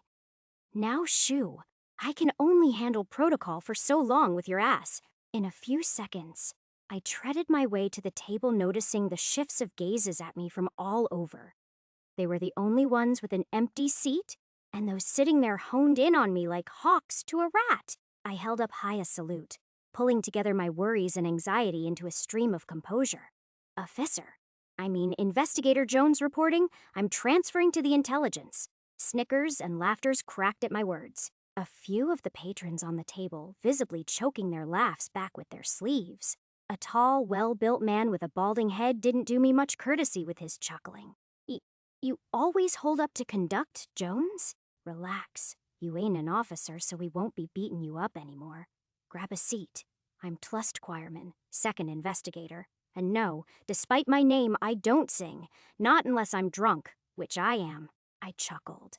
The large, dark-skinned man certainly had a friendly enough appearance as he grabbed a free chair for me. The others all slithered their focus upon me, looking at me with a mix of genuine interest and caution. One woman, who couldn't be that much older than me, had green hair and mechanical eyes that resembled a snake's. A mask clung to her lower face, completely metallic, that seemed to dig into her jaw. Her voice came out with a slight robotic undertone, but was fairly pleasant. Diana, tell me how we're supposed to investigate criminals when you're turning the heads of every bad guy in your direction. Indra, a man whose shirt seemed strained with the bulging muscles beneath them despite his small frame, spoke. Introduce yourself first, you viper. I'm sorry, Diana, this is Indra Harmony, a second investigator like Quireman. She's drunk, so excuse her slip of professionalism for lack of a better word. I'm Kendrick Rorsch, first investigator and the deputy leader of our group. You'll normally come to me when data needs cracking. You're a data delver? I couldn't help but blurt. The man looked every bit ready to smash two heads into the ground, and it seemed like Tlust Quireman agreed with that sentiment. See, you should come on the field more regularly. We're not talking about this. We're talking about Diana. Kendrick Rorsch spoke in a sharp hush. Indra Harmony quickly took advantage of the silence to probe me with a question I knew the rest of the police force were curious about whenever a new investigator was sworn in. So what grade you got? Heard Annabelle's got a favorite in you, considering she transferred you into your favorite department. You knew.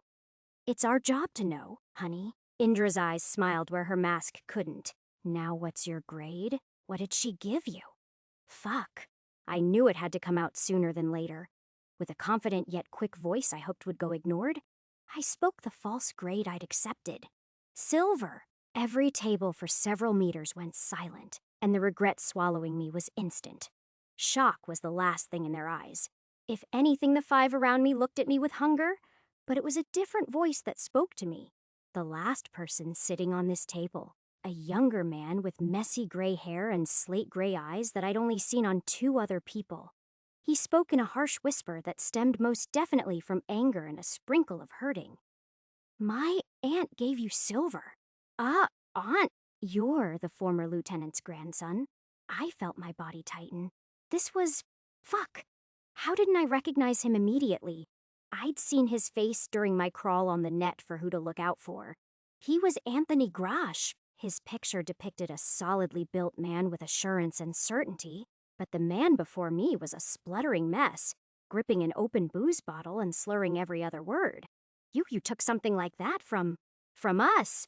Who are you? You were there. Tony. Investigator Rorsch spoke quietly from my side.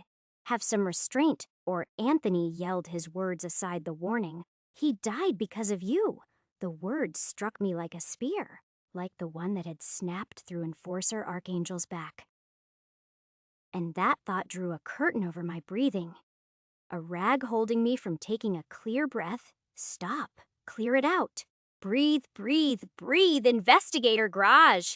A voice like a battle axe tore through my shattered thoughts. A shorter woman slammed her hand on the table. Hold it together, or it's another week of suspension. Now, this was an important person to know. I didn't know which squad I would be assigned to in the intelligence department, but each of them was held under the control of a special investigator and corporal. This was S. Ireza Wicket, a bronze grade in the second tier, otherwise known under the code name Wicked. She hardly looked like a police officer. Truth be told, her hair alternating between shades of pink and blue and was both short and more on the heavier side, although that was out of pure muscle mass, or metal mass, if the steel hand imprinting into the table was any indication. Every word out of her was spewed like poison towards the current lieutenant's nephew. Investigator Garage, need I remind you that you are already on thinness, that not even your aunt can save you from. Behave well, or else you'll be receiving 3 months of a pay cut as well. He opened his mouth as though to say something back, but the tightening grip of Rorschach seemed to hold him back. Still holding a defiant glare, he stood up and walked away. I relaxed a little, already hating the fact that I'd set myself up to have an enemy so soon into my transfer. The SI scanned the table for a second, halting on me for a second. Third Investigator Jones, go clean up. Your eyes are shining, she said with toughness. But the constrained tone in her last word made me notice that it was a cautionary warning. I hurried up, walking briskly to the nearest washroom. Throwing the door open, It was moments before I stuffed my mouth with a splash of water and a set of 3 pills. The cooling took a few minutes, the biting strands of energy in my eyes fading slowly. I had grown too quickly and too strong. I didn't understand it, frankly. I'd been practicing my control daily, slowly amping up the voltage I could take, but surely this was beyond the ordinary. Gene overview. Implant tier, convergence, 34%.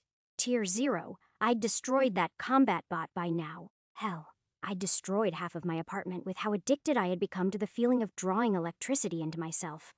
I held my hand up in front of my face. Just a few days ago, I'd fractured the knuckles. My med scanner told me. Boot pacemaker gained another meta-mutation to counter that. I think I understood them now, where features derived links into shardware and their own specialized protocols. Meta-mutations were split from currently developing mutations that often derived from other possible paths that copied a mechanism to support the main mutation. That data was only gained in the form of a footnote of the SIM preparation guide I'd gotten uploaded to my profile a day after I received the silver from the lieutenant. All but confirming my thoughts, except one.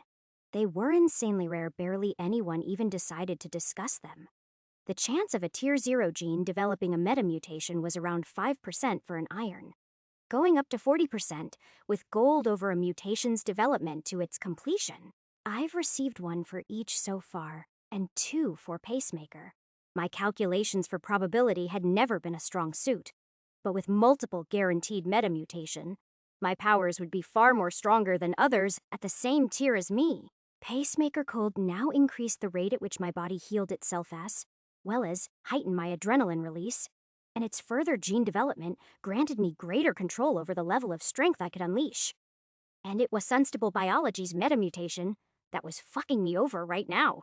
I'd gained it in the middle of today's event, a response to the 3 pills I'd already swallowed prior to my standing on the stage. It could now counter the pills. Specifically, it was worded in such a way that said I would develop my genes faster when my mutations were suppressed. Mutation-suppressing medicine was expensive and used to contain criminals. Having a meta-mutation that could counter them was dangerous, not just to me, but to the police force in general. But only if I was killed. My other 2 meta-mutations could prevent that. Electrical conduction's meta-mutation was the development of a small electric organ on my fingertips to store and focus electricity, whereas electromagnetic sense gave me the innate sense to differentiate between sources of radiation based on current strength and direction. For example, I could tell the difference between a hologram projector or computer just after associating their specific circuitry with the sensation I'd been able to feel of them. To me, it felt like the difference in shades of color. Right now, I could clearly feel a neuroframe peering at me from behind the corner of the doorframe. It was especially troubling to me that I could now identify neuroframes. It let me know just how many people looked at me, and those at the table had almost definitely seen my eyes. The only physical appearance of my mutations, visible aside from my electricity, I'd been followed. That you, Indra Harmony, right? Her snake-like gaze followed through, raising her arms up in surrender. Guilty as charged. Just came over to make sure you're okay. You looked stressed when you left. Take it the sparkles or something you don't want others to know about. Sparkles? I laughed, so they had seen something. Ah, yeah, about that. My silver's a bit. Yeah, it does that. Sheesh. Elemental manipulation. That shit doesn't come up until like tier 1 at the earliest from what I know. An Esper then. She snuck up next to me too quickly. Damn, silver and electrical powers. Remind me not to piss you off. Worked in iron for the last 2.5 years. Close to getting it to bronze now, but girl. Shit's tough. You coming here with words of congratulations or a warning? Her voice slithered. Not from me. As impulsive as I can be, I'm not going to crawl my hands into your body and pluck it out. But you know that grades are publicized thanks to the mayor. Won't be long till every gang in Westcrook hears of a rookie investigator with silver. Makes sense why you took the intelligence department then. Less on field activity, fewer patrols and whatnot. I'm going on the field, was my calm response. And I knew that made me sound like an idiot just from the way her face froze up in astonishment. Shit, Jones, you got balls. Might be more fucked in the head than me. She laughed, a noticeably steely tone of metallic vocal cords slipping through. Now that I took her in, Indra Harmony was hiding a lot of steel under those clothes. The amount that makes someone a bit woozy in the head, on closer inspection. That mask seemed to be her jaw. Well, she said with a hint of glee as she turned to leave, I guess I'll be seeing you on the field. What do you mean? I questioned, but she had already left. Then it hit me. I mentally clicked to open my net scroller as a browser opened up in my lens's vision. A quick hop onto the police database and further filtration into the detective department squads led me to scrolling around names. And there it was. Squad 13. Looks like I just met my new coworkers. Chapter 24. Chapter 22. Intelligence Squad 13 structure of the new California State Police hierarchy in comparison to Old World Police Force. A paper written by data-delving journalist Kashim Mirza.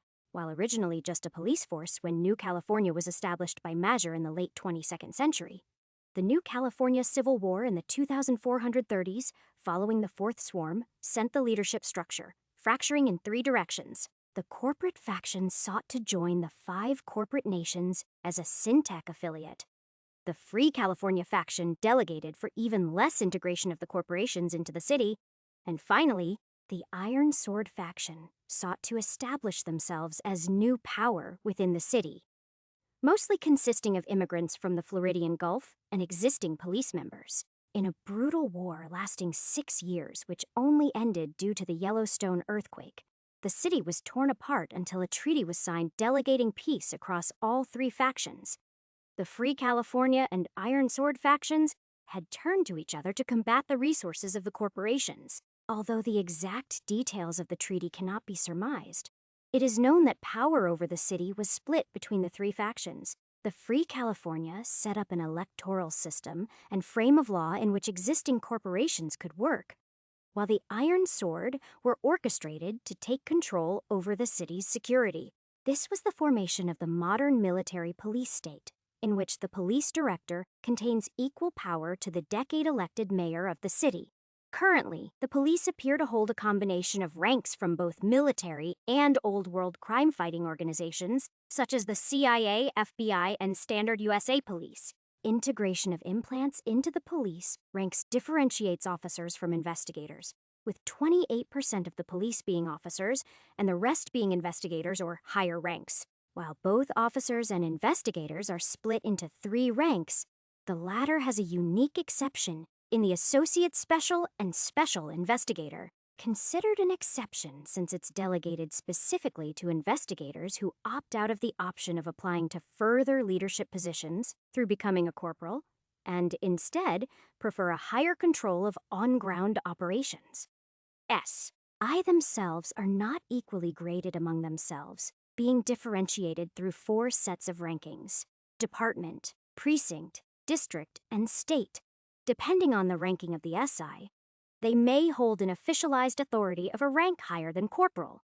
For example, an S. I ranking in the state's top 10 are known to apply the same authority as a captain, while the top 3 each hold their own to majors. The rankings and their responsibility are listed as follows: corporal in charge of 1 to 3 squads, sergeant in charge of around 3 to 6 CPLs, staff sergeant in charge of a department, lieutenant oversees a precinct, captain oversees 2 to 4 precincts, major oversees a district, while the ranks of colonel, major general, general and directoral hold ranks overseeing the general military affairs of New California as a whole. 2:47 p.m., the 9th of June, Diana. The proceedings ended with a funeral ceremony in which Jacob Graja was posthumously double promoted to the ranking of major. I felt bitter at that, especially with how shit things were going following his death. A man of his importance should have held the ranking well into his life, or perhaps this city was right for withholding it from him. I couldn't claim to have known the man personally enough to feel true anger, as his family could. Annabelle and Anthony Grash, his daughter and her nephew, were stone cold and pale throughout the ceremony. I was thankful that Anthony had sobered up. Or maybe he was just drunk with grief, with the shaking I could see through him. By the end of it, we were all told to resume with our normal police duties, which for me meant formally meeting the members of my squad at the intelligence department. located on floors 31 to 45 of the first precinct tower. Floor 38 was higher than I'd ever been allowed, but my updated sigil easily passed through the elevator's identification and took me there.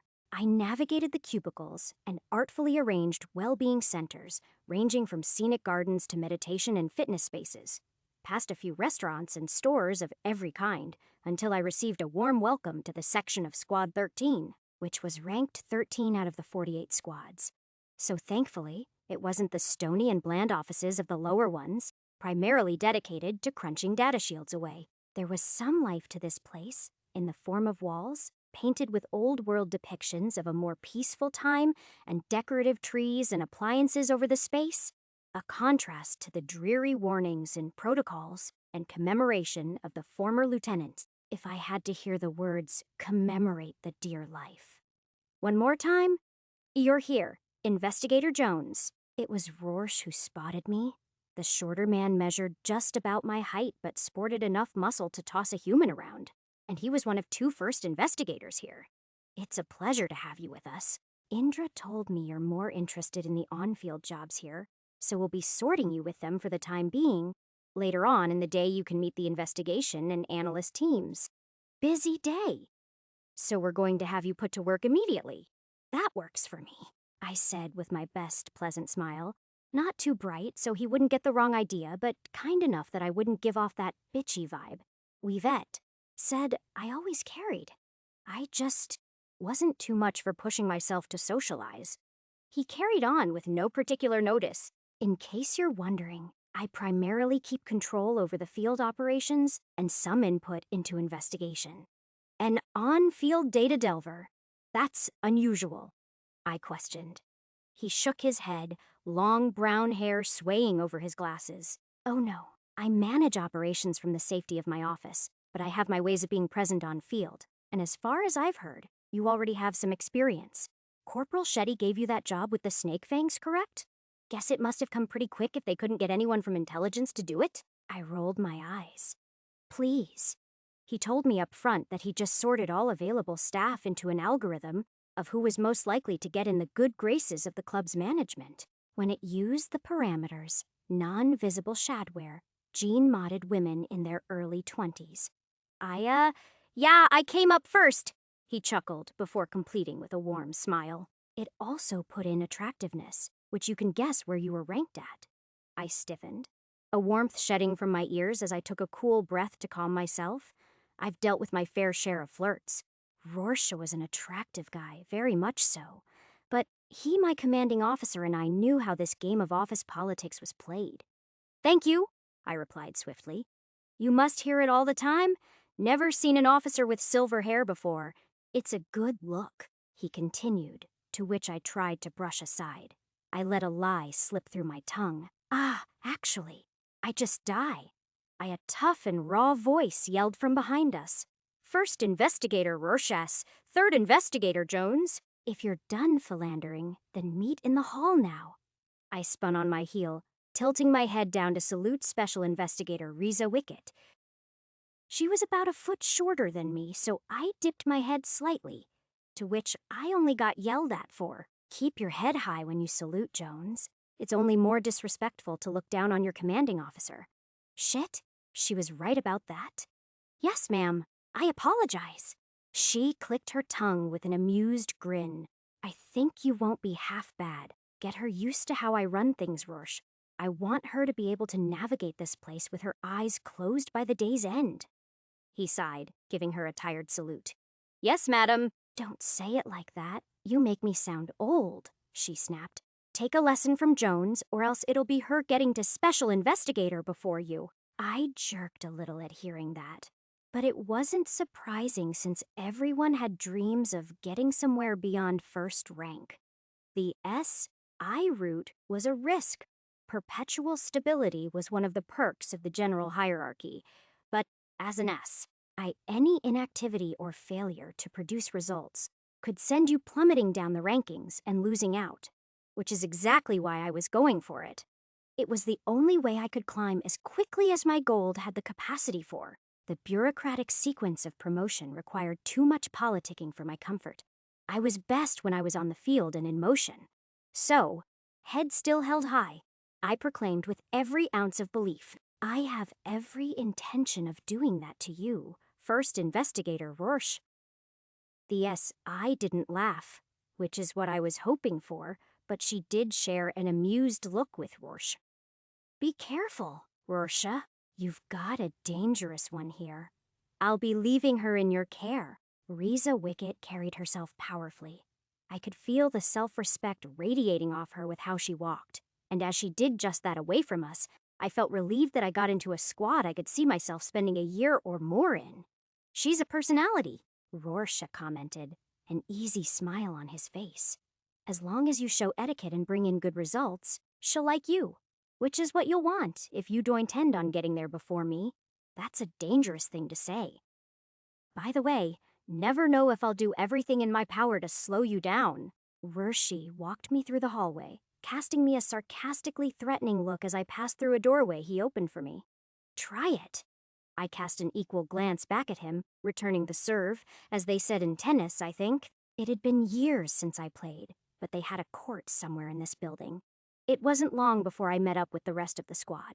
Everyone was present, except for Anthony Graj, who was given a few days off to grieve with family, something I was internally grateful for. His aunt, the new lieutenant of my precinct, wasn't offered the same grace. The day went by pretty peacefully. Wandering the hallways and getting my own office was a highlight. Occupying a fourth of the 38th floor, the squad had considerable real estate, and every investigator had an office overlooking the cityscape. I was never bored of that sight from high up here. It would be easy to get lost with how far you could look both down and up and never quite see everything the city had to offer. Great Lake Lanes, or its more colloquial term of the pleasure lanes, had a few good memories attached to it. Then it came to case briefings, in which I didn't have much of a choice, as most of everything was already smooth and running. Nothing new had come up yet. For a rookie to the team, anyhow, I questioned internally as to whether I should bring up the Toxin Club case. But it wasn't yet time. Rorsch scanned a file, relaying to me what I needed to know. So then, Diana, we're assigning you to the case of Jonathan Kubrick's murder alongside Quireman. A simple case of an inheritance gone wrong? His brother hired a merc known as Tongue-Wellisher to kill him. You can imagine how they found the body. Everything traces to him being sharded out, expected iron, which means probably a high-tier eye. Other than that, a warrant's been put out for his brother's arrest, so we should expect a ping on him soon that I'll have a few officers head for. We've put a bola out on his car, so results should come soon. As for the merc, previous investigation from Harmony has identified several vehicles of Tongue-Wellisher's as being sourced by an auto repair shop at East Side by the Carlton Hills, an area influenced by a small-time crime family known as the Jaegers. Warrants ready, so you're free to enter. Have any further questions? I did. Mentioned a crime family? Jaegers. Anything I should know about them? Third-generation immigrants from Syntex soldiers brought in during the Fourth Swarm. They brought over weapons from South America's Free City and have a pretty firm grasp on standard-grade arms dealing. We don't know if Tongue-Wellisher is in their pocket or just an associate, so tread carefully. That was when a man rushed in, still in civilian clothes, Anthony Graj, and I immediately clenched my fist as he stumbled into the meeting with pursed lips, as though he was trying to pretend like this was normal. When he wasn't drunk at 9 a.m., he was surprisingly well-dressed and articulated in his appearance. His gray hair and eyes were about as gene-edited as mine. Rorsch smacked his tongue at the intrusion, his voice gentle yet firm. Investigator Graj, you'll be assisting Jones and Quireman. Get ready and depart in 10 minutes, 2 cars. Everyone else already has their cases, so get your asses to it. We were running now. I hadn't even gotten a new gun yet. Rorsch noted my confusion and raised a hand as the rest of my squad scattered to their duties. Right. I nearly forgot Diana. You put in a request for a new gun a week ago. Don't worry, I've got it transferred right here. He reached for the side behind a drawer, pulling out a small case no larger than my hand. Oh, thank you.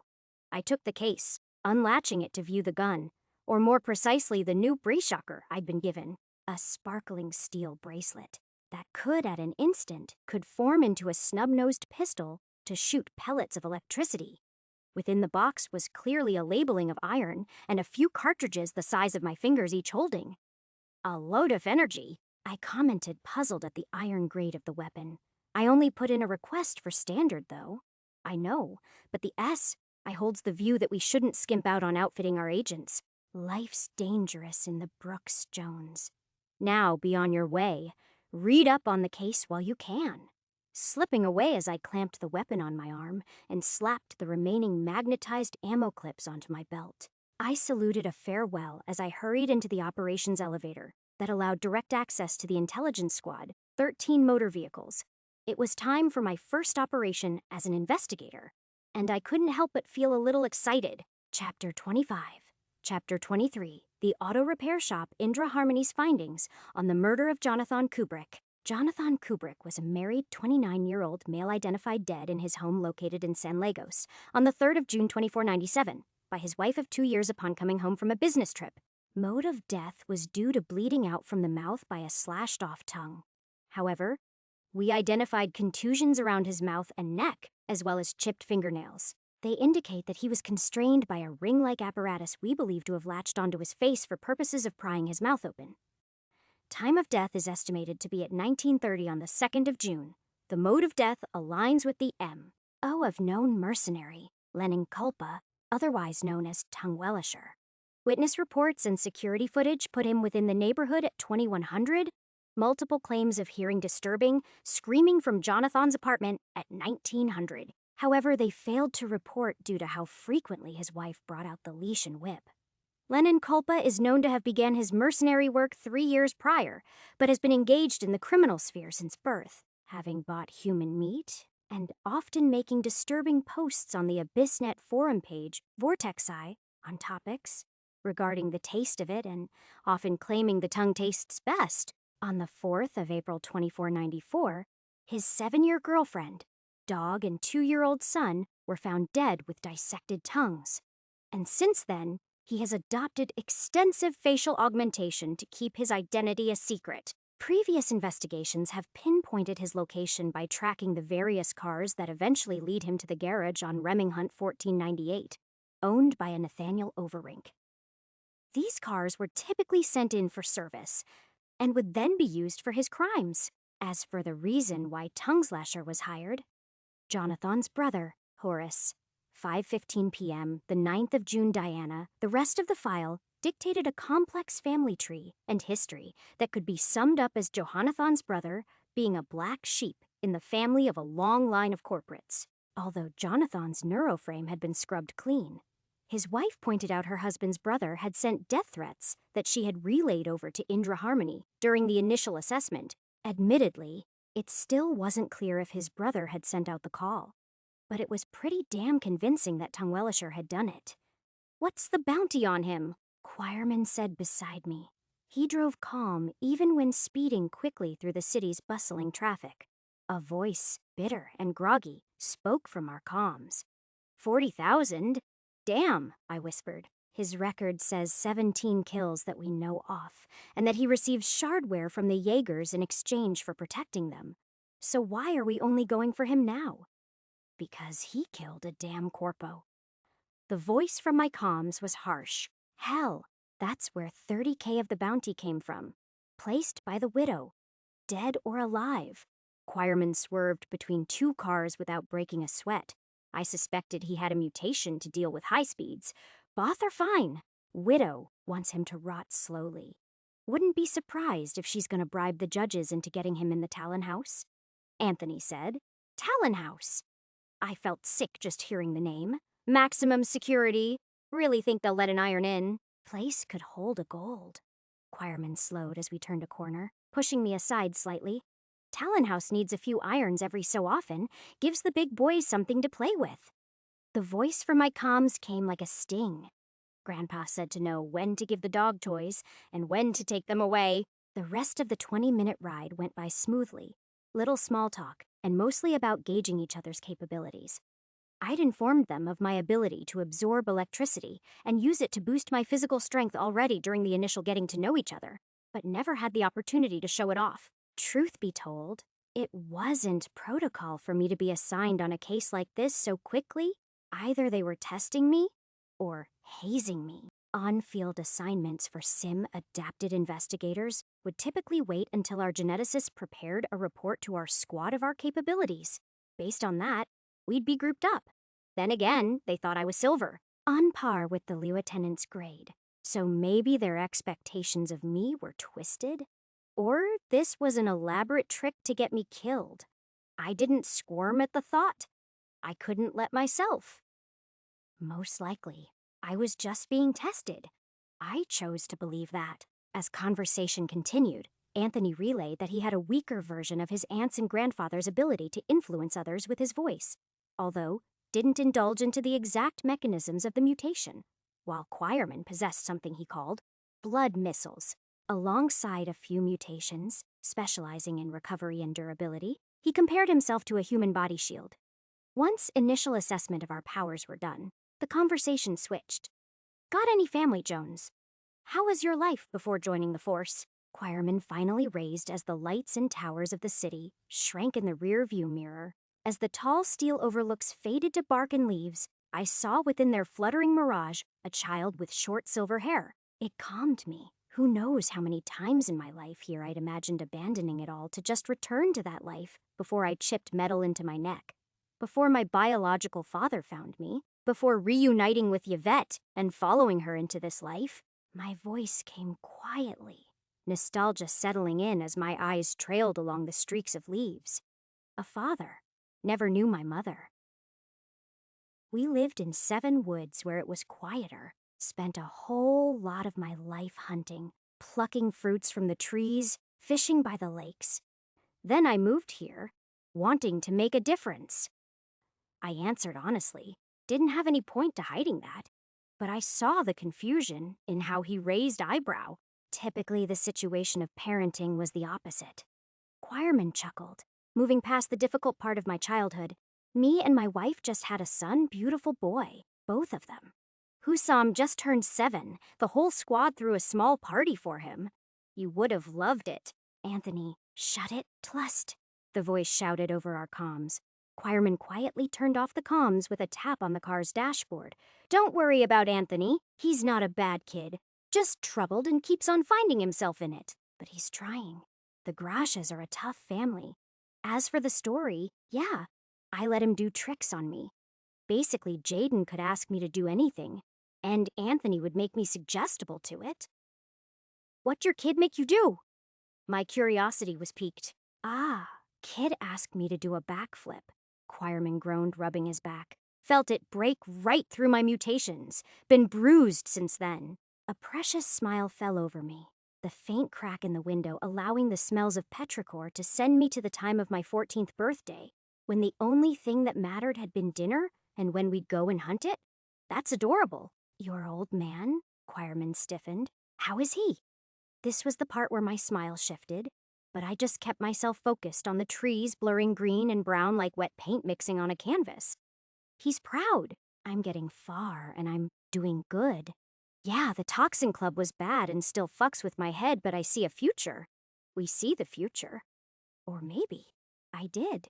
Yorick Jones, the man who had adopted me from the cradle, suffered from his own complications. There was just distance between us. An unreachable distance between what our lives had become. I knew he had moved on, but I just wasn't ready to confront him. Another few minutes, and we stopped by a small rundown group of concrete blocks that the car winded through until we found the garage, a tall and wide concrete cube in which around 20 cars were serviced. Nathaniel's Wheels. Looks like someone's home. Anthony's voice came through, and we all got out of the cars to carefully survey the scene. Though there wasn't any sign of human activity, not immediately through the few windows, but the lights were shining, and the buzzing sound of machinery ran through the building. Quireman held Anthony's shoulder, a warning glare digging into the younger man. We do this clean, Anthony. Knock open. No sneaking through the back. No use of your powers. You know how the courts throw that out. Your grandfather and aunt know when to use them. Focus on your other mutations right now. Anthony's return was sharp-tongued. Yeah, but you really think his widow's gonna let it fine. He tugged his arm free, striding up to the door and raising a loud, almost deafening sound from the voice I'd been so used to as a quiet sulk. This is the WBPD 1st Precinct. Intelligence Department. We have a warrant. Come out with your hands raised up. No sound. Another 10 seconds passed and he banged again. We won't wait anymore. We're armed and hold your fucking steel, man. A nervous voice bellowed through, the door quickly opening to reveal an older man with a thin arm of rusted steel ending in a wrench. What do you want? Anthony pushed the man aside, delving deeper into the garage and disappearing further in as we heard tumbling steel and the sound of drawers opening and closing. Choirmen, on the other hand, helped the old man from stumbling. Whether the good cop, sorry about him. What's your name? You can read the sign, right? I'm Nathaniel over Inc. Run this place. Did we not do our taxes right? Was there an issue? Nothing like that. We just believe that one of the cars here was used to commit a murder. Now, do you know who touches up these cars? Anyone else in the building who works for you? He seemed genuinely caring as he pulled a seat from the reception.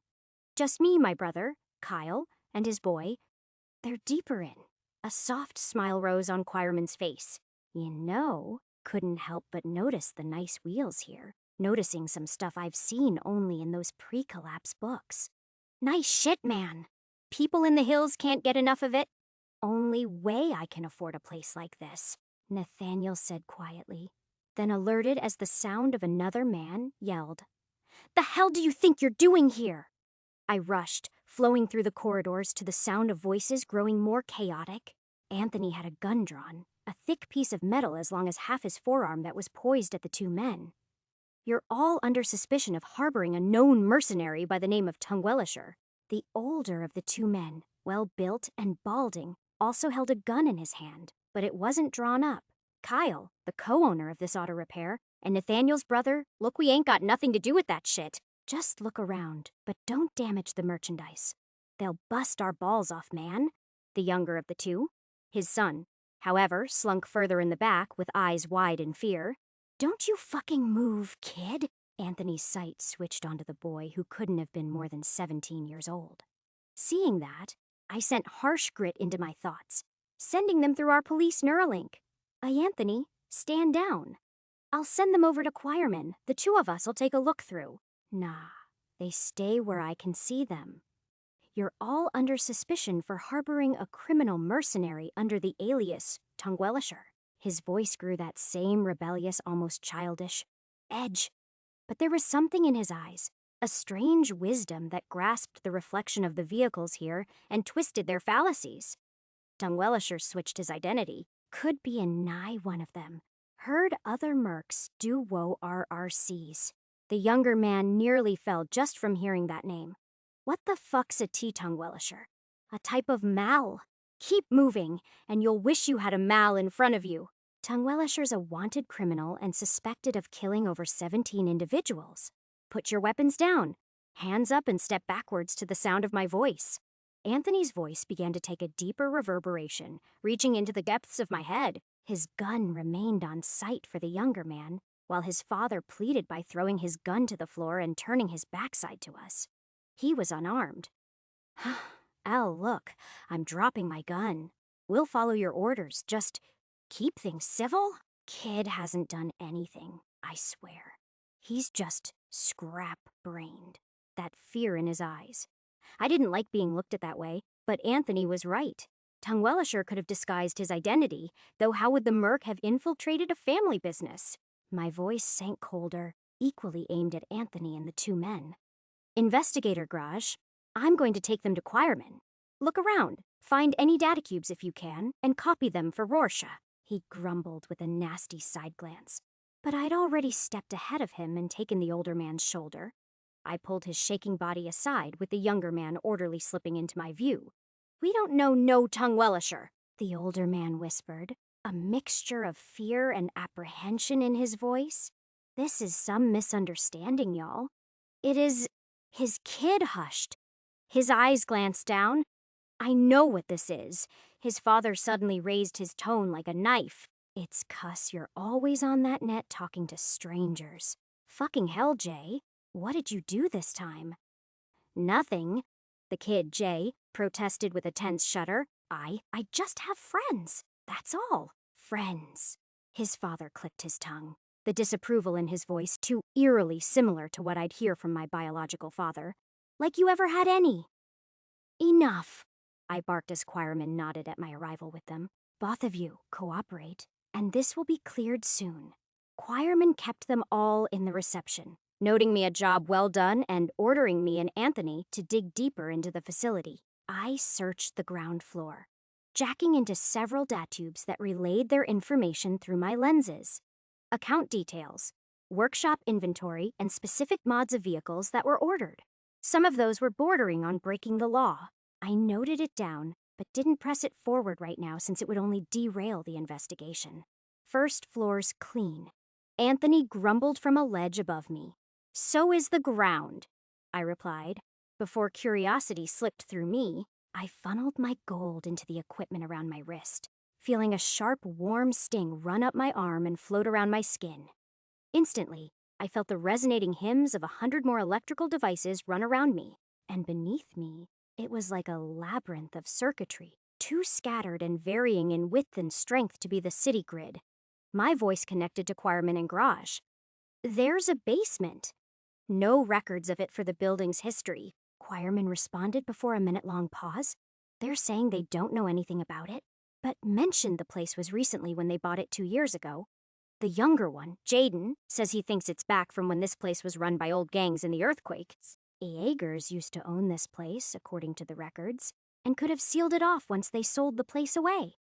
We'll look for an access down, I said, before honing back on the electrical wavelengths flowing all around me.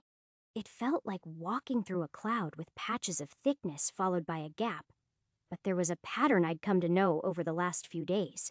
I absorbed some more charge from my inert gun. Not even enough to constitute a fifth of a round, but it spiraled an aching shiver up and down my arm. To my senses, it was like my breathing developed another lung that stuffed information in. A shower of pricking air that held secrets from me. Air that flowed, running off to deposit into nodes of importance. I just needed to track downstream, or maybe it was upstream. Beneath me was a river of energy alongside reservoirs, but what I was looking for was weak and would be clouded by these huge fields of energy. Anthony yelled from across the space, Jones, are you just going to stand around or will you help? Give me a moment, I said too quietly for him to hear while I was concentrating. If only we had someone with an analyze function. Instead, my brain was on fire. I'd tried separating the various fields into imaginary colors and sizes and depths and weights, but there was too much information running through me. It was like dunking my head into boiling water and deciphering the bubbles. I searched until I found a prickle, a small sensation I'd come to know whenever any electrical sliding door opened to view. I walked over to where it would be directly underneath me, sensing the net of wires that spread off it like a spider's cobweb, and then it rose higher. The wiry thread spat up to this floor until it was running beneath my feet and running into an empty car lift to take the vehicles higher up, except whereas the others only had wavelengths stretching upwards. This one also pushed downwards. Bile sank into my throat. This would only be accessible by a worker here. It's one of them, Choirman. Anthony was right, T, I said sharply through the Neuralink. C-car lift goes into the basement. One of them has access to it. The voice that came after wasn't the carefree one I'd come to know. It was grim and tough like chewed bark. I understand. I dropped into the lift, puzzling my way through the various controls until I found the wiring that ran downwards wasn't in the actual gearbox, but rather a hidden switch underneath it. Anthony, need some backup. Found the way down. He came in slowly, a displeased grimace planted on his face that stepped in right next to me. Got a bad feeling. One of us should stay back. Choirman's second rank and a tier the bronze, I said, more to myself. He can handle it. His stare fixed on me. I'm bronze tier the second as well, you know. But he nodded, and I got the sense of an actual understanding between us. I clicked the button, and we descended with a slow scrape of metal and concrete, down into what I could only describe as the lair of a psychopath. Everything was lit brightly in effulgent green lights to a sickening degree, like they were trying to be so putrid to mask up the even more vile objects erected here. Shelves upon shelves of clear vats, each holding a pink slip or rod that was distinctly fleshy.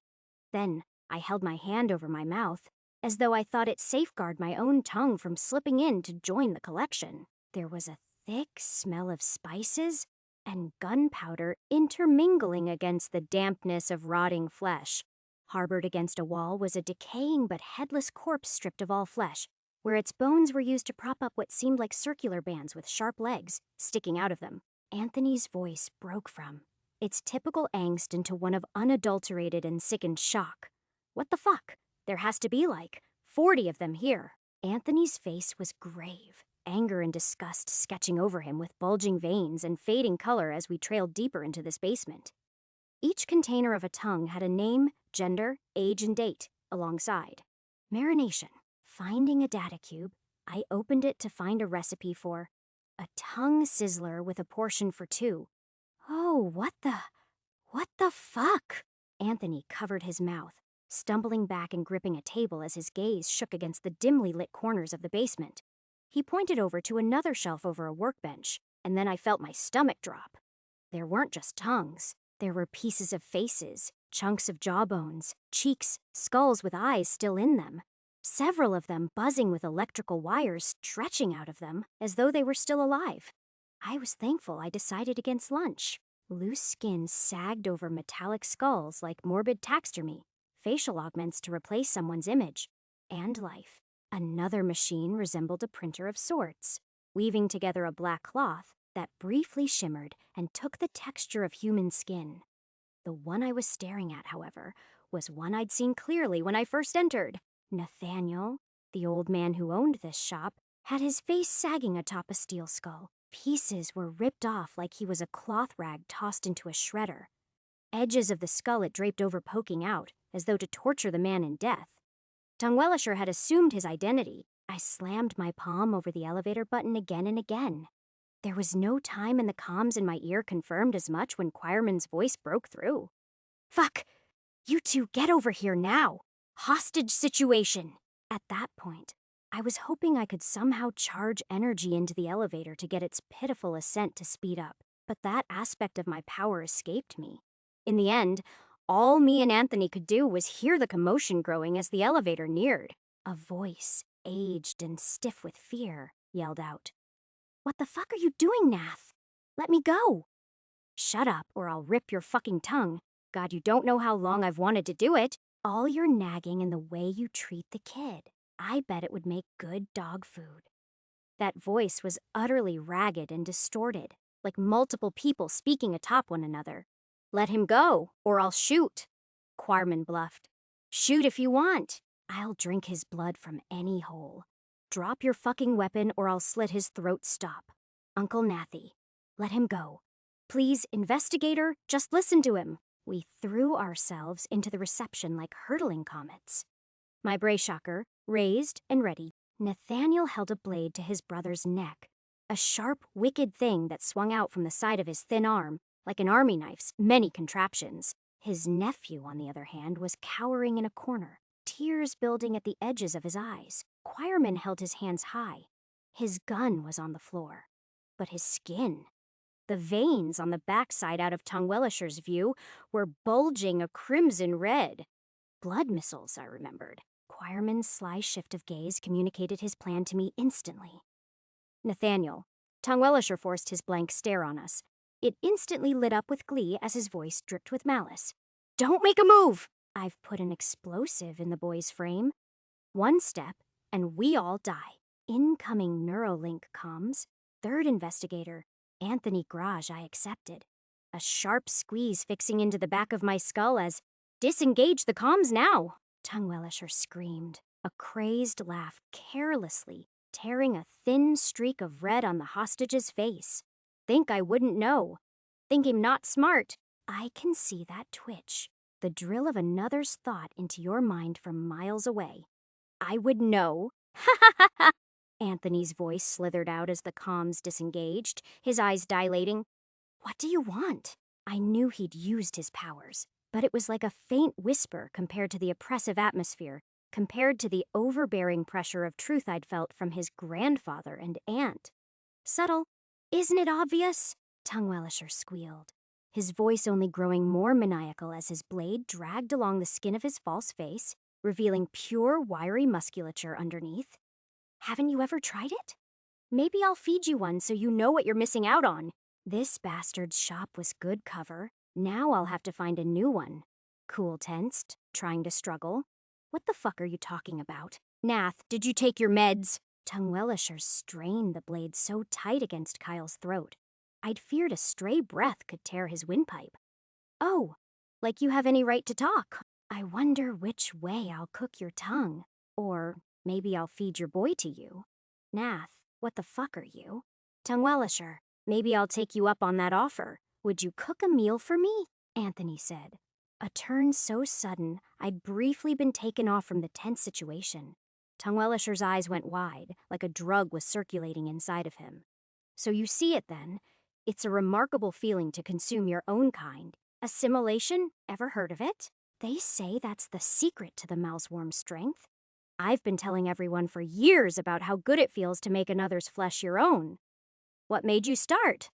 Anthony asked, his own eyes widening as though to take in the entirety of the situation. Tongue-Wellisher looked like he'd been caught in a hypnotic trance. His focus held on Anthony like he was about to eat my partner.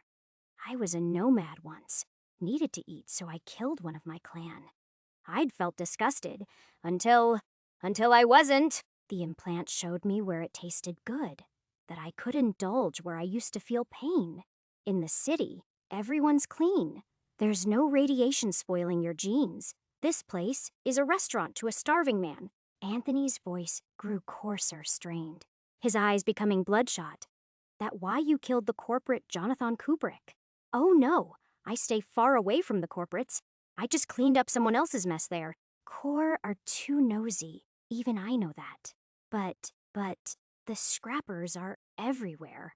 No one cares about if they go missing. May not taste as good as someone whose body is unspoiled, but the tongues, they can't be spoiled. It wasn't him. If that piece of information troubled Anthony, it wasn't shown. Dribbles of sweat poured across his face, and his eyes were so red I was questioning whether he or Tongue-Wellisher looked more on drugs at the moment. What would it take for us all to walk free? The girl. Tongue-Wellisher's eyes held me in the center of their wide orbs. She's gene-edited. My implant tells me she's from a cradle. Perfection. I can feel it. She's special. I don't just want her tongue. I want everything. Her bones, her flesh. I want to know how it tastes. A primal dread scratched my bones, begging me to move. But as I saw the kid's face contort with each words out of the man who replaced his uncle, I couldn't show weakness. Anthony's expression shifted slightly, but it was like hands were holding him in place. We can give you anything you want, but for that, we need you to do something. Tongue-Wellisher himself was also affixed in gripped hands hidden from my sight. Every bit of his body was frozen solid under the weight of the conversation. What? Anthony's eyes met mine as he nodded. You need to drop the blade. The blade fell like a pendulum, as though it had grown too heavy for the mercenary to hold. It almost seemed like a careless lapse of thought, and that was something I'd only grown more assured of when he suddenly squeezed tight and began to lift the blade back up. I didn't have the time to question it. I'd already started moving since I wouldn't have a clear shot from the angle I was in, my electrical pumps of adrenaline pushing me over the edge, as the hand I stretched open arcs threads of jolting blue around my fingernails. He panicked in slow motion, clear as day when he seemed stuck between the options of attacking me or taking out the hostage. I hoped it would be me, and it seemed that way as I saw his face twist in fury and the bladed arm slowly curved away from the hostage. Its scythe stretched across the distance in a maddened slash. I'd let it hit me. Even if I was hurt, the charge resting would awaken and drill into him. That would give Quireman the opening. Just another second, and a crimson streak slapped Tongue-Wellisher's cheek, drenching into the musculature underneath. Blood splattered the walls, on top of me, and around the entire room.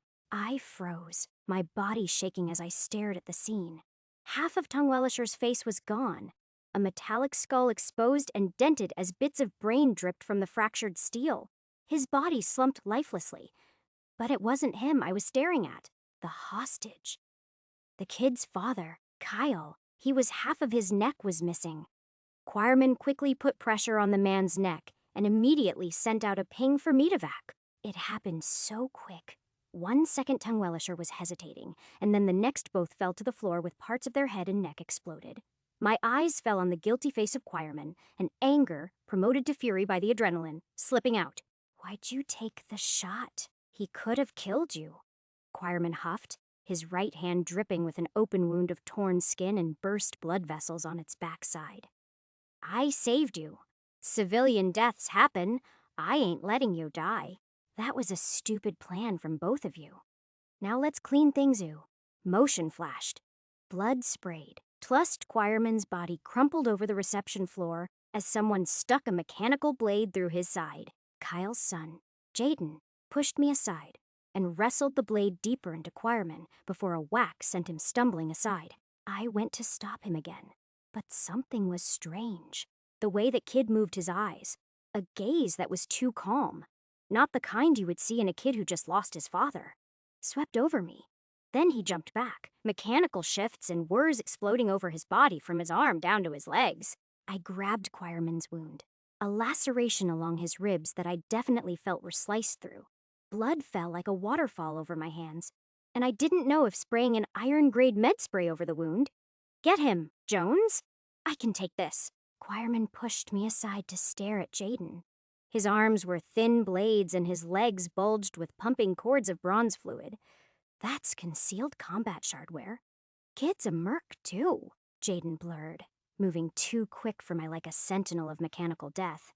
But not towards me. His feet skated backwards to dodge the 3 shots launched by Anthony's pistol before gritting his face into a snarl and slipping through a doorway. Diana, we can't let him go, Anthony yelled, pushing forward to chase the kid who retreated back into the main garage. Go! You fucking worry too much, Choirman yelled. And that pushed my adrenaline to just the limit I needed to force my legs to blast my body forward. Who the hell was that kid? Were there more people in Tongue Wellisher's operations? I'd only know once I apprehended him. Chapter 26, Chapter 24. Tongue Wellisher chat between 2 users of anonymous AbyssNet forum site, VortexEye. J-Meet. Hey, you're the merc who kills people and takes their tongues, right? 2L. I'm a connoisseur of finer taste. What's it to you, J-Meet? Nothing much, just curious. I tried it, 2L. Ate a tongue, J-Meet. A cat's. Didn't taste like much, too chewy and rough. 10L. Cats have sharper foliates on their tongues to clean themselves. That's why you need to try it with real humans. J-Meet, but I can't, it just feels wrong. 2L. It felt wrong for me once. But let me tell you a secret. J-Meet. A secret to what, 2L? To feeling nothing but joy. You need a bug with psyche on it. It'll twist your guilt into joy. J-Meet. Sounds kind of fucked. Wouldn't even know where to get a bug. My family can hardly even keep our garage afloat. 2L. Your family, they care for you? J-Meet, not really. 2L. Don't worry. This is a safe space. I'm here for you. We've got common taste after all. J-Meet, my uncle, he hits me and does things to me.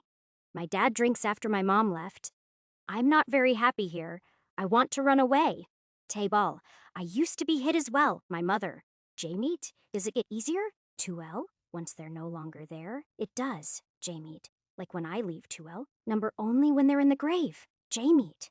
I hope that happens soon. 2L, I can help you with that. J-Meet, I don't have any money, 2L. You don't need it. I'm just helping a friend. J-Meet, I'm not sure we're friends. 10L, do you want to be? I don't bite. When they're alive. J-Meet. Lamel, maybe. I just feel really alone. Even the others think I'm weird. 10L, you're not. You're someone who has found a joy the lessers cannot. J-Meet? Maybe. 10L, you always say maybe. When was the last time you were sure about something? J-Meet, I don't know. 10L, do you want help with that? We can figure it out together. J-Meet, how? 2L, let me cook you dinner. We'll talk it out there. J-Meat. They won't let me stay out that late. TUL, then lunch? J-Meat. I think that could work. You won't kill me, right? 2L. Not someone who is as special as you are. Let someone who understands you take care of you for a few minutes. I wish I could have gotten what I'm offering you. J-Meat, it sounds appetizing.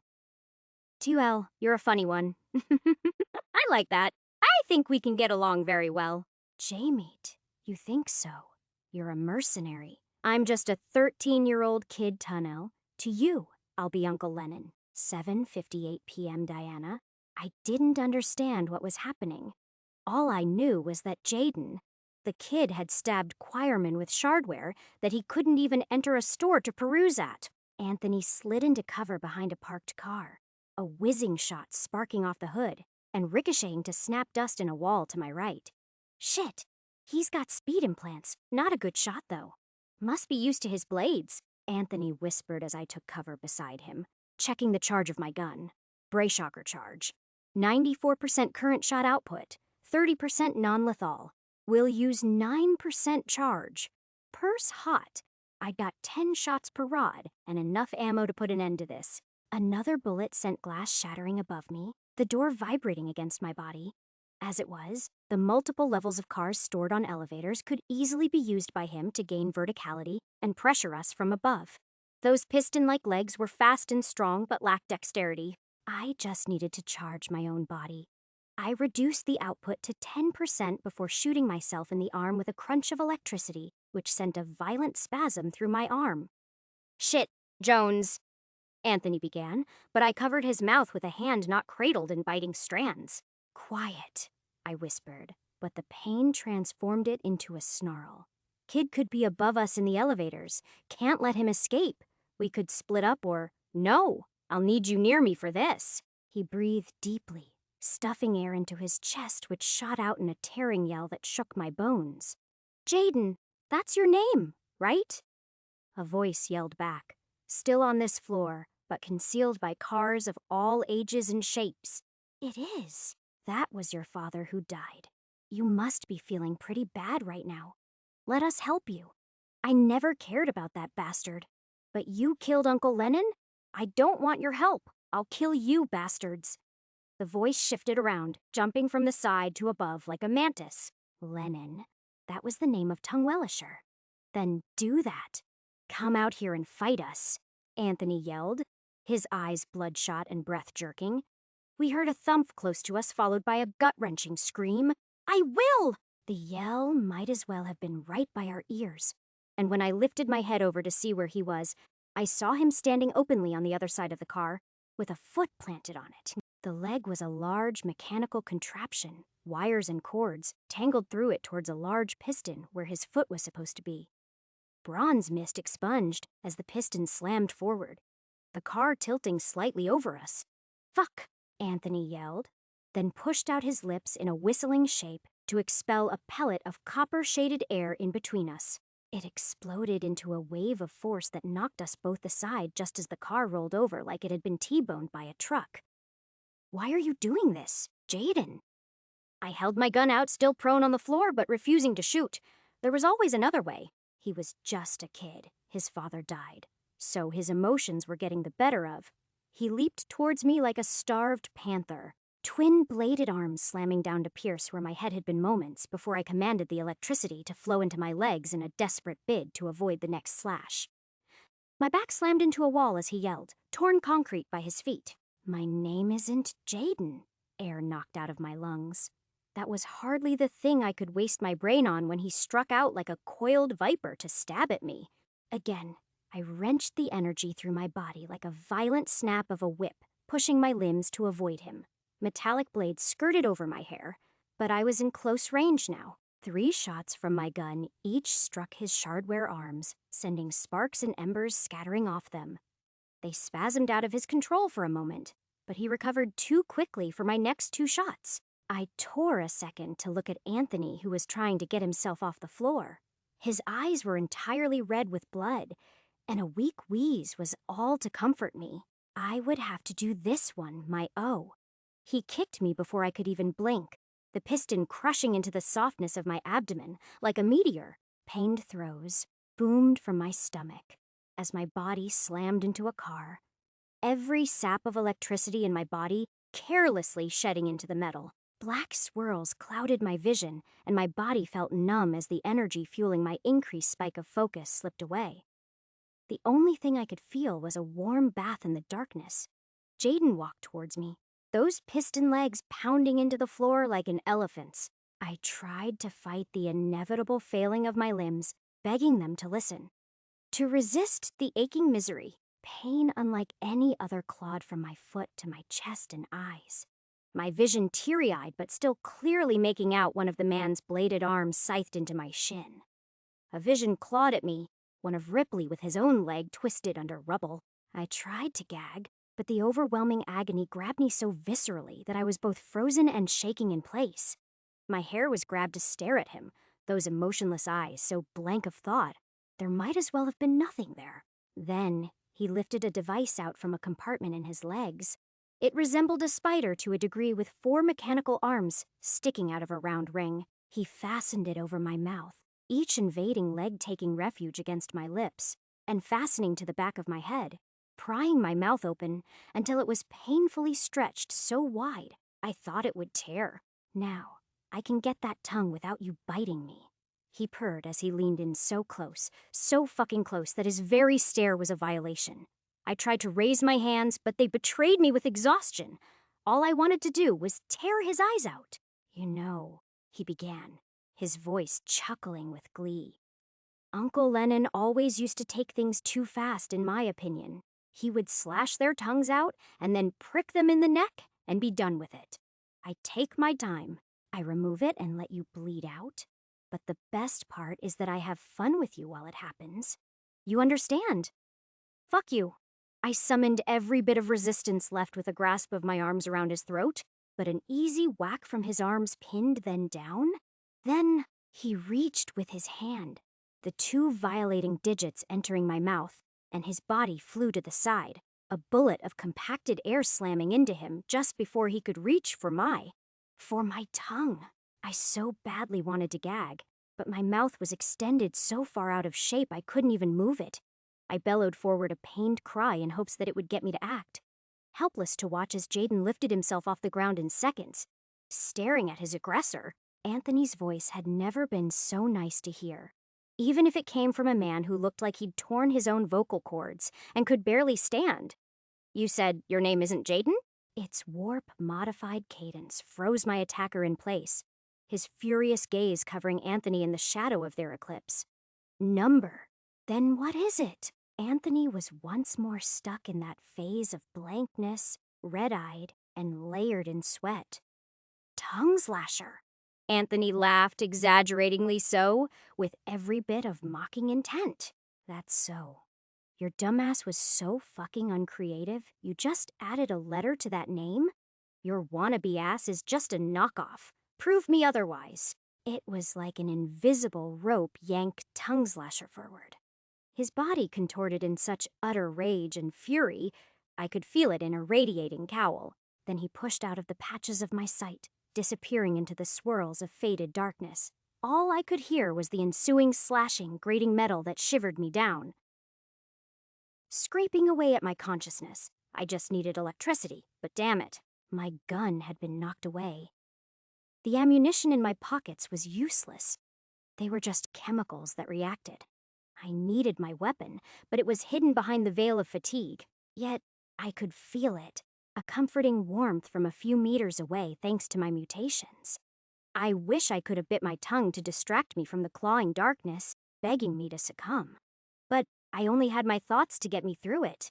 That warmth, it was so much like the fireplace I'd sat by in my childhood. The good parts, the later parts after the cradle, before my biological father stole me away from Matruanine.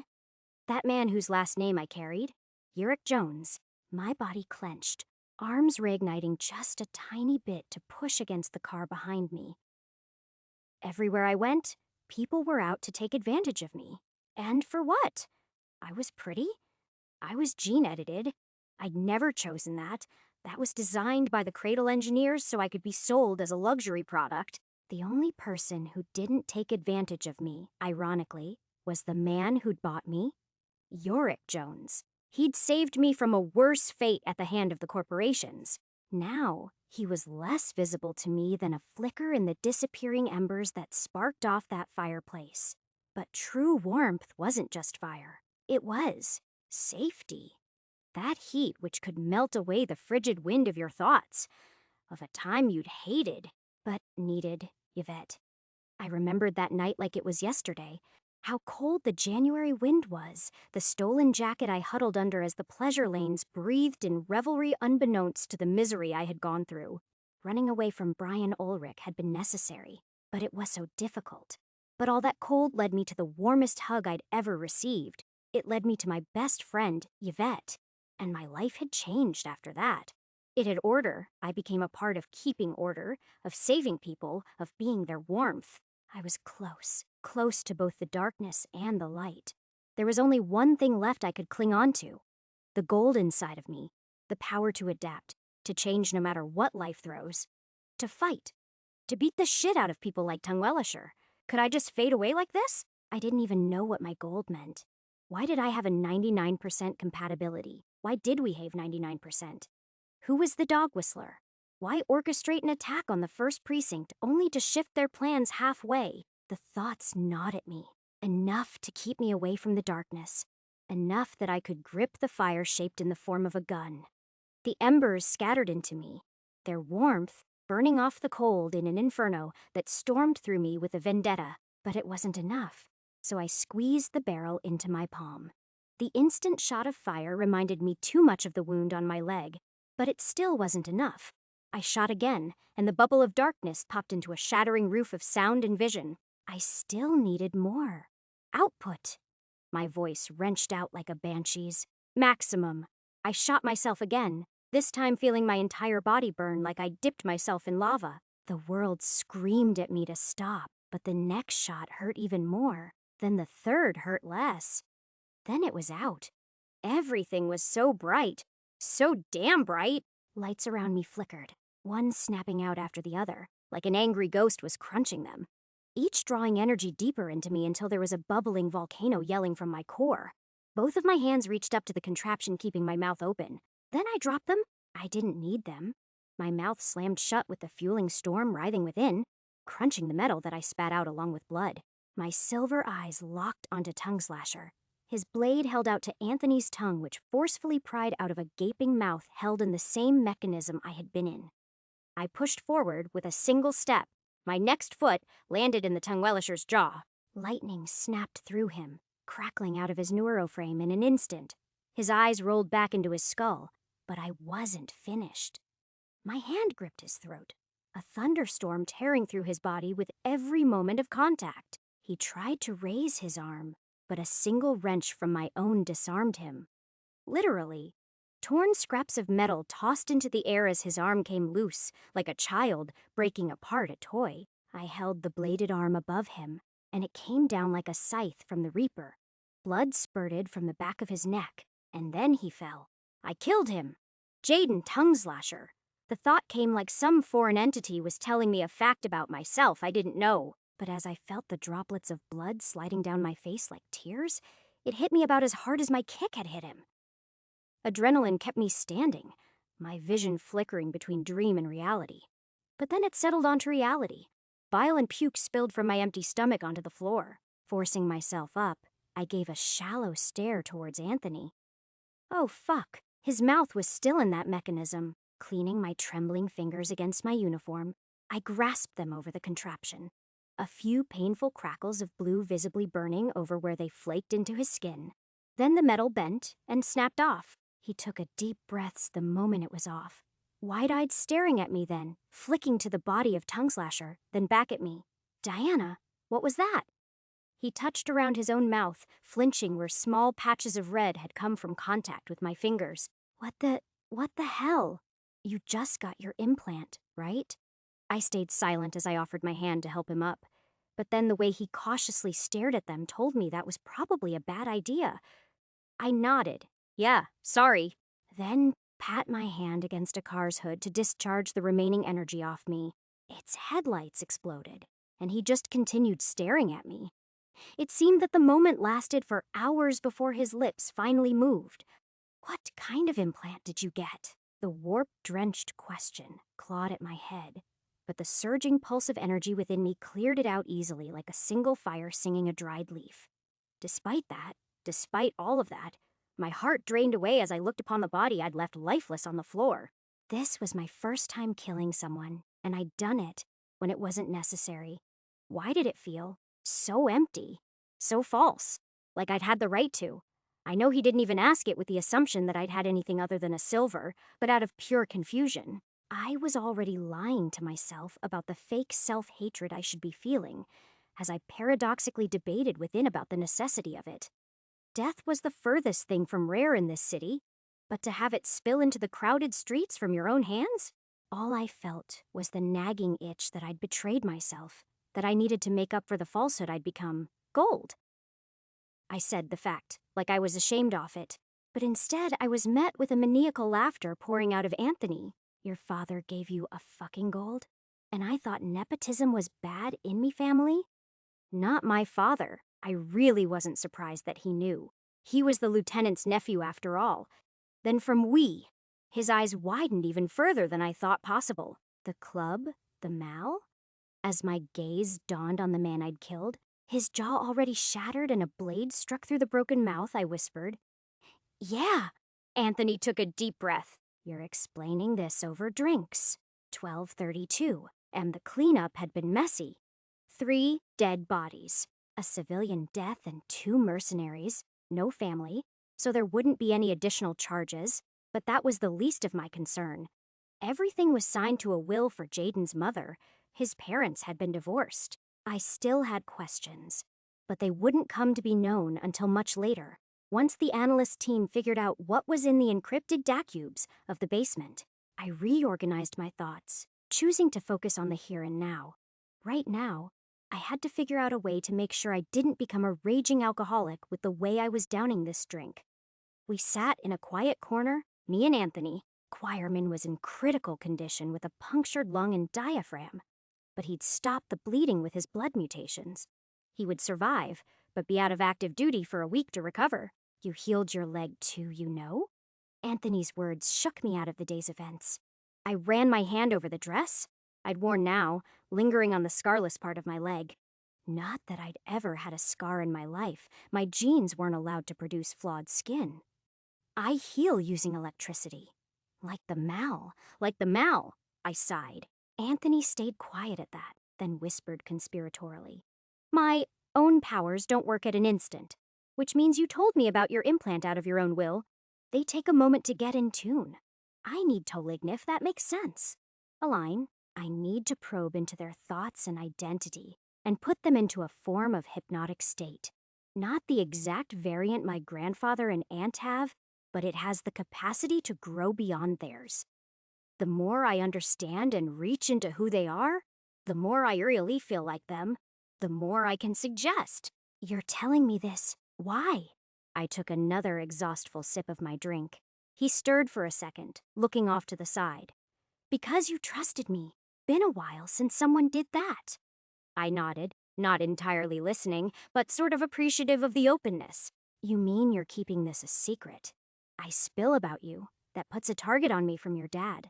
Besides, it's bad enough having a rookie silver. A rookie gold would have people purposefully committing crimes just for the chance they could get you to investigate. You know what I'm saying? I did. It would be better if I was off the field. Yay, but you're not going to listen to me. Anthony gulped his beer down. Hell, I didn't listen to that when my aunt said it to me. I slid my tired gaze over to him. What do you mean? My power, my vocal mutation. It works through digital communication as well, assuming it replicates my voice perfectly. Something in the specific frequency of my voice changes, peering deeper into your soul, as I call it. Doesn't require me to be there in person. I spilled my drink hearing that. A good thing then that there was barely anything left. You said me mutation was special. How does that even work? I just resonate with them, I guess. My mutation requires me to literally think like a criminal. Hate it when they have psyche, especially when they enter a negative feedback loop like the Tongwellishers did. I paused. There was something in the way the kid's face changed in a moment. I'd seen it before on Ripley. Elaborate. Psychic keeps your mind safe, ensuring that it isn't overburdened and stuff from the shit you think. Look, depression occurs during periods of your life when the stress of life and emotional strain takes a toll on you, so your brain shuts off the feeling of feeling. It's an adaptational response. Psyche-chai's like 1,000 times worse. It can warp the things that made you feel shitty into neutral things, then into positively reinforcing goals. Tungwellisher likely cannibalized out of desperation, back when he was a nomad, and the feature turned his grief into enjoyment for the sake of survival. Does compatibility have anything to do with it? I felt a tightness in my throat. He scrunched up as I asked the question, but released more information regardless. I suppose. The higher your compatibility, the more you consciously control your implant's development. Higher than 80%, there's even subconscious input. Small things reflecting in big changes, but less than 1% of adapters are that high, even fewer in the 90s. Like, I'm thinking less than 1 in every 100,000. I'd researched the numbers on my own. It still boggled me. What compat do you think they were at? The Tungwellishers? Kid might have been in the 80s. Older one, high 70s. Shit's rare, but it happens anyway. Enough about this. The Mal's implant, how? I took a deep breath. Guess it was my time. That conversation took a while. Involved allet of blank stares. And what the fucks? And maybe the drink slipped a little too much out of me when I confirmed that. So yeah, Ripley's got the gold. His mother's also really cool. We met and talked about how the police may have been targeted. I could see him enter the world of 20th century television with how much color vanished off his skin. You knowingly let a criminal escape with gold, right? Sober me would come to regret a lot of the words I said. He's not a real criminal. He's more like a stray puppy, just one that's surrounded by a lot of big bad wolves. Yeah, but he's knowingly associated with criminals, metal heavens at that. This is big, dog whistler, the potential attack. All of it. And fuck. He grabbed his hair. What? My grandfather. He said that the raid was big in a family group chat not too long ago, said that he had good feelings that things were going to change for. Well, for him and my aunt, I noticed the absence of his name in the equation. He knew there was something up with it. Had to have. Maybe he was in contact with Dog Whistler. Maybe somewhere they slipped up information and he got it from a contact. And now, maybe your aunt has all of that in her hands. I rested my head against the table. This was too much. Which means that maybe, just maybe, I can get her to tell me something. You're helping? I tried to sound sincere, but I couldn't budge my head off the table. Look, I never wanted this job because I'd seen it for what it actually was. You can thank my grandfather for that. But they'd tested my implant with everyone in the family. I had the highest compatibility at 77%, so it wasn't a choice. Cool lore, I sighed, knowing I sounded like an ass, but it was all I could manage. Understand this. I didn't want this job, still don't. Sure, my life before the Force wasn't the best, but I did everything he could to get myself fired so I could do what I actually wanted. They didn't let me, so I just went for whatever was most exciting. Fucked me over today. But hearing what's going on in the background, if I can get involved with it, I think I'd actually make a difference. Are we not? That was a question I think was meant more for myself, he still answered. I guess there was some wisdom in there from his familial police-rooted tree. We're keeping the status quo. But this is huge. This is a chance to help people, to uncover something big. The enthusiasm that spilled from him was something I'd never expected from him, and it was what drew my head up from the table, and I was surprised. The man I'd seen with a scowl, or a glum frown, now had an almost hopeful glint in his eyes. I chuckled. You said you had a dream before the Force. What was it? His face shaded pinker, but steeled to look me in the eye. I wanted to sing. Oh, who would have thunk? Anthony was at least a gentleman. Getting me safe back to my apartment before we bid farewell. It would be a long, hungover day tomorrow, but I suspected I had something to help with that. the mutagen I had gotten. First, though, I'd need to replace my lenses. Pushing all of that energy into my body required me to reboot my neuroframe, and had fried my lenses, as my dried eyes had quickly known, meaning that in a stroke of luck, the recording footage of the day had been scrubbed off my frame's memory. Only when I connected to my laptop did I see the improvements in my mutations. You have developed the mutations: electrical conduction, pacemaker, and unstable biology to 100%. Implant tier, convergence, 62%. Tier 0, barely a week, and I'd crossed 50%. Shit! And another meta-mutation for electrical conduction, unstable biology and electromagnetic sense, to conduct electricity from further ranges when additional warp energy is used, to develop my mutations faster during healing, and to map the electromagnetic fields I sense in a spatial visualization. It was the same way you could close your eyes and have a rough idea of what your room looked like. With 3 mutations developed, I was thinking it would be safe to add on the rest I'd bought with the Yvette. 4 injections into my femoral artery of Erie, candescent liquid went through. Maybe I was pushing the limit. But my body was dealing with gold. Iron mutagen should be a cakewalk. The laptop took a while to register the change, my frame sending a painful spark down my spine. You have injected yourself with mutagen. Annalise zing. Ah yeah, shit. I definitely fucked something up with my frame after today's overcharge. I needed it checked out. Maybe it would be a good excuse to see Ripley. It's been a while.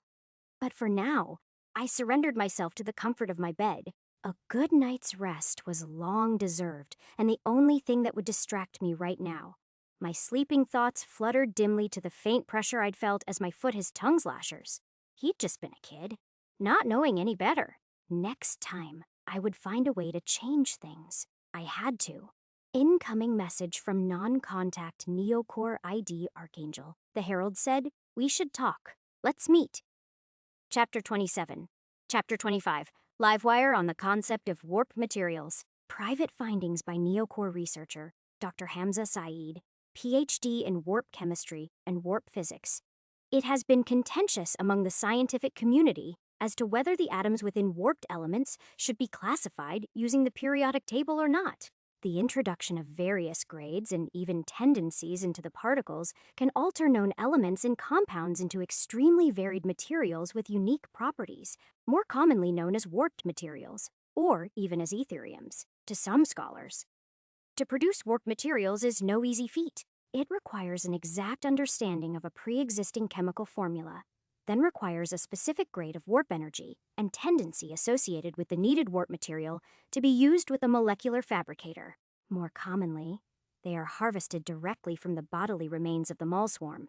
Once a warp material has been created in sufficient quantities, it has the ability to infect any mixture containing its original non-warped formula. As such, each warp material is patented, their formulas kept hidden from competing corporations. Warp materials tend to combine existing qualities of known materials. For example, water's ability to fill a vessel can be combined with metal to provide an almost mercury-like substance that can store vast quantities of electricity. Mazir has come to coin this substance as Surgisilver. Syntec owns the patent to hollow wire, which is actually an electromagnetically controllable gas that absorbs specific frequencies of light and converts it into kinetic energy. Imperium holds control over yttrium steel, a form of wood grown on gene-modified trees that can absorb the element yttrium and produce a complex alloy on their bark, serving as one of the most widely used materials in shardware. Hathema's hold over the ultra-lightweight, yet durable wild fiber possesses the qualities of carbon fiber while also maintaining the ability to produce an electric current under high temperatures. As of today, there are 187 known and unique warp materials, and many more warped elements can be formed under the right conditions. These are often used as the mechanism in espers and mutants' control over the forces of nature. Warped oxygen tends to be extremely flammable and is common in pyrotype espers, while some mutants can warp parts of their body, such as their blood, into becoming as hard as iron through an alteration of their platelets and coagulation cascade. The question arises then, How can we as the scientific community study and constrain such variable substances under the norms of the rules we established pre-swarm? Although scientific evidence exists for a degree of order within the nature of warp energy, there is as much proof of the contrary. Only time will tell whether we can truly quantify these quote-unquote mystical properties of thought-based energy. 11:12 am the 10th of June Ripley if I was stressed, carrying around 100K worth of shardware just 5 days ago. I was on the edge of crumbling to my knees, wearing the removable parts of the endoskeleton and holding the optics plus those 3 trinkets in my jacket. As for the Enskull itself, that locker room had been secure enough my entire life, so I figured it would be best to leave that hunk of weight there for now. But on my body was perhaps the most troublesome object.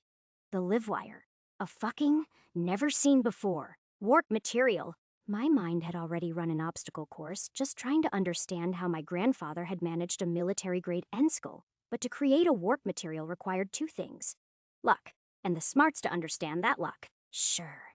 You could tinker with chemicals all year long, inserting millions of shardine worth of warp energy in there, and you might never even know you came across a warp material until you played with it a bit. Even then, to determine exactly what form it required you to tinker with every single variable. What grade did you use? What was the temperature? Concentration, pH, atmospheric makeup, light intensity, catalysts. Did flakes of your skin get on it? Were you looking at it? How were the stars aligned? I wished I was joking. It's known that leapstone, a warp material that was incredibly bouncy, for some reason only formed on leap years. And, God, live wire. That could refer to so many things. But I'd promised my mother I'd show her what I came across first before experimenting. Ripley, Simon, pretty please. Will you just let us look at it? Twilight egged me on for the 100th time since I'd left. We're almost there, I cautiously muttered. I didn't even want to say the word out loud for fear that Neonaco'd suspect something. With your luck, she pouted. We're going to get attacked again. Those skimpy arms make for a nice chew bone. Hey, I'm working out now. Yeah, but until you start gymming out, there's no way you're ever going to impress me. Midnight might, though. She has a thing for guys like you. Guys like me. Yeah, men who are too weak to look her in the eye. The kind who she can gobble right up. She skipped ahead of me with a teasing glint in her violet eyes. It was becoming easier than ever to hold the avatar in my sight for hours on end now.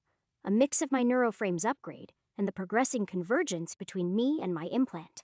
I decided to indulge in her teasing. Maybe I should meet her then. You and Daylight aren't so bad. Yeah, but she tapped her lip as though to think of a specific phrase. Midnight is just different. She holds our darkest parts that I got from the name. I just stepped into the 12th floor entrance of my mega building and quickly navigated my way through the miniature town on this floor with a quick tram stop and elevator ride. In another 10 minutes, I was knocking on my door. The door swung open, and my mother wasn't alone. Ho-Chin had opened the door, his eyes wide like he'd just gazed upon a corpse. In seconds, his big arms wrapped around my body and held me tight and slowly. Slowly, I moved my arms around his. I fucking missed you, man. I didn't know how long I wanted to say those words until they broke out of me like a shattering dam. Ripper, you fucking stink man! Missed you too! He chuckled before squeezing me in even tighter. It's been a fucking week, man. I thought you were dead. Might as well have been. I kicked him, letting him feel my mechanical leg to which he openly gaped. To the sight of what I quickly realized were in fact 2 mechanical legs, since I had outfitted the endoskeleton's outer segments on them. Before he could get the wrong idea, I lifted my pant cuff to show the steel wiring and plating below my left knee. Just one. The others are just some old junk my grandfather left. Same as my claw. Huh? Oh yeah. He still stared at my metal leg. Your mother mentioned something about you collecting your inheritance a bit early. Anything interesting? Just this shit. Not like he had a silver implant hidden there. Would have used that a long time ago. I only half joked as I eyed my mother through the door. She sat on the couch giving a guilty stare to the floor. I knew it. There had to have been a silver implant at some point to complete the set. The question was then what had happened to it. Shit, man. Houchin rubbed the back of his head. Feels like it's been years. So much has happened, man. Sorry I never called after the first few days. In my defense, I was, my uncle and everything just got so complicated. I brushed it off with a snarky comment of my own. In my defense, I was recovering from an amputated leg. True, just, do you know what happened there? To the club after we all left? To Cez, his face twisted into an uncharacteristically serious expression. I'd only seen it happen before when his grandfather died. My neuroframe buzzed within my mind.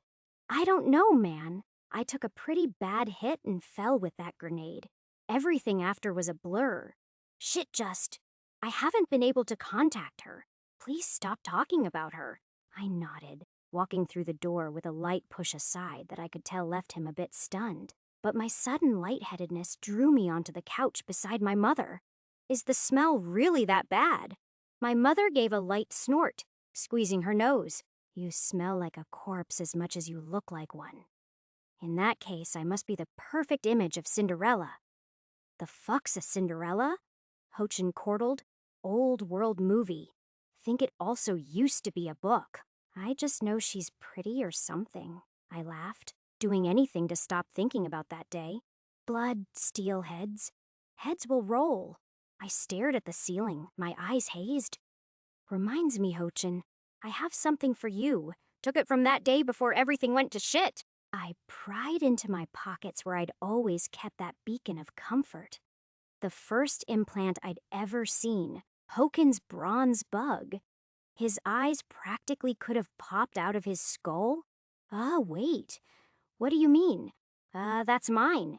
Was in Sean's table when the lieutenant smashed it apart. Found it with the grenades. I held it gingerly in my hands, staring at the reflection of the bronze metal.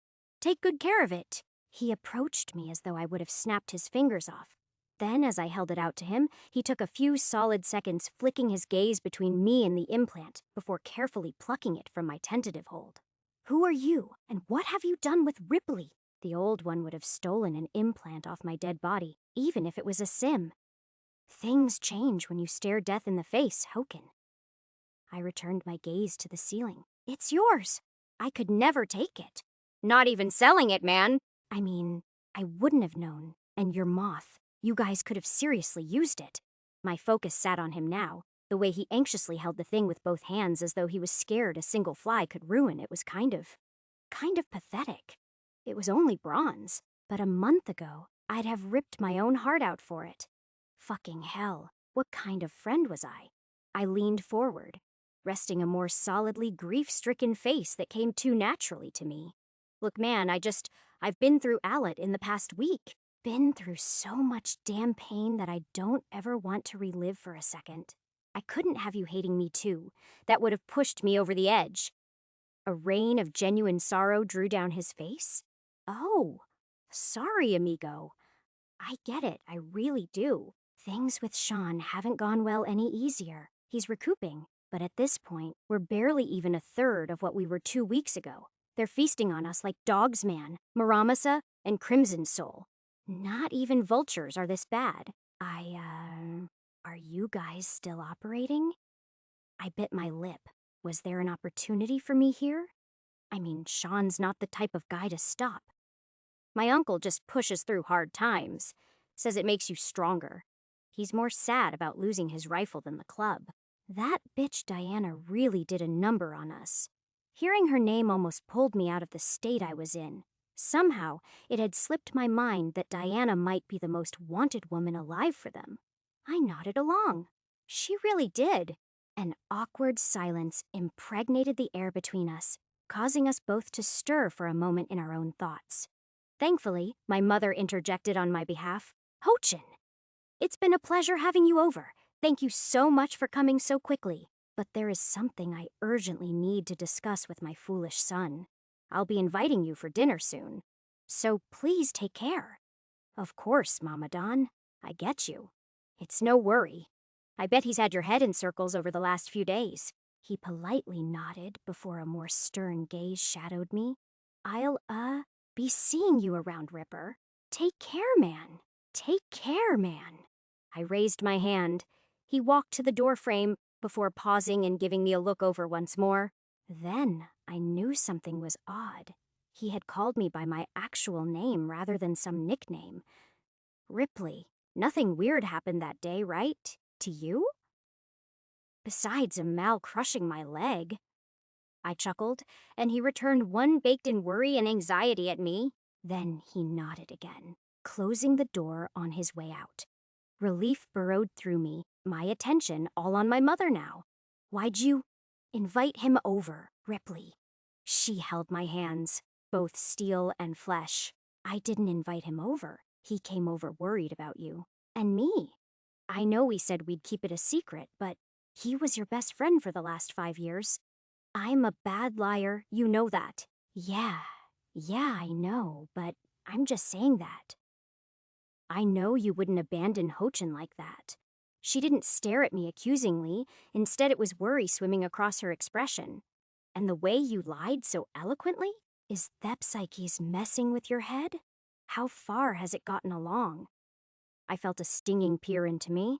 It may have reconfigured. You have a protocol? Her grip tightened, the balance between her curiosity and need to parent faltering towards one side. What is it? It's called a preservation. Ma Preservation Protocol. Keeps my mind focused on staying alive and focused. Basically never lets me give up. Only reason I worked out that chest, if I'm being honest. She opened her mouth to ask more about it, but I didn't want to lie anymore, so I instead sprinkled some other interesting tidbits in there. I also got the Nurgisdan technician features. It seems the implant took after the claw, after all. I'll probably get database next. What? She pulled closer, a light of curiosity shining through her. That's no implant has ever done that. Ever. Also, I have a warp material in my jacket. Excuse me? What? Yeah. So after the excitement and paranoia of having a material that could be worth anywhere from millions to potentially billions aired out for a few moments, and my mother forced me to take a shower, we set about actually understanding what livewire was. By the time I got out of the cramped bathroom, there was a whole setup of wires and spare neuroframe processors on the table hooked up to the silver data cube, which was thankfully not encrypted by a data shield. Gene locked to something it calls the F gene. Works with me. She touched something visible in her lenses. I hooked up my own frame, feeling a coolness swim over me as data flooded over my mind. Gene lock verifying. Presence of the F gene identified. Access granted. There were instructions on how to make shardware on this. Even feature links? Shardware engrams. It wasn't a whole lot, but it was enough to make modifying both my claws and the endoskeleton a whole lot easier. Feature link engrams. Those would make putting new feature links into shardware significantly easier. The left claw I'd taken was blank, but if I got my hand on a bug with either of the associated features for those links, I could melt its warp code down to fit over the scaffolding the engram would create. Finally, I took sight and mentally flexed over the livewire option. Livewire. Okay, hold on. A fucking second. There was a lot to process as streams of calculations and molecular diagrams crammed into the screen in front of me.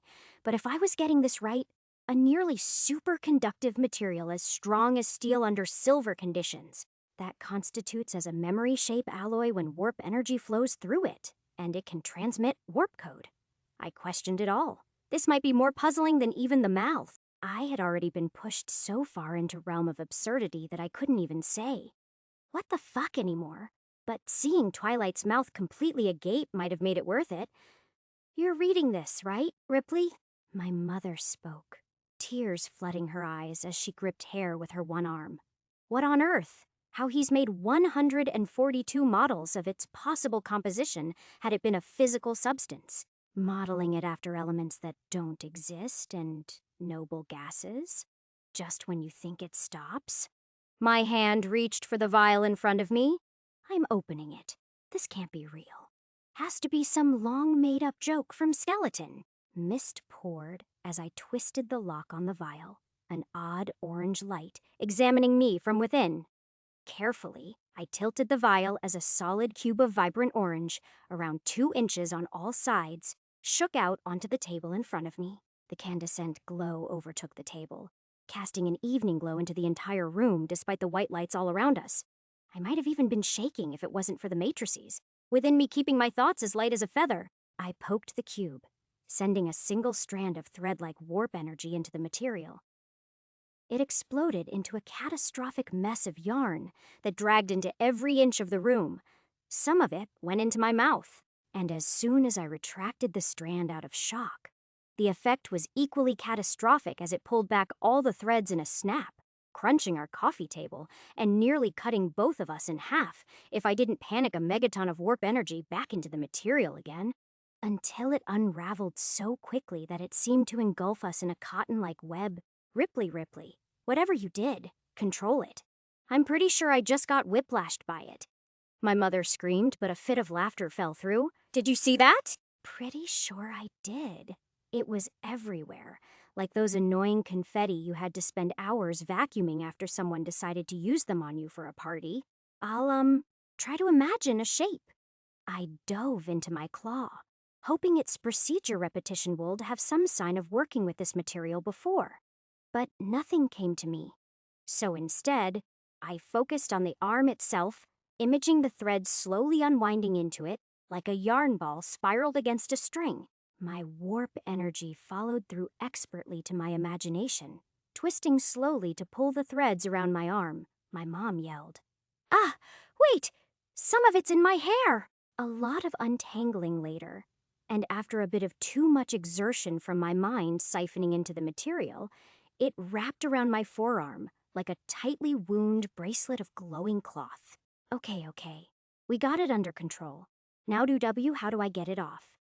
I fixated my warp energy with a push from my other hand, the wearable claw splashing out a golden rain that sank deep into the cloth, as though heating it to melt. It did just that, slipping downwards before I froze it, wondering. The shining orange metal creeped upwards like sentient goo. Its volume stretched much further than I'd expected a 2-inch wide cube could be. I'd need to do some more experimenting later, but for now, across the divots and slits in my arm's mechanical shell, the liquid metal slipped through like water through a ravine before I fastened my control around the outskirts of my arm, like a thin membrane skimming right under its metallic carapace. Then I waited for a second. How do I set a new shape? What if it turns into a cube while it's in my arm? Give me a second. My mom scanned so fast. I thought she might as well have had add a base feature. In order to set a new original shape, you must establish the warp energy to spread equally across the structure's lattice before slowly draining it back towards you over the course of a minute. In the usage of shardware, draw it into the tech before settling it with your implant. So slow and steady. I had to accustom the live wire to this shape. Easier said than done. This was draining me much faster than the coffin had. That was a small sip of my energy, whereas now it was a thirsty camel slurping my being right into. Its hump. A part of me had to fight against the hunger it held, then also appease it whenever I felt an uncomfortable tightness take hold of my arm. But slowly, threads loosened, and metallic plates dislodged give more space for the live wire to settle within my arm. It was hardly done with finesse. My arm felt sluggish with some tougher plates stiffening my joints, but I could clear that up in time. It almost felt like too much was in my arm. Then I remembered something, and a whole avalanche of thoughts came rumbling one after the other. The hollow wire conundrum that Mr. Skeleton had set me out to solve. Wasn't this the solution? And by patent did he mean that he wanted to know how to make the warp material? Was this what he knew I would find? This was all too connected to be a coincidence. I knew that, and I'd only grown more cautious of the black market dealer now. Yet I could hardly focus on that when I felt the thicker whirring of my arm. Mom, how would you feel about spending the next few days on some upgrades? Chapter 28, Chapter 28, Chapter 26. Upgrades Ripley's notes on the 12 features available to shard adapters. There are 12 features, everyone knows that. It's why I like bugs so much compared to Sims. There's way less randomness involved. All you have is what you wanted and the shardware you take to enhance it. You can plan 10 steps ahead if you're smart enough. I like to think I'm plenty smart. 12 features, and I can encompass a third of them. I never thought it would be possible. But here I am. 7:15 p.m. My mom's measuring tape snapped close as we did a 10th set of measurements and performed 50 more calculations ranging from resistance to torque. We hardly had any of the fancy technology in big shard-op clinics, mostly scanners of different types, vital monitoring, automatic calibrators. In fact, all we really had was this measuring tape. I contacted some of the shops upstairs. We would be getting a considerable order tomorrow using the funds I'd gotten from my skin donation. 12:54 p.m., the 11th of June, I tiptoed around the scattered mess of machinery around the floor. It seemed like every hour our already limited floor space was diminishing, and I half thought that we should transfer over to the container where the end skull was located, but then remembered that it wasn't exactly powered. So I put in an order for sleeping bags and a warp converter. 2:09 p.m., waddling around on one leg, with barely an inch of free floor, was hardly my favored mode of transport. Even the couch was littered with papers, sprawled with drawings and equations. I had gone early in the day to bring over the metallic framework end skull's left leg to begin masking it over the titanium bone I'd bought from Skeleton. It wasn't as good as the end skulls, but I thought I'd experiment and see what I could manage on my own before completely adopting my grandfather's work. A simple test on the endoskeleton's parameters told me that it required a very strong capacitance, and I'd only know mine once I finished converging. For all I knew, its leg might just weigh me down. As I began tearing open the shell and piecing together joints and stitched neurowiring between the shell and leg, I thanked the founders that the mal only consumed my pinky and ring finger. If it took away the magnetic screwdriver in my index or the sewing needle in my middle, I would have been fucked. 3:17 p.m. okay. So LiveWire could most definitely hold my body weight. In fact, it was strong enough that releasing my hold over it could yank my couch off the floor when I tested it out with the bronze warp generator. But if I tried it with gold, I threw the thought out of my head, afraid the neighbors in the apartment above wouldn't like a piece of furniture launching from the floor beneath them. But still, that thought was interesting. 7:18 p.m., you know what? I'd taken the training I'd gotten from the coffin for granted. It had certainly altered the feeling of shardware operating. I was no longer dealing in the cold, hard truths of metal, but now delving into a more imagined war of conflicting currents and resistances. It was sort of like what Mirage had said. It was your perception of warp code that counted. Then why was I imagining myself as a general leading pawns of gold to their certain death? 2:14 a.m. the 12th of June. As the new first prototype leg shaped into view, I whistled at the marvel I'd created. It took some inspiration from the engrams. Blueprints too complicated for me to confidently replicate right now, even with procedure repetition. They were mostly just schematics of specialized civilian shardware modified to their maximum output. But they were outdated by a few decades. Technician V.06 has updated to Technician V.07, effect a 7 effect. Increased understanding of synergistic components in shardware. Reading them gave me an understanding of my grandfather, as though piece by piece his history was appearing in front of my vision. He worked with what he had, what the people around him had, often scraps, but in them he could find diamonds, piecing together an amazing contraption the likes the world had never seen. 11:54 a.m., I'd returned to the container, flexing my new leg and taking my sweet time to truly push its limits.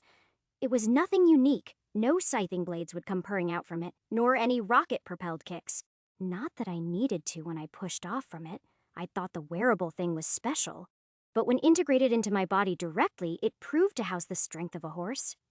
Let's just say that my shoulder hurt from how hard I slammed into the wall. Internal link established. Custom-made lower leg integrity, iron I 4th energy, iron I capacity, iron 2 grade, iron 2 grade, iron I description. A custom-made lower leg made by Ripley Donovic connected to the hamstrings and quadriceps, as well as to an outer shell forged by Albrecht Gravis running over the skin of the upper leg. Using nanocarbon tendon reinforcements and thin strands of live wire, it boasts considerable durability and strength. 3:23 p.m. I'd found myself doing something I didn't really expect. I was redoing the coffin's trial, both in reverse and back to normal. It was easier now that the connected generator wasn't resisting my control, and there were no more electrical shocks. So I'd needed to make it harder for myself in a way I was truly regretting. This time, any time I found myself relying on procedure repetition, I forced myself to pause and consider why I was subconsciously performing those actions. What was it that my conscious brain was lacking in? The data cubes in grams helped a ton. It had terabytes of information about every single piece of tech used to make this thing. In fact, it was essentially a guidebook dictating how he'd come up with this specific variant of the endoskeleton, which seemed to focus on survivability and maintaining muscle tone for high-strength augmentation and durability, hence the membranous films for coating over flesh. Still, my head hurt when I'd realized he had come up with multiple iterations and variants of the Enskull as if one wasn't bad enough. He hadn't even labeled which one was the actual version I was working on, which I supposed worked to only make me more knowledgeable. Oh well, at least it was working. Technician V.0.07 has updated to Technician V.08 effect, increased understanding of shardware stability mechanisms. The 13th of June, the day, had been a repeat of yesterday. Half the day spent on the coffin, the other half on tinkering with live wire, my leg and my claws. Every time I pried a plate apart, I could find some flaw or irregularity I'd let slip by in my last attempt. It was insufferable, and Twilight turned that around in saying that I'm the one who was insufferable by focusing on the quote-unquote tetany stirrers of my work. I had a 99% compatibility with my implant, an almost perfect number, and you know what? That was what I wanted, perfection. The 14th of June, the schematics of my claw's next iteration had finally pieced in a way I was satisfied with. And the setup I'd built in the container wasn't half bad. An iron-grade warp generator fed into another iron-grade warp converter. The difference being that one consumed shards to break their material down and release their energy, and the other used said energy to produce electricity. Alternatively, I tried hooking myself into the converter. The single pulse of gold just drained 3,000 from my bank account as it burst into flame, and 3 hours of my inner store of it. Right. I had high potency but low quantity. It was a miracle I could even work for hours with it, which only made me more curious about how powerful it would become once my rivers of forced usage became trickles of subconscious thought. Other than that, I'd managed a new benchmark on my coffin troubles. Now, rearranging the entire mechanism in around 3 minutes without procedure repetition. It was time to do it without breakdown. You know you're a masochist, right? Twilight spoke into her palm. I laid my eyes only on the coffin. The word you're looking for is narcissist, number. Twilight scrunched her eyes. I'm pretty sure it's not, but it might fit either way. You've got a real ego now. I'm gold, aren't I? I snarked, maybe a little too haughty with how I felt. Might as well act like it. You're insufferable. She rasped, floating over to me. Insufferably endearing. I began to tear steel open, my blood pumping with excitement at every step of progress I was making. Twilight clicked her tongue. Yep, narcissist works. The 15th of June, I was glad to be able to have company in Twilight, even if she could be meddlesome at times.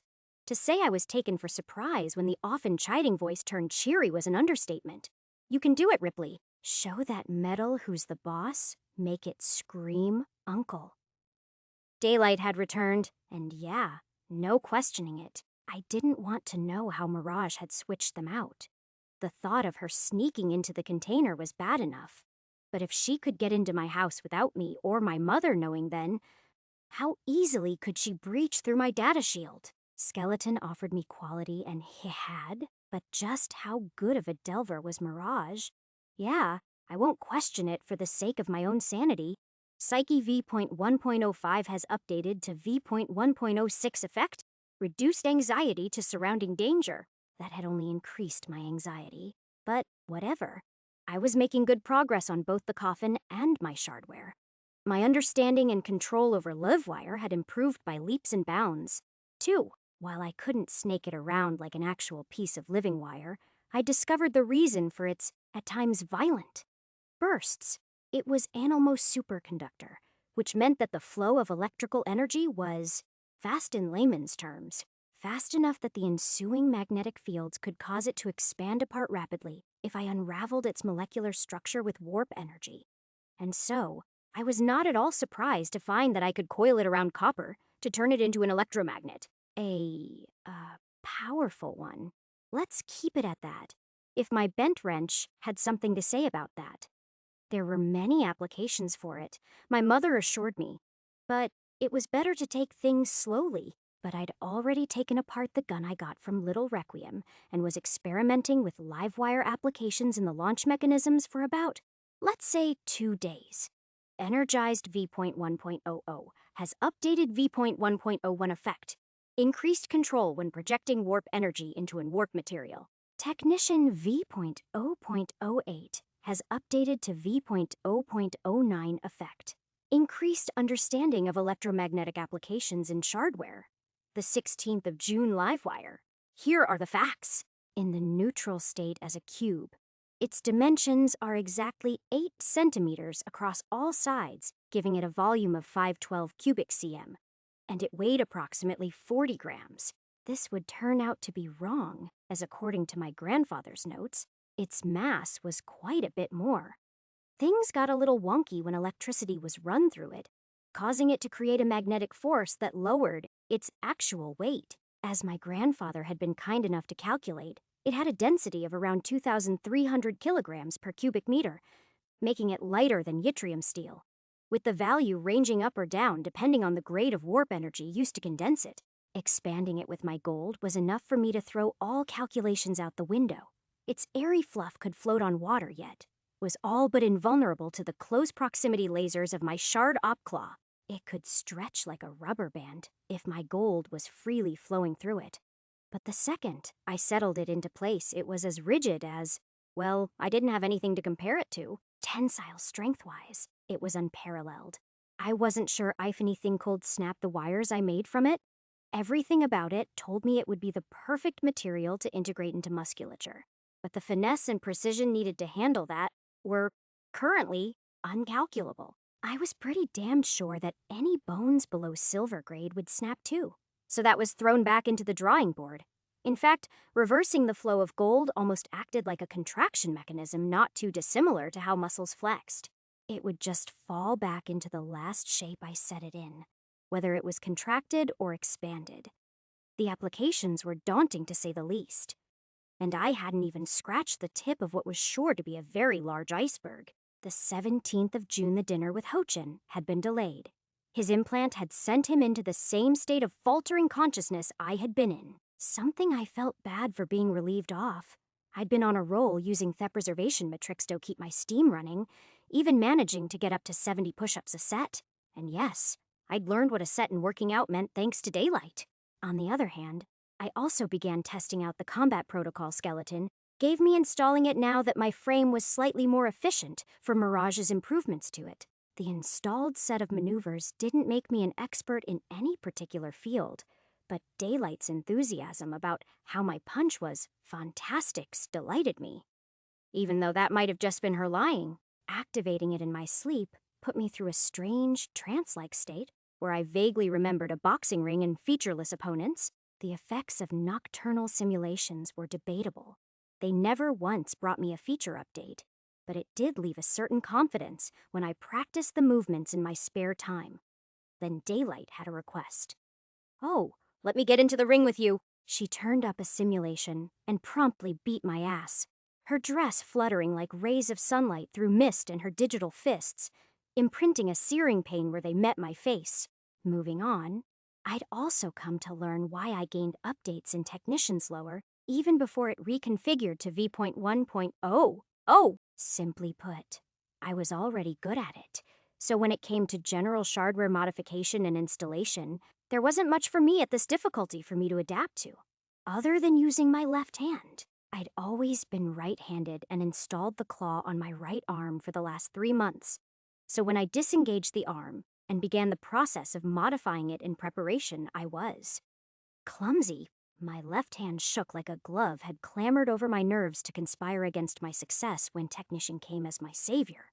Technician V.0.09 has updated to V.0.10 effect. Promotes ambidextrous usage of both arms in shardware operation. The only other thing I hadn't adapted to was experimental shardware designed by the world's brightest. The 5 claw tips were dangerously well put together, each holding enough functionality within to be compared to a full operating claw in the civilian stores. Wickedly long, sharp as knives, and curving down like a talon. It could easily be mistaken for combat shardware by the police. So, with consolation from both my mother and Daylight, I set to limiting the tip's capabilities. Technician V.0.10 has updated to V.1.00 effect, establishing feature protocol, reverse engineering. This protocol significantly improves the rate at which the adapter can extract information about shardware creation and modification by breaking it down. I froze. If that meant what I thought it meant, then I turned my attention from the tips onto something far more precious to me. My claw, my mother's claw, and formerly my grandfather's claw. My family legacy. I set to tearing it apart. The 18th of June to extract design information from the deconstruction of machinery. It was everything I needed and more. That was the basis of reverse engineering. Knowledge flooded like a downstream river into an estuary with every carefully detached wire or click of metal out of place. I was the thief of forbidden knowledge, of civilian shardware, and my own. I was stealing away the blueprints of my own arm, scavenging up secrets, even though I had worked on it plenty of times. The engrams were useful, but there was something different between reading another's details about the claw and coming to my own conclusions. I'd made a few improvements here and there throughout the months, but it was never my own creation, unlike my leg. But even that was built upon the instructions of my grandfather. I was determined to build upon his legacy. Note or create it. As I slotted 5 joints into place, I hadn't just reformed the arm, I'd improved upon it. From breaking down one finger, I'd learned how to make it. Then by breaking down all of them, it became easier for me to see the next steps to build the 2 I was missing. There was a cycle here. Breakdown told me how to dismantle without fatally damaging it. Then I rebuilt it with the gained knowledge, maybe making a mistake here or there that I would recognize in a blink when I tore it down once more. Then procedure repetition would guide my left hand into sticking the pieces together with the aided knowledge of reverse engineering. And this was the first time I'd truly taken advantage of the visual aid updated in my lenses. I could see the next steps, a holographic framework of the skeletal and muscular components stemming out from what was present in reality. As for the coffin, it had become my treasure trove once more. The hurdles of knowledge where I'd stumbled upon were cleaved into opportunities with each intrusion. I siphoned off its inner workings into my memory to gain a deep understanding of each exact piece and their purpose. In fact, I was beginning to believe that if I could afford all these pieces, then I could build the endoskeleton from scratch. The perfect combination of features and links in my arm synergized in seconds. Maybe a shred of understanding dawning on me of just how out of the ordinary a pseudo-silver was. And about that, I still had no clue how my grandfather did it. To implant a link engram, I'd have to extract code from an implant that had that originating feature, or use my own feature to self-establish it. And with the one unknown iron bug I'd gotten from Little Requiem, it wasn't looking likely I'd be able to do that just yet. That required delving in Toda weaving, something I was sure I wouldn't get unless I upgraded my gold into titanium. Unless, or until, I snickered to myself, feeling very proud of who I was. The 25th of June, 3 weeks had come and gone since I'd met the Mal, and my life so far this week consisted of staring down the same concrete wall of the container until there was no more I could learn from my claw or the coffin. Instead, I'd put my sights on all the other Shard-Op claws on the market. If I wanted the best, then I'd need to learn from my competitors. Syntech, Imperium, Mazir, Hathama, and Neocore. The last would be nearly impossible to get unless I went to Mr. Skeleton. But all the rest? I had money to spare at the stores in my mega building. 50,000 Shardine fell from my bank account like a waterfall, and the last 2 days had seen me shattering each claw into pieces before remodeling them together. The newest in the markets of standard grade and the higher quality components of iron grade each fell to the floor like snow, carpeting the already littered floor with inches of steel. There was one old world story I knew about, Frankenstein, or more precisely, Frankenstein's monster. The act of piecing together conflicting bits of matter together under a synonymous hold, except my arm wouldn't be a raging beast with the intellect of a child. No, I would do what Dr. Frankenstein couldn't. Old schematics tore and new ones drew over digital mind maps. My mother grew worried of my absence from home and the commitment to my project, while the switching daylight and twilight, who each held their own views about the admittedly. Fine. Yeah, I was a bit masochistic thanks to the preservation matrix, but bones of yttrium steel sculpted up. A fine meshwork of carbon nanotube muscles stitched over them. Shards fed glowing veins of iron across their thick cords of neurowiring. Solid gray metal plating swerved around each bulging mountain of metallic musculature to compact it into a sleeker model, until 5 claws pierced the light reflecting off them. Wickedly sharp, but not curved anymore. They were straight and ended like razor blades. Turns out being curved isn't the best choice if you want to launch the Minnesota and else's shardware. That option would work maybe for grappling and clawing, but with gold I had luxuries few else could afford. I jousted my claw forward, as though I was poking someone's eyes. Laughing a smooth current of both electrical and warp energy navigated through my spine, through the brachial plexus into my shoulder, and spiking down into my arm, like a winding serpent with fangs that combined with my own sharp claws. They leaped out as one combined force of metallic venom. The handcrafted launch mechanism I'd managed being more than sufficient. My hand flinched as twin nails of index and ring shot out like harpoons into the coffin, and pierced into it through several inches. A thick cord of orange-lit rope connected at the highest joint of each finger. The gold-strengthened wires tight and more solid than steel. The coffin stirred as threads of my warp energy dove through the live wire, like a pack of scrappers down on a careless corp, slashing away at the seams of shardware. The formation shook violently, bursting open into a complete endoskeleton so quickly that it briefly hopped off the floor. Then, I specified instructions to alter its own structure. Joints loosened as muscles sagged and tendons decoupled. Just as quickly as it had appeared, the skeleton crumbled to the floor, proof that I'd conquered it. Not a single inch of my body felt sorry at the crumbled jawbone or fractured bones bending in odd angles. After all, if I ever wanted it again, I could just put it back together. Well, except the eyes.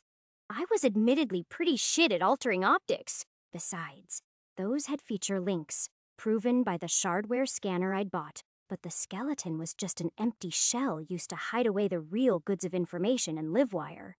Sure, it had promise and ingenuity behind its creation, but it never was anything more than just pieces of civilian shardware smashed together under an artisan's guile to match military-grade stuff. But what about combat shardware?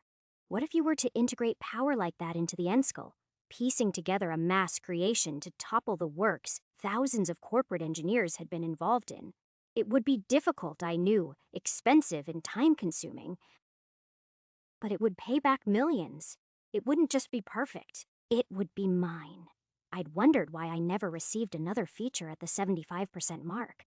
Maybe I was wrong about features arriving every 25%. Maybe I was developing too quickly for my implant to decide.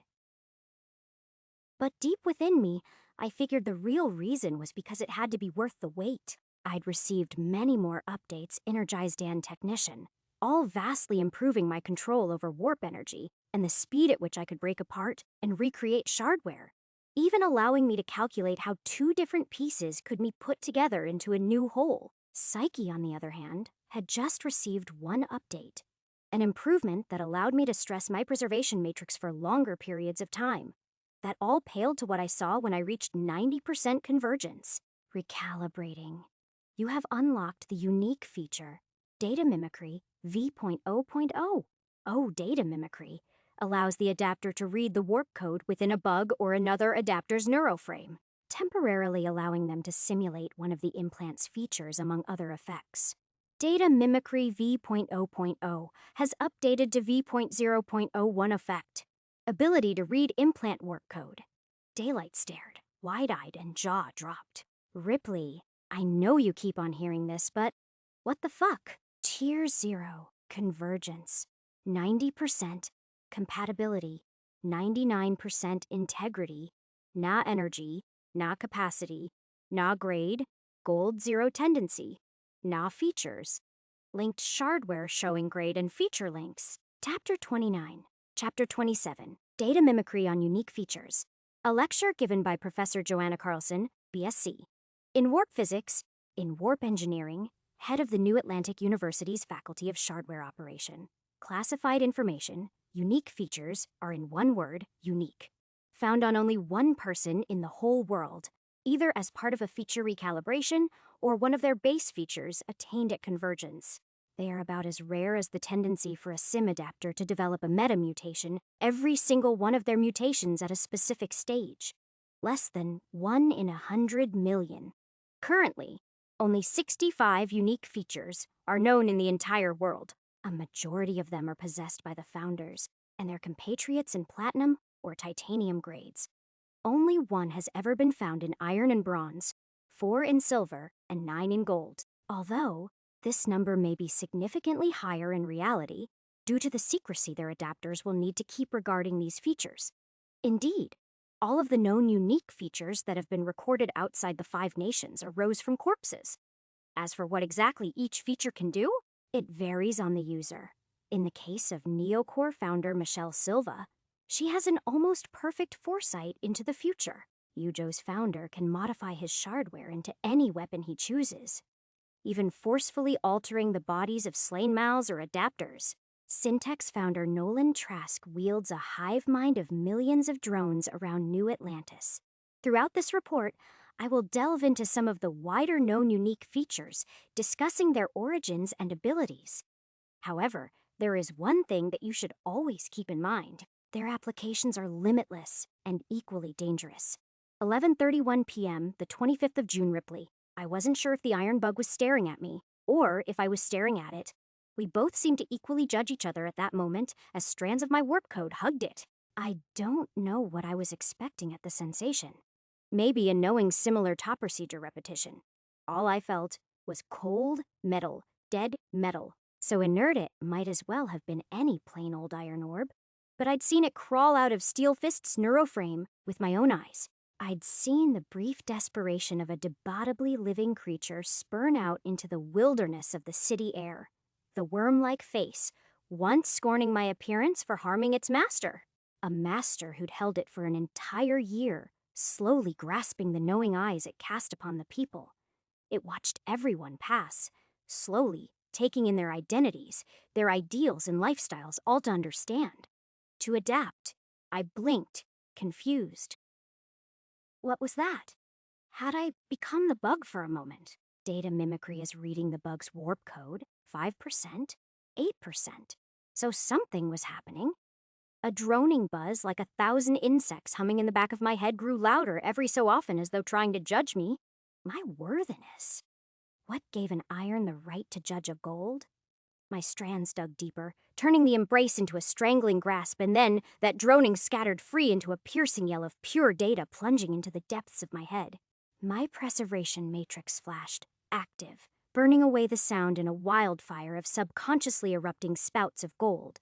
30%, 40%, 50%. Whatever I did, it was working. I kept up the pressure as slowly that stubborn shield cracked apart, a crumbling roof of iron falling to reveal the light of my gold into it. 80%, 90%, 100% data mimicry V.01 has updated to V.0.02 effect. Ability to view extracted data off a bug scanned. Grade iron tier 0. Convergence features. Analyze V.08 previous adapters. Rhodius Kimber. 1.5 years. Judy Shona. 4 months. You may mimic the feature. Analyze. I slipped my thoughts deeper, choosing to accept that option, which sent my gold sinking deep into the implant before it reeled back into me like a fisherman's line. Caught on its hook was a treasure of a lifetime. Mimicking feature. Iron grade analyze V.0.08. Update summary. An iron bulb sunk into the back of my brain, a tickling sensation that fled into my eyes and brainstem as a buzzing circuitry of information sparked up and down. My vision blurred before clarity polished over my sight, as though any nicks or bumps in a camera lens had been cleaned off. Each reflection of the light scattering among the sea of scrap beneath me, refracted into hidden stories of a past once known. In seconds, everything hadn't just become more clear. They'd been stripped bare of any secrecy. I was beginning to see what the former adapter of the implant could. As a scrapper, he would need to be able to recognize weak targets with valuable trinkets or implants. My only issue was that here in the container, I'd already known too much about the value of everything. So I set myself outside, and even the wind seemed to whisper sweet mysteries now. Every passing person held an enigma that my vision took it as a challenge to uncover, to gauge and determine just what I could gain from the slightest sign of weakness.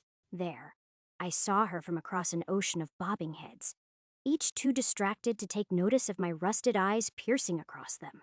Her gait was uneven thanks to heels she wasn't used to, but the clear metallic lining running along her temple was a Hathama brand comms link. A corporate. No. She held that briefcase close to her body like her life would end if it was an inch away from her. The glistening sweat under climate-controlled streets and grinding jaw was all too telling of anxiety, not the kind you would see in a seasoned corporate too proud to know the feeling.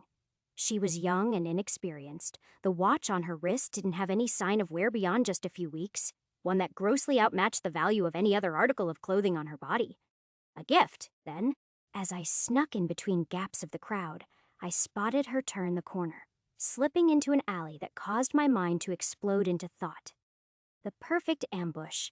Subconsciously, my body moved to the cover of the corner. She wasn't alone now, after joining up with a rough-looking female scrapper, which meant I'd need to observe for the perfect moment to strike?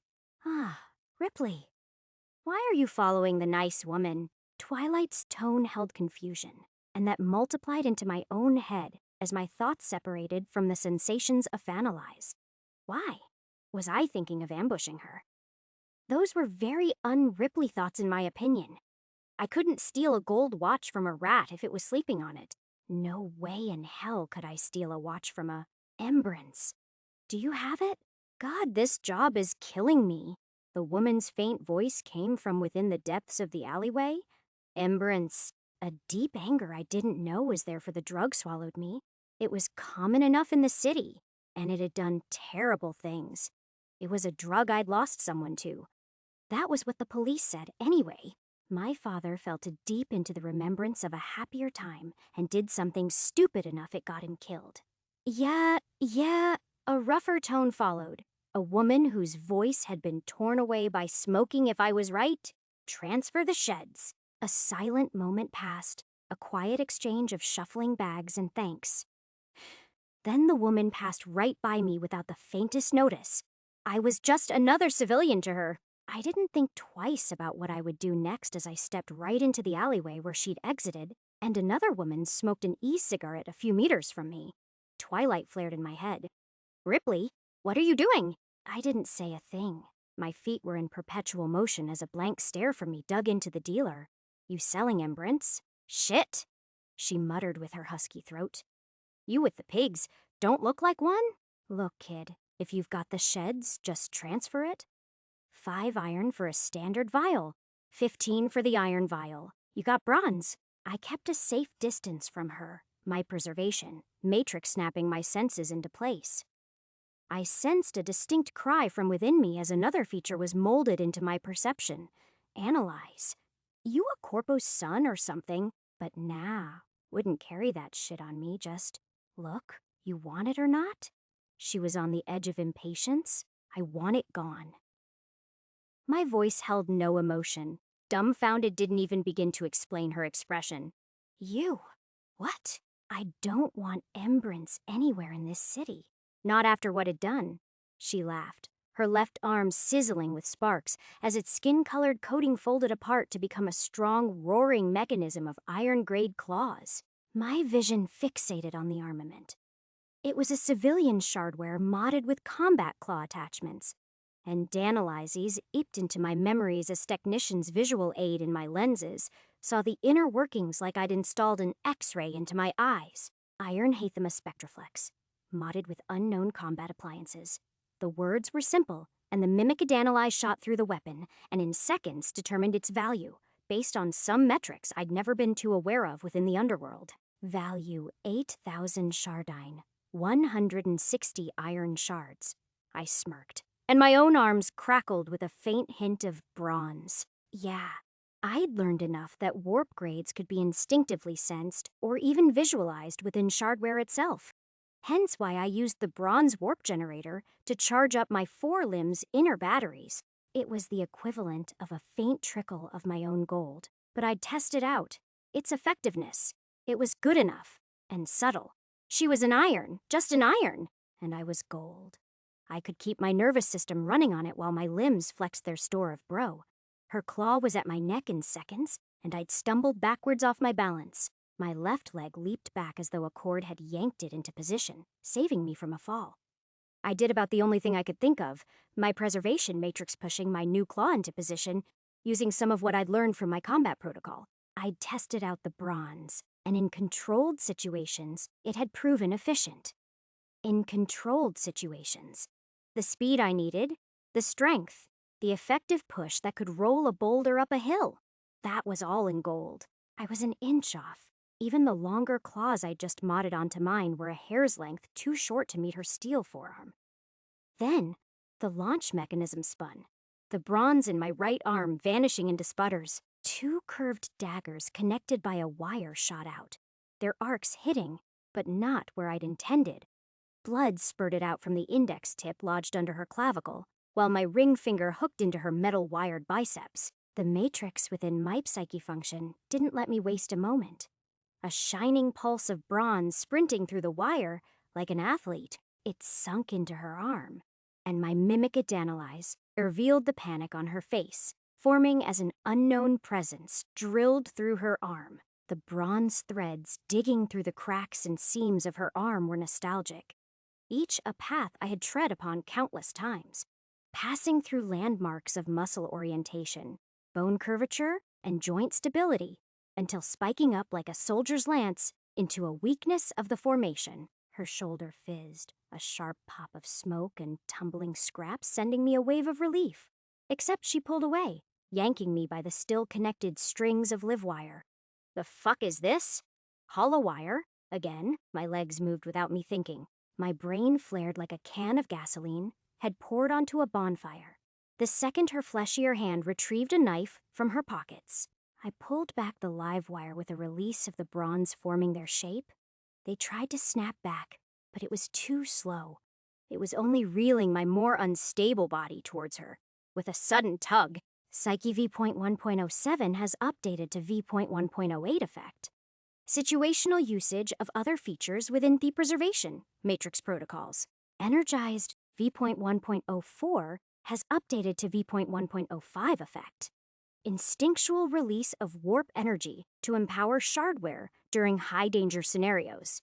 My feet were swept of the floor, and it took me a blink to realize that so was she as the 2 claw tips came reeling back, gold energy shooting them back into my arm.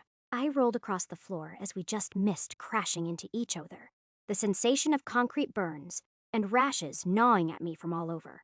But as usual, my matrix didn't give me the chance to give it proper attention. Like a ravenous, blood-starved gene freak, she came hurtling onto my body with a knife aimed at my torso. My metal arm slammed against her organic one, the painful crunch of a bone breaking against a steel sending a scream through her.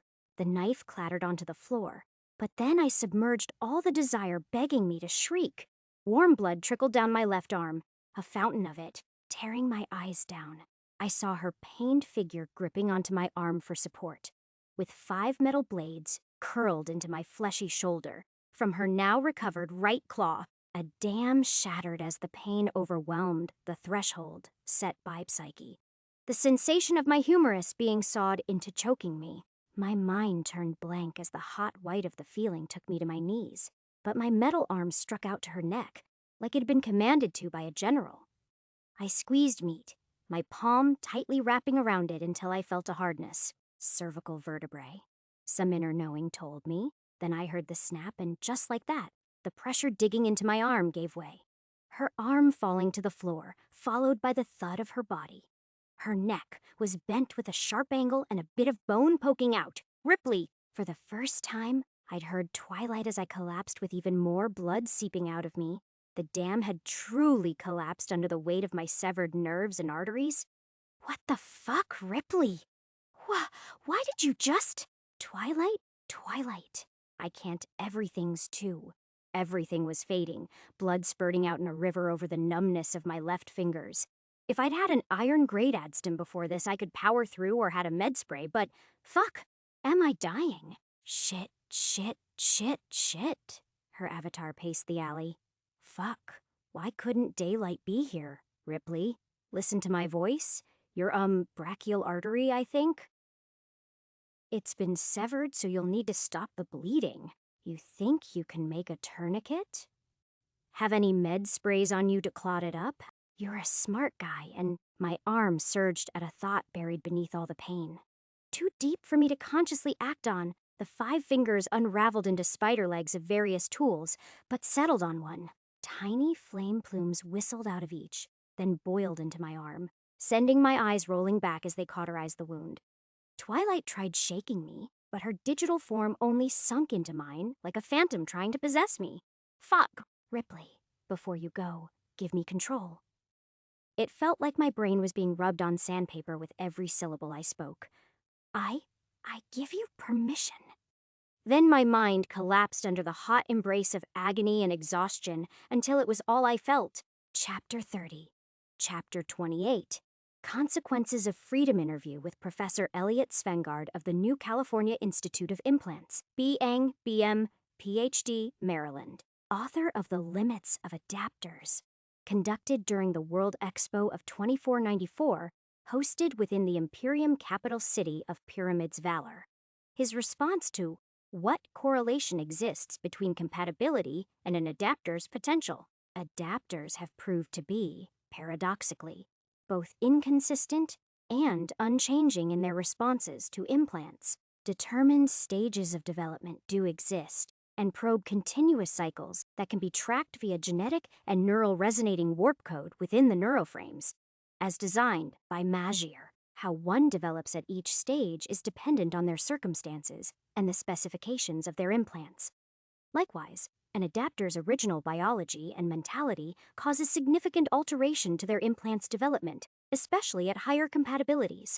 Statistically, less than 1% of all implant users are above the 75%, yet they make up more than 90% of all evolved adapters at Tierra 4th, as referenced in the research paper Stevens, Ibrahim, Mosagor et al. An adapter with 70% progresses at a similar rate of a higher-grade adapter at 50%, while adapters at 80% can progress equivalent to a higher grade at 70%. And above this, each 5% difference causes a significant speed increase in development at a hypothetical 99%. A bronze adapter may even develop at speeds comparable to gold or titanium at 80% compatibility. As for 100%, the exponential constant governing the rate of implant development seems to no longer exist within such ranges. It could be classified as a limitless potential if it were to exist. As one's mind merges with the notion of warping reality, whether compatibility is dependent on one's genetics or psychology has been debated upon, with many scientific claims leaning towards one or the other, and oftentimes both. However, one thing is certain. An implant never shares the same compatibility with 2 different recipients. Even monozygotic twins are known to carry differentiating compatibilities. Tests conducted with controlled childhoods within the cradles, where identically cloned individuals are tested with implants, continue to show high degrees of variability. As such, the nature of compatibility can be considered random despite all scientific input towards its understanding and quantification. Despite that, the trends of compatibility can be understood, even if they prove difficult to be measured. 4:42 a.m., the 26th of June. Ripley stirring awake. I was all too aware of the lack of sensation in my left arm, where I should have had some sense of muscle tone, or the prickle of hair against whatever surface I laid on, was instead just weight. Dead weight. You're awake. It was a voice I'd heard before, steeled up as though coming from a speaker. Diamante's voice. He was that guy who stuck the new leg onto me, Missy's right-hand man, and made entirely of metal. The lights above were blinding, but within them I saw that fight repeat itself again and again. An overcast illusion of my failure. My eyes stayed open, not blinking once. You, didn't cut off my arm? Diamante's body moved outside my vision, the shuffling of steel in a trench coat droning in my ears. Didn't seem to like it the last time I operated. Besides, it would be a bit tiresome if every time we met you, you had to get a limb removed. A dry chuckle escaped me. Maybe I should just cut them all off to save you the trouble. Maybe. I heard a snort at the end of it. He thought I was joking. I wasn't. I tried anything to remove my mind from reality. Which organic part is the worst to get removed? The axial skeleton. Many people think it would be your organs, but it isn't. He sounded confident in his response. Those red eyes moved into my view, their uncaring blankness stripping my vulnerability down. Your ribs and vertebrae are a bitch. Organs don't have too many pain receptors except for some slow pain nerves.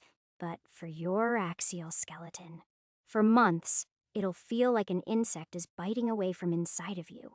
I'd been handcuffed to stop me from digging in. That made me all too thoughtful of what I'd come across. Found an endoskeleton, but you already know that thanks to Mirage, it's the type you played over your bones. Heard about it? Yeah. Lucky ass. Your grandfather, Alberich, damn what I would have given for him to just use a screwdriver on my body. Diamante's metallic arms drifted above me, holding a crimson bag that replaced one that was empty. Diamante explained as he hooked it up to me with an already present catheter stinging into my thigh. Synthetic blood. You lost a lot on the way here. Or Twilight did anyway, had to get her to Mirage before you passed out. Pain in the ass hooking it up to your femoral vein, by the way. Shh. Surprised you aren't berating me for all of this. I hastily breathed out, if he wasn't here to taunt me. Then was this when they scalped my gold out for themselves? Don't need to. Diamante seemed to hold back a chuckle. Those crimson beams of light turned somewhere my body couldn't afford the energy look to.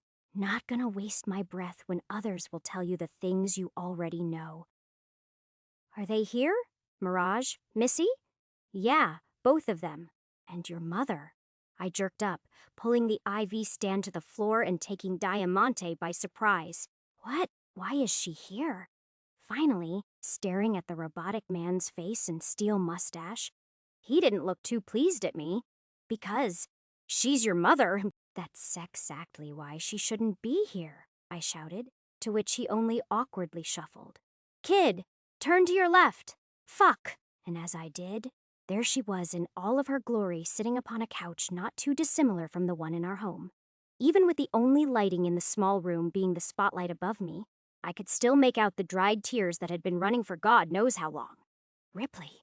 A fucking idiot. Her voice was beyond broken, shattered to pieces. You attacked and killed. Do you know what you've done? Saved his own life. Another voice, Mirage's, came from my right.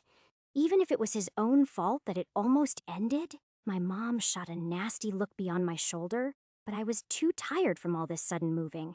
You need to understand. Every day, my boy disappears for all of daylight, and when he comes back, all he does is grumble about what? Not getting a fourth feature? Failing to crack apart thousands of shardware pieces in less than a minute. Not understanding a warp material. All things that shouldn't even be possible. Then, one day, he just doesn't come home at all. Instead, I get a knock on my door in the middle of the night and I'm driven here to see you. Like this. At this point, I'm not sure which of us is going to live longer.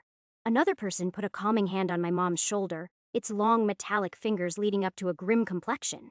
Missy, the mastermind of all of this, was comforting my mother. Isabel, I'm sorry you have to go through with this. He's certainly, an idiot. But look at him, at his face. You saw the video recordings. He had a purpose behind it. With that, all of them looked at me, awaiting an answer. My lips moved slowly, but the words spilled out aching in rage. She was selling Embrance. My mother froze in horror. She immediately knew all too well why I did what I did. To the others, it only perked up even more confusion. Mirage's voice rendered from behind me. Remembrance! That psycho drug used to hallucinate old memories. Why would you go after someone for selling it?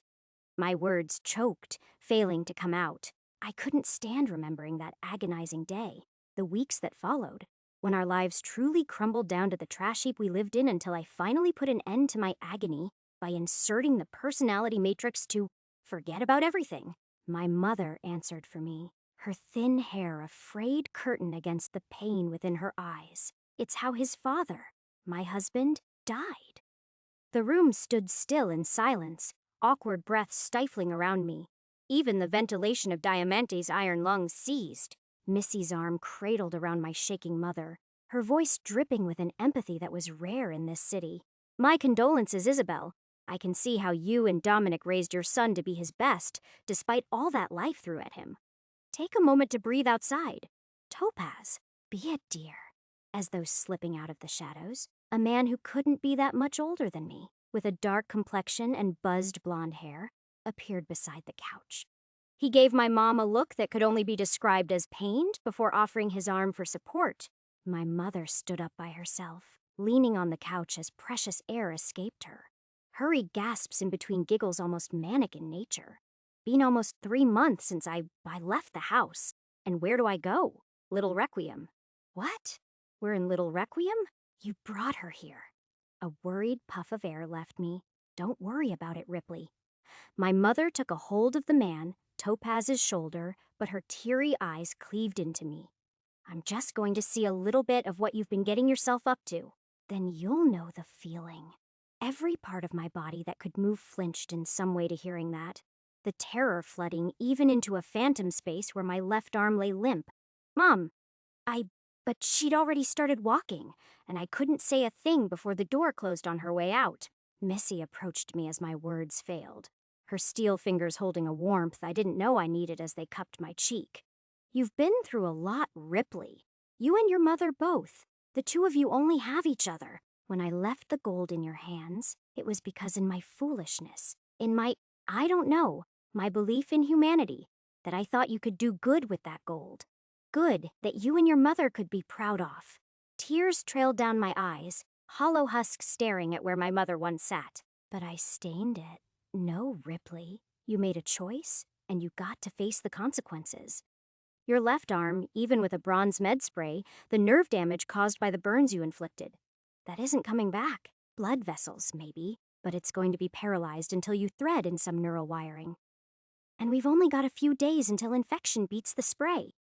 I'm getting it removed. Somehow, making that choice made it easier to climb out of the sinking pit of my mind, and I saw it reflect in Missy's eyes as she nodded with the faintest smile.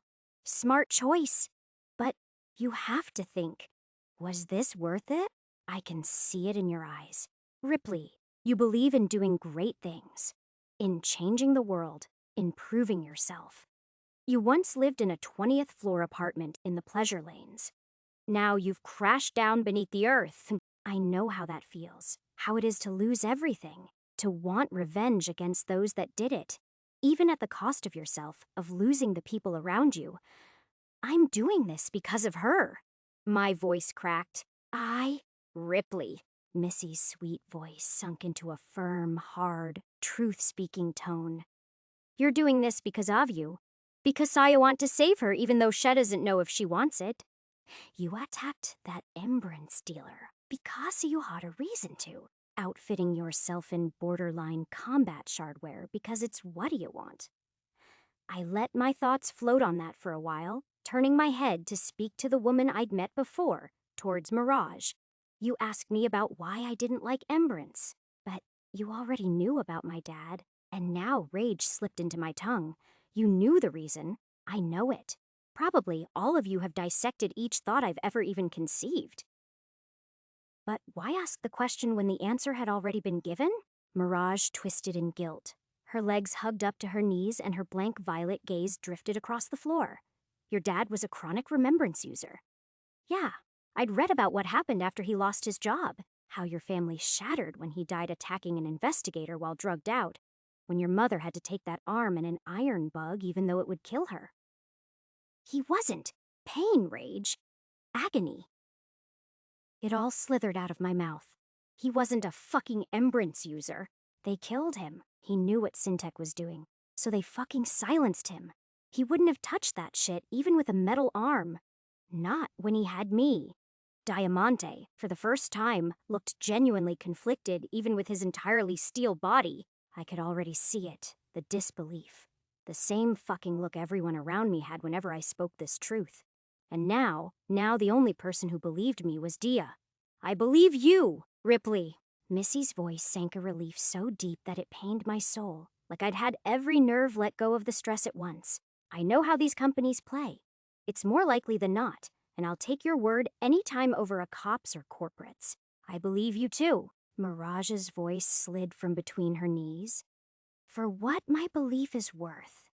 Diamante's fists shook like a jackhammer in place, an intensity dancing behind those metallic eyes. You're a messed up kid, Ripley, but it's not your fault. None of this is. You got a deck with a high card of 1, and now they're all aces.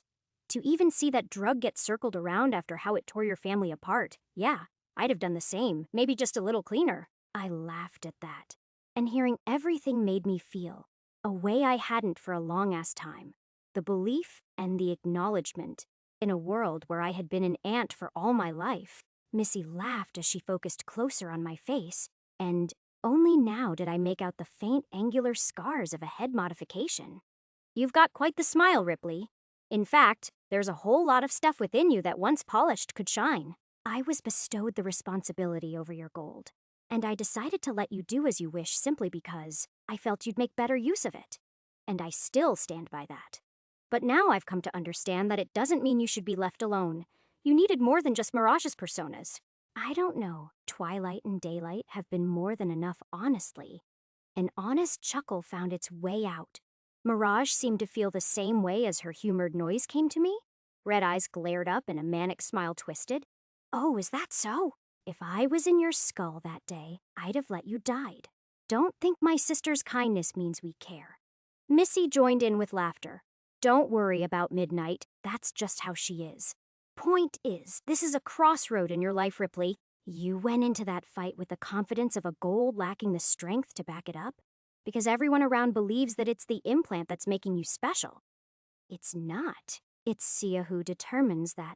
You who weaves the future into the path ahead. Then her voice dropped low, holding a swell of pain. And the path we walk isn't a very good one. Come with me. She unplugged the IV with a delicate pluck. A quick spray from her finger cooling the minuscule wound and scabbing it in seconds. Then she held my hand to get me off the table, and I found the weight I could lean on her had made her seem like a bastion. Like an umbrella was covering me from the thunderstorm, raging around me. Gingerly, she walked me until I steadied my pace to turn around and walk to a table that had been right behind my head. It held a corpse.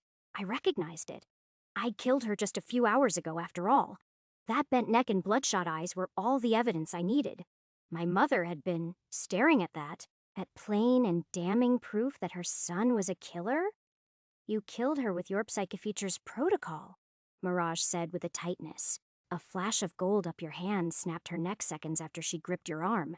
She didn't die immediately, but she was paralyzed for around an hour, and a half below the neck thanks to her tear-eye physiology. She died in the car ride over here.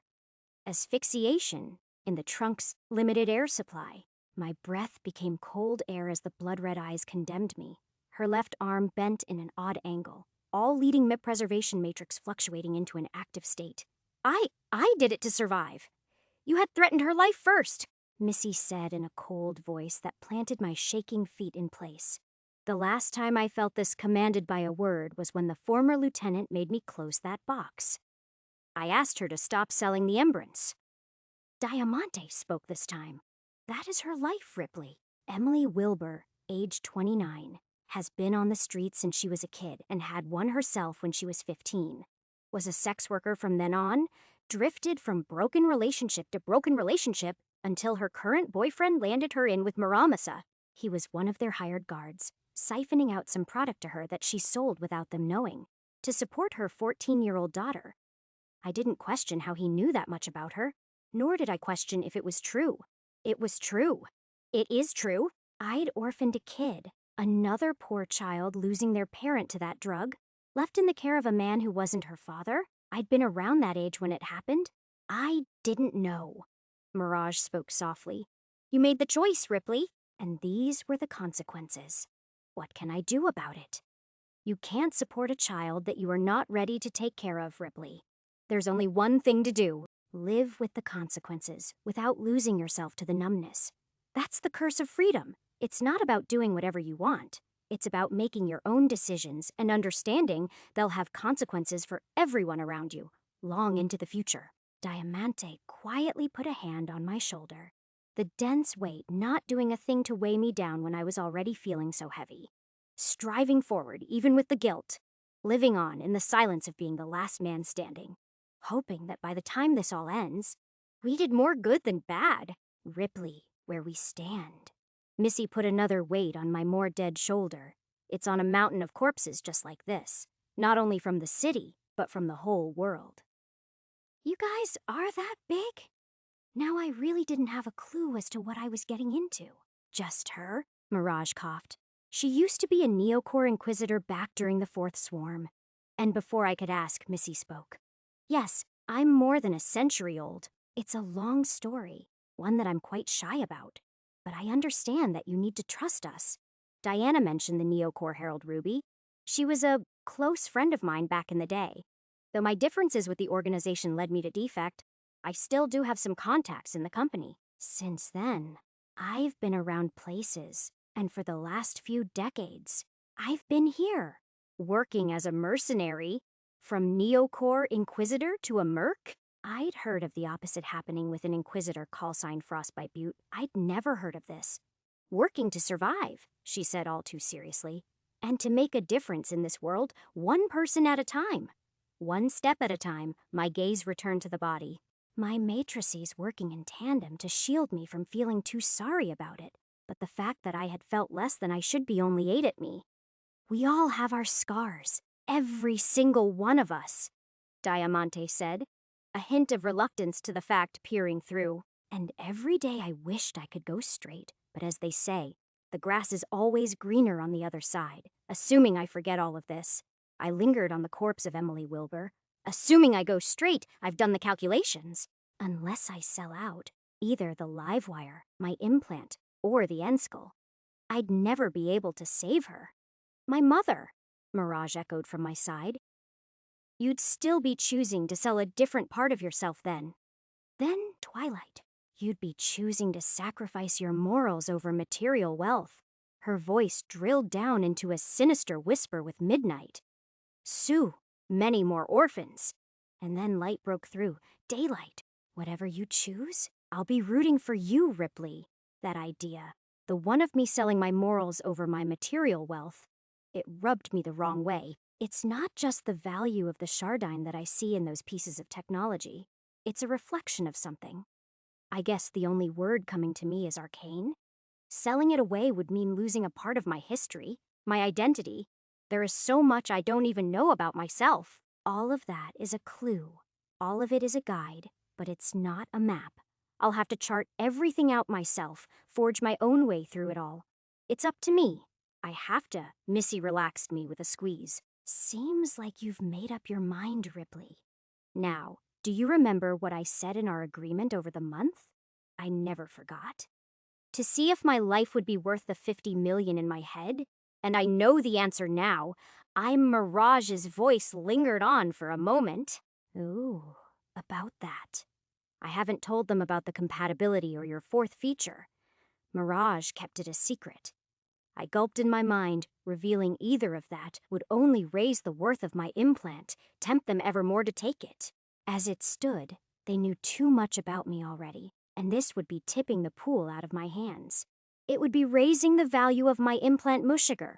Then concealing it, however, would be an admission that it would be worth less than my life. Every neuron of my mind swarmed against the syllables coming out of my mouth, but they pushed through, unyielding.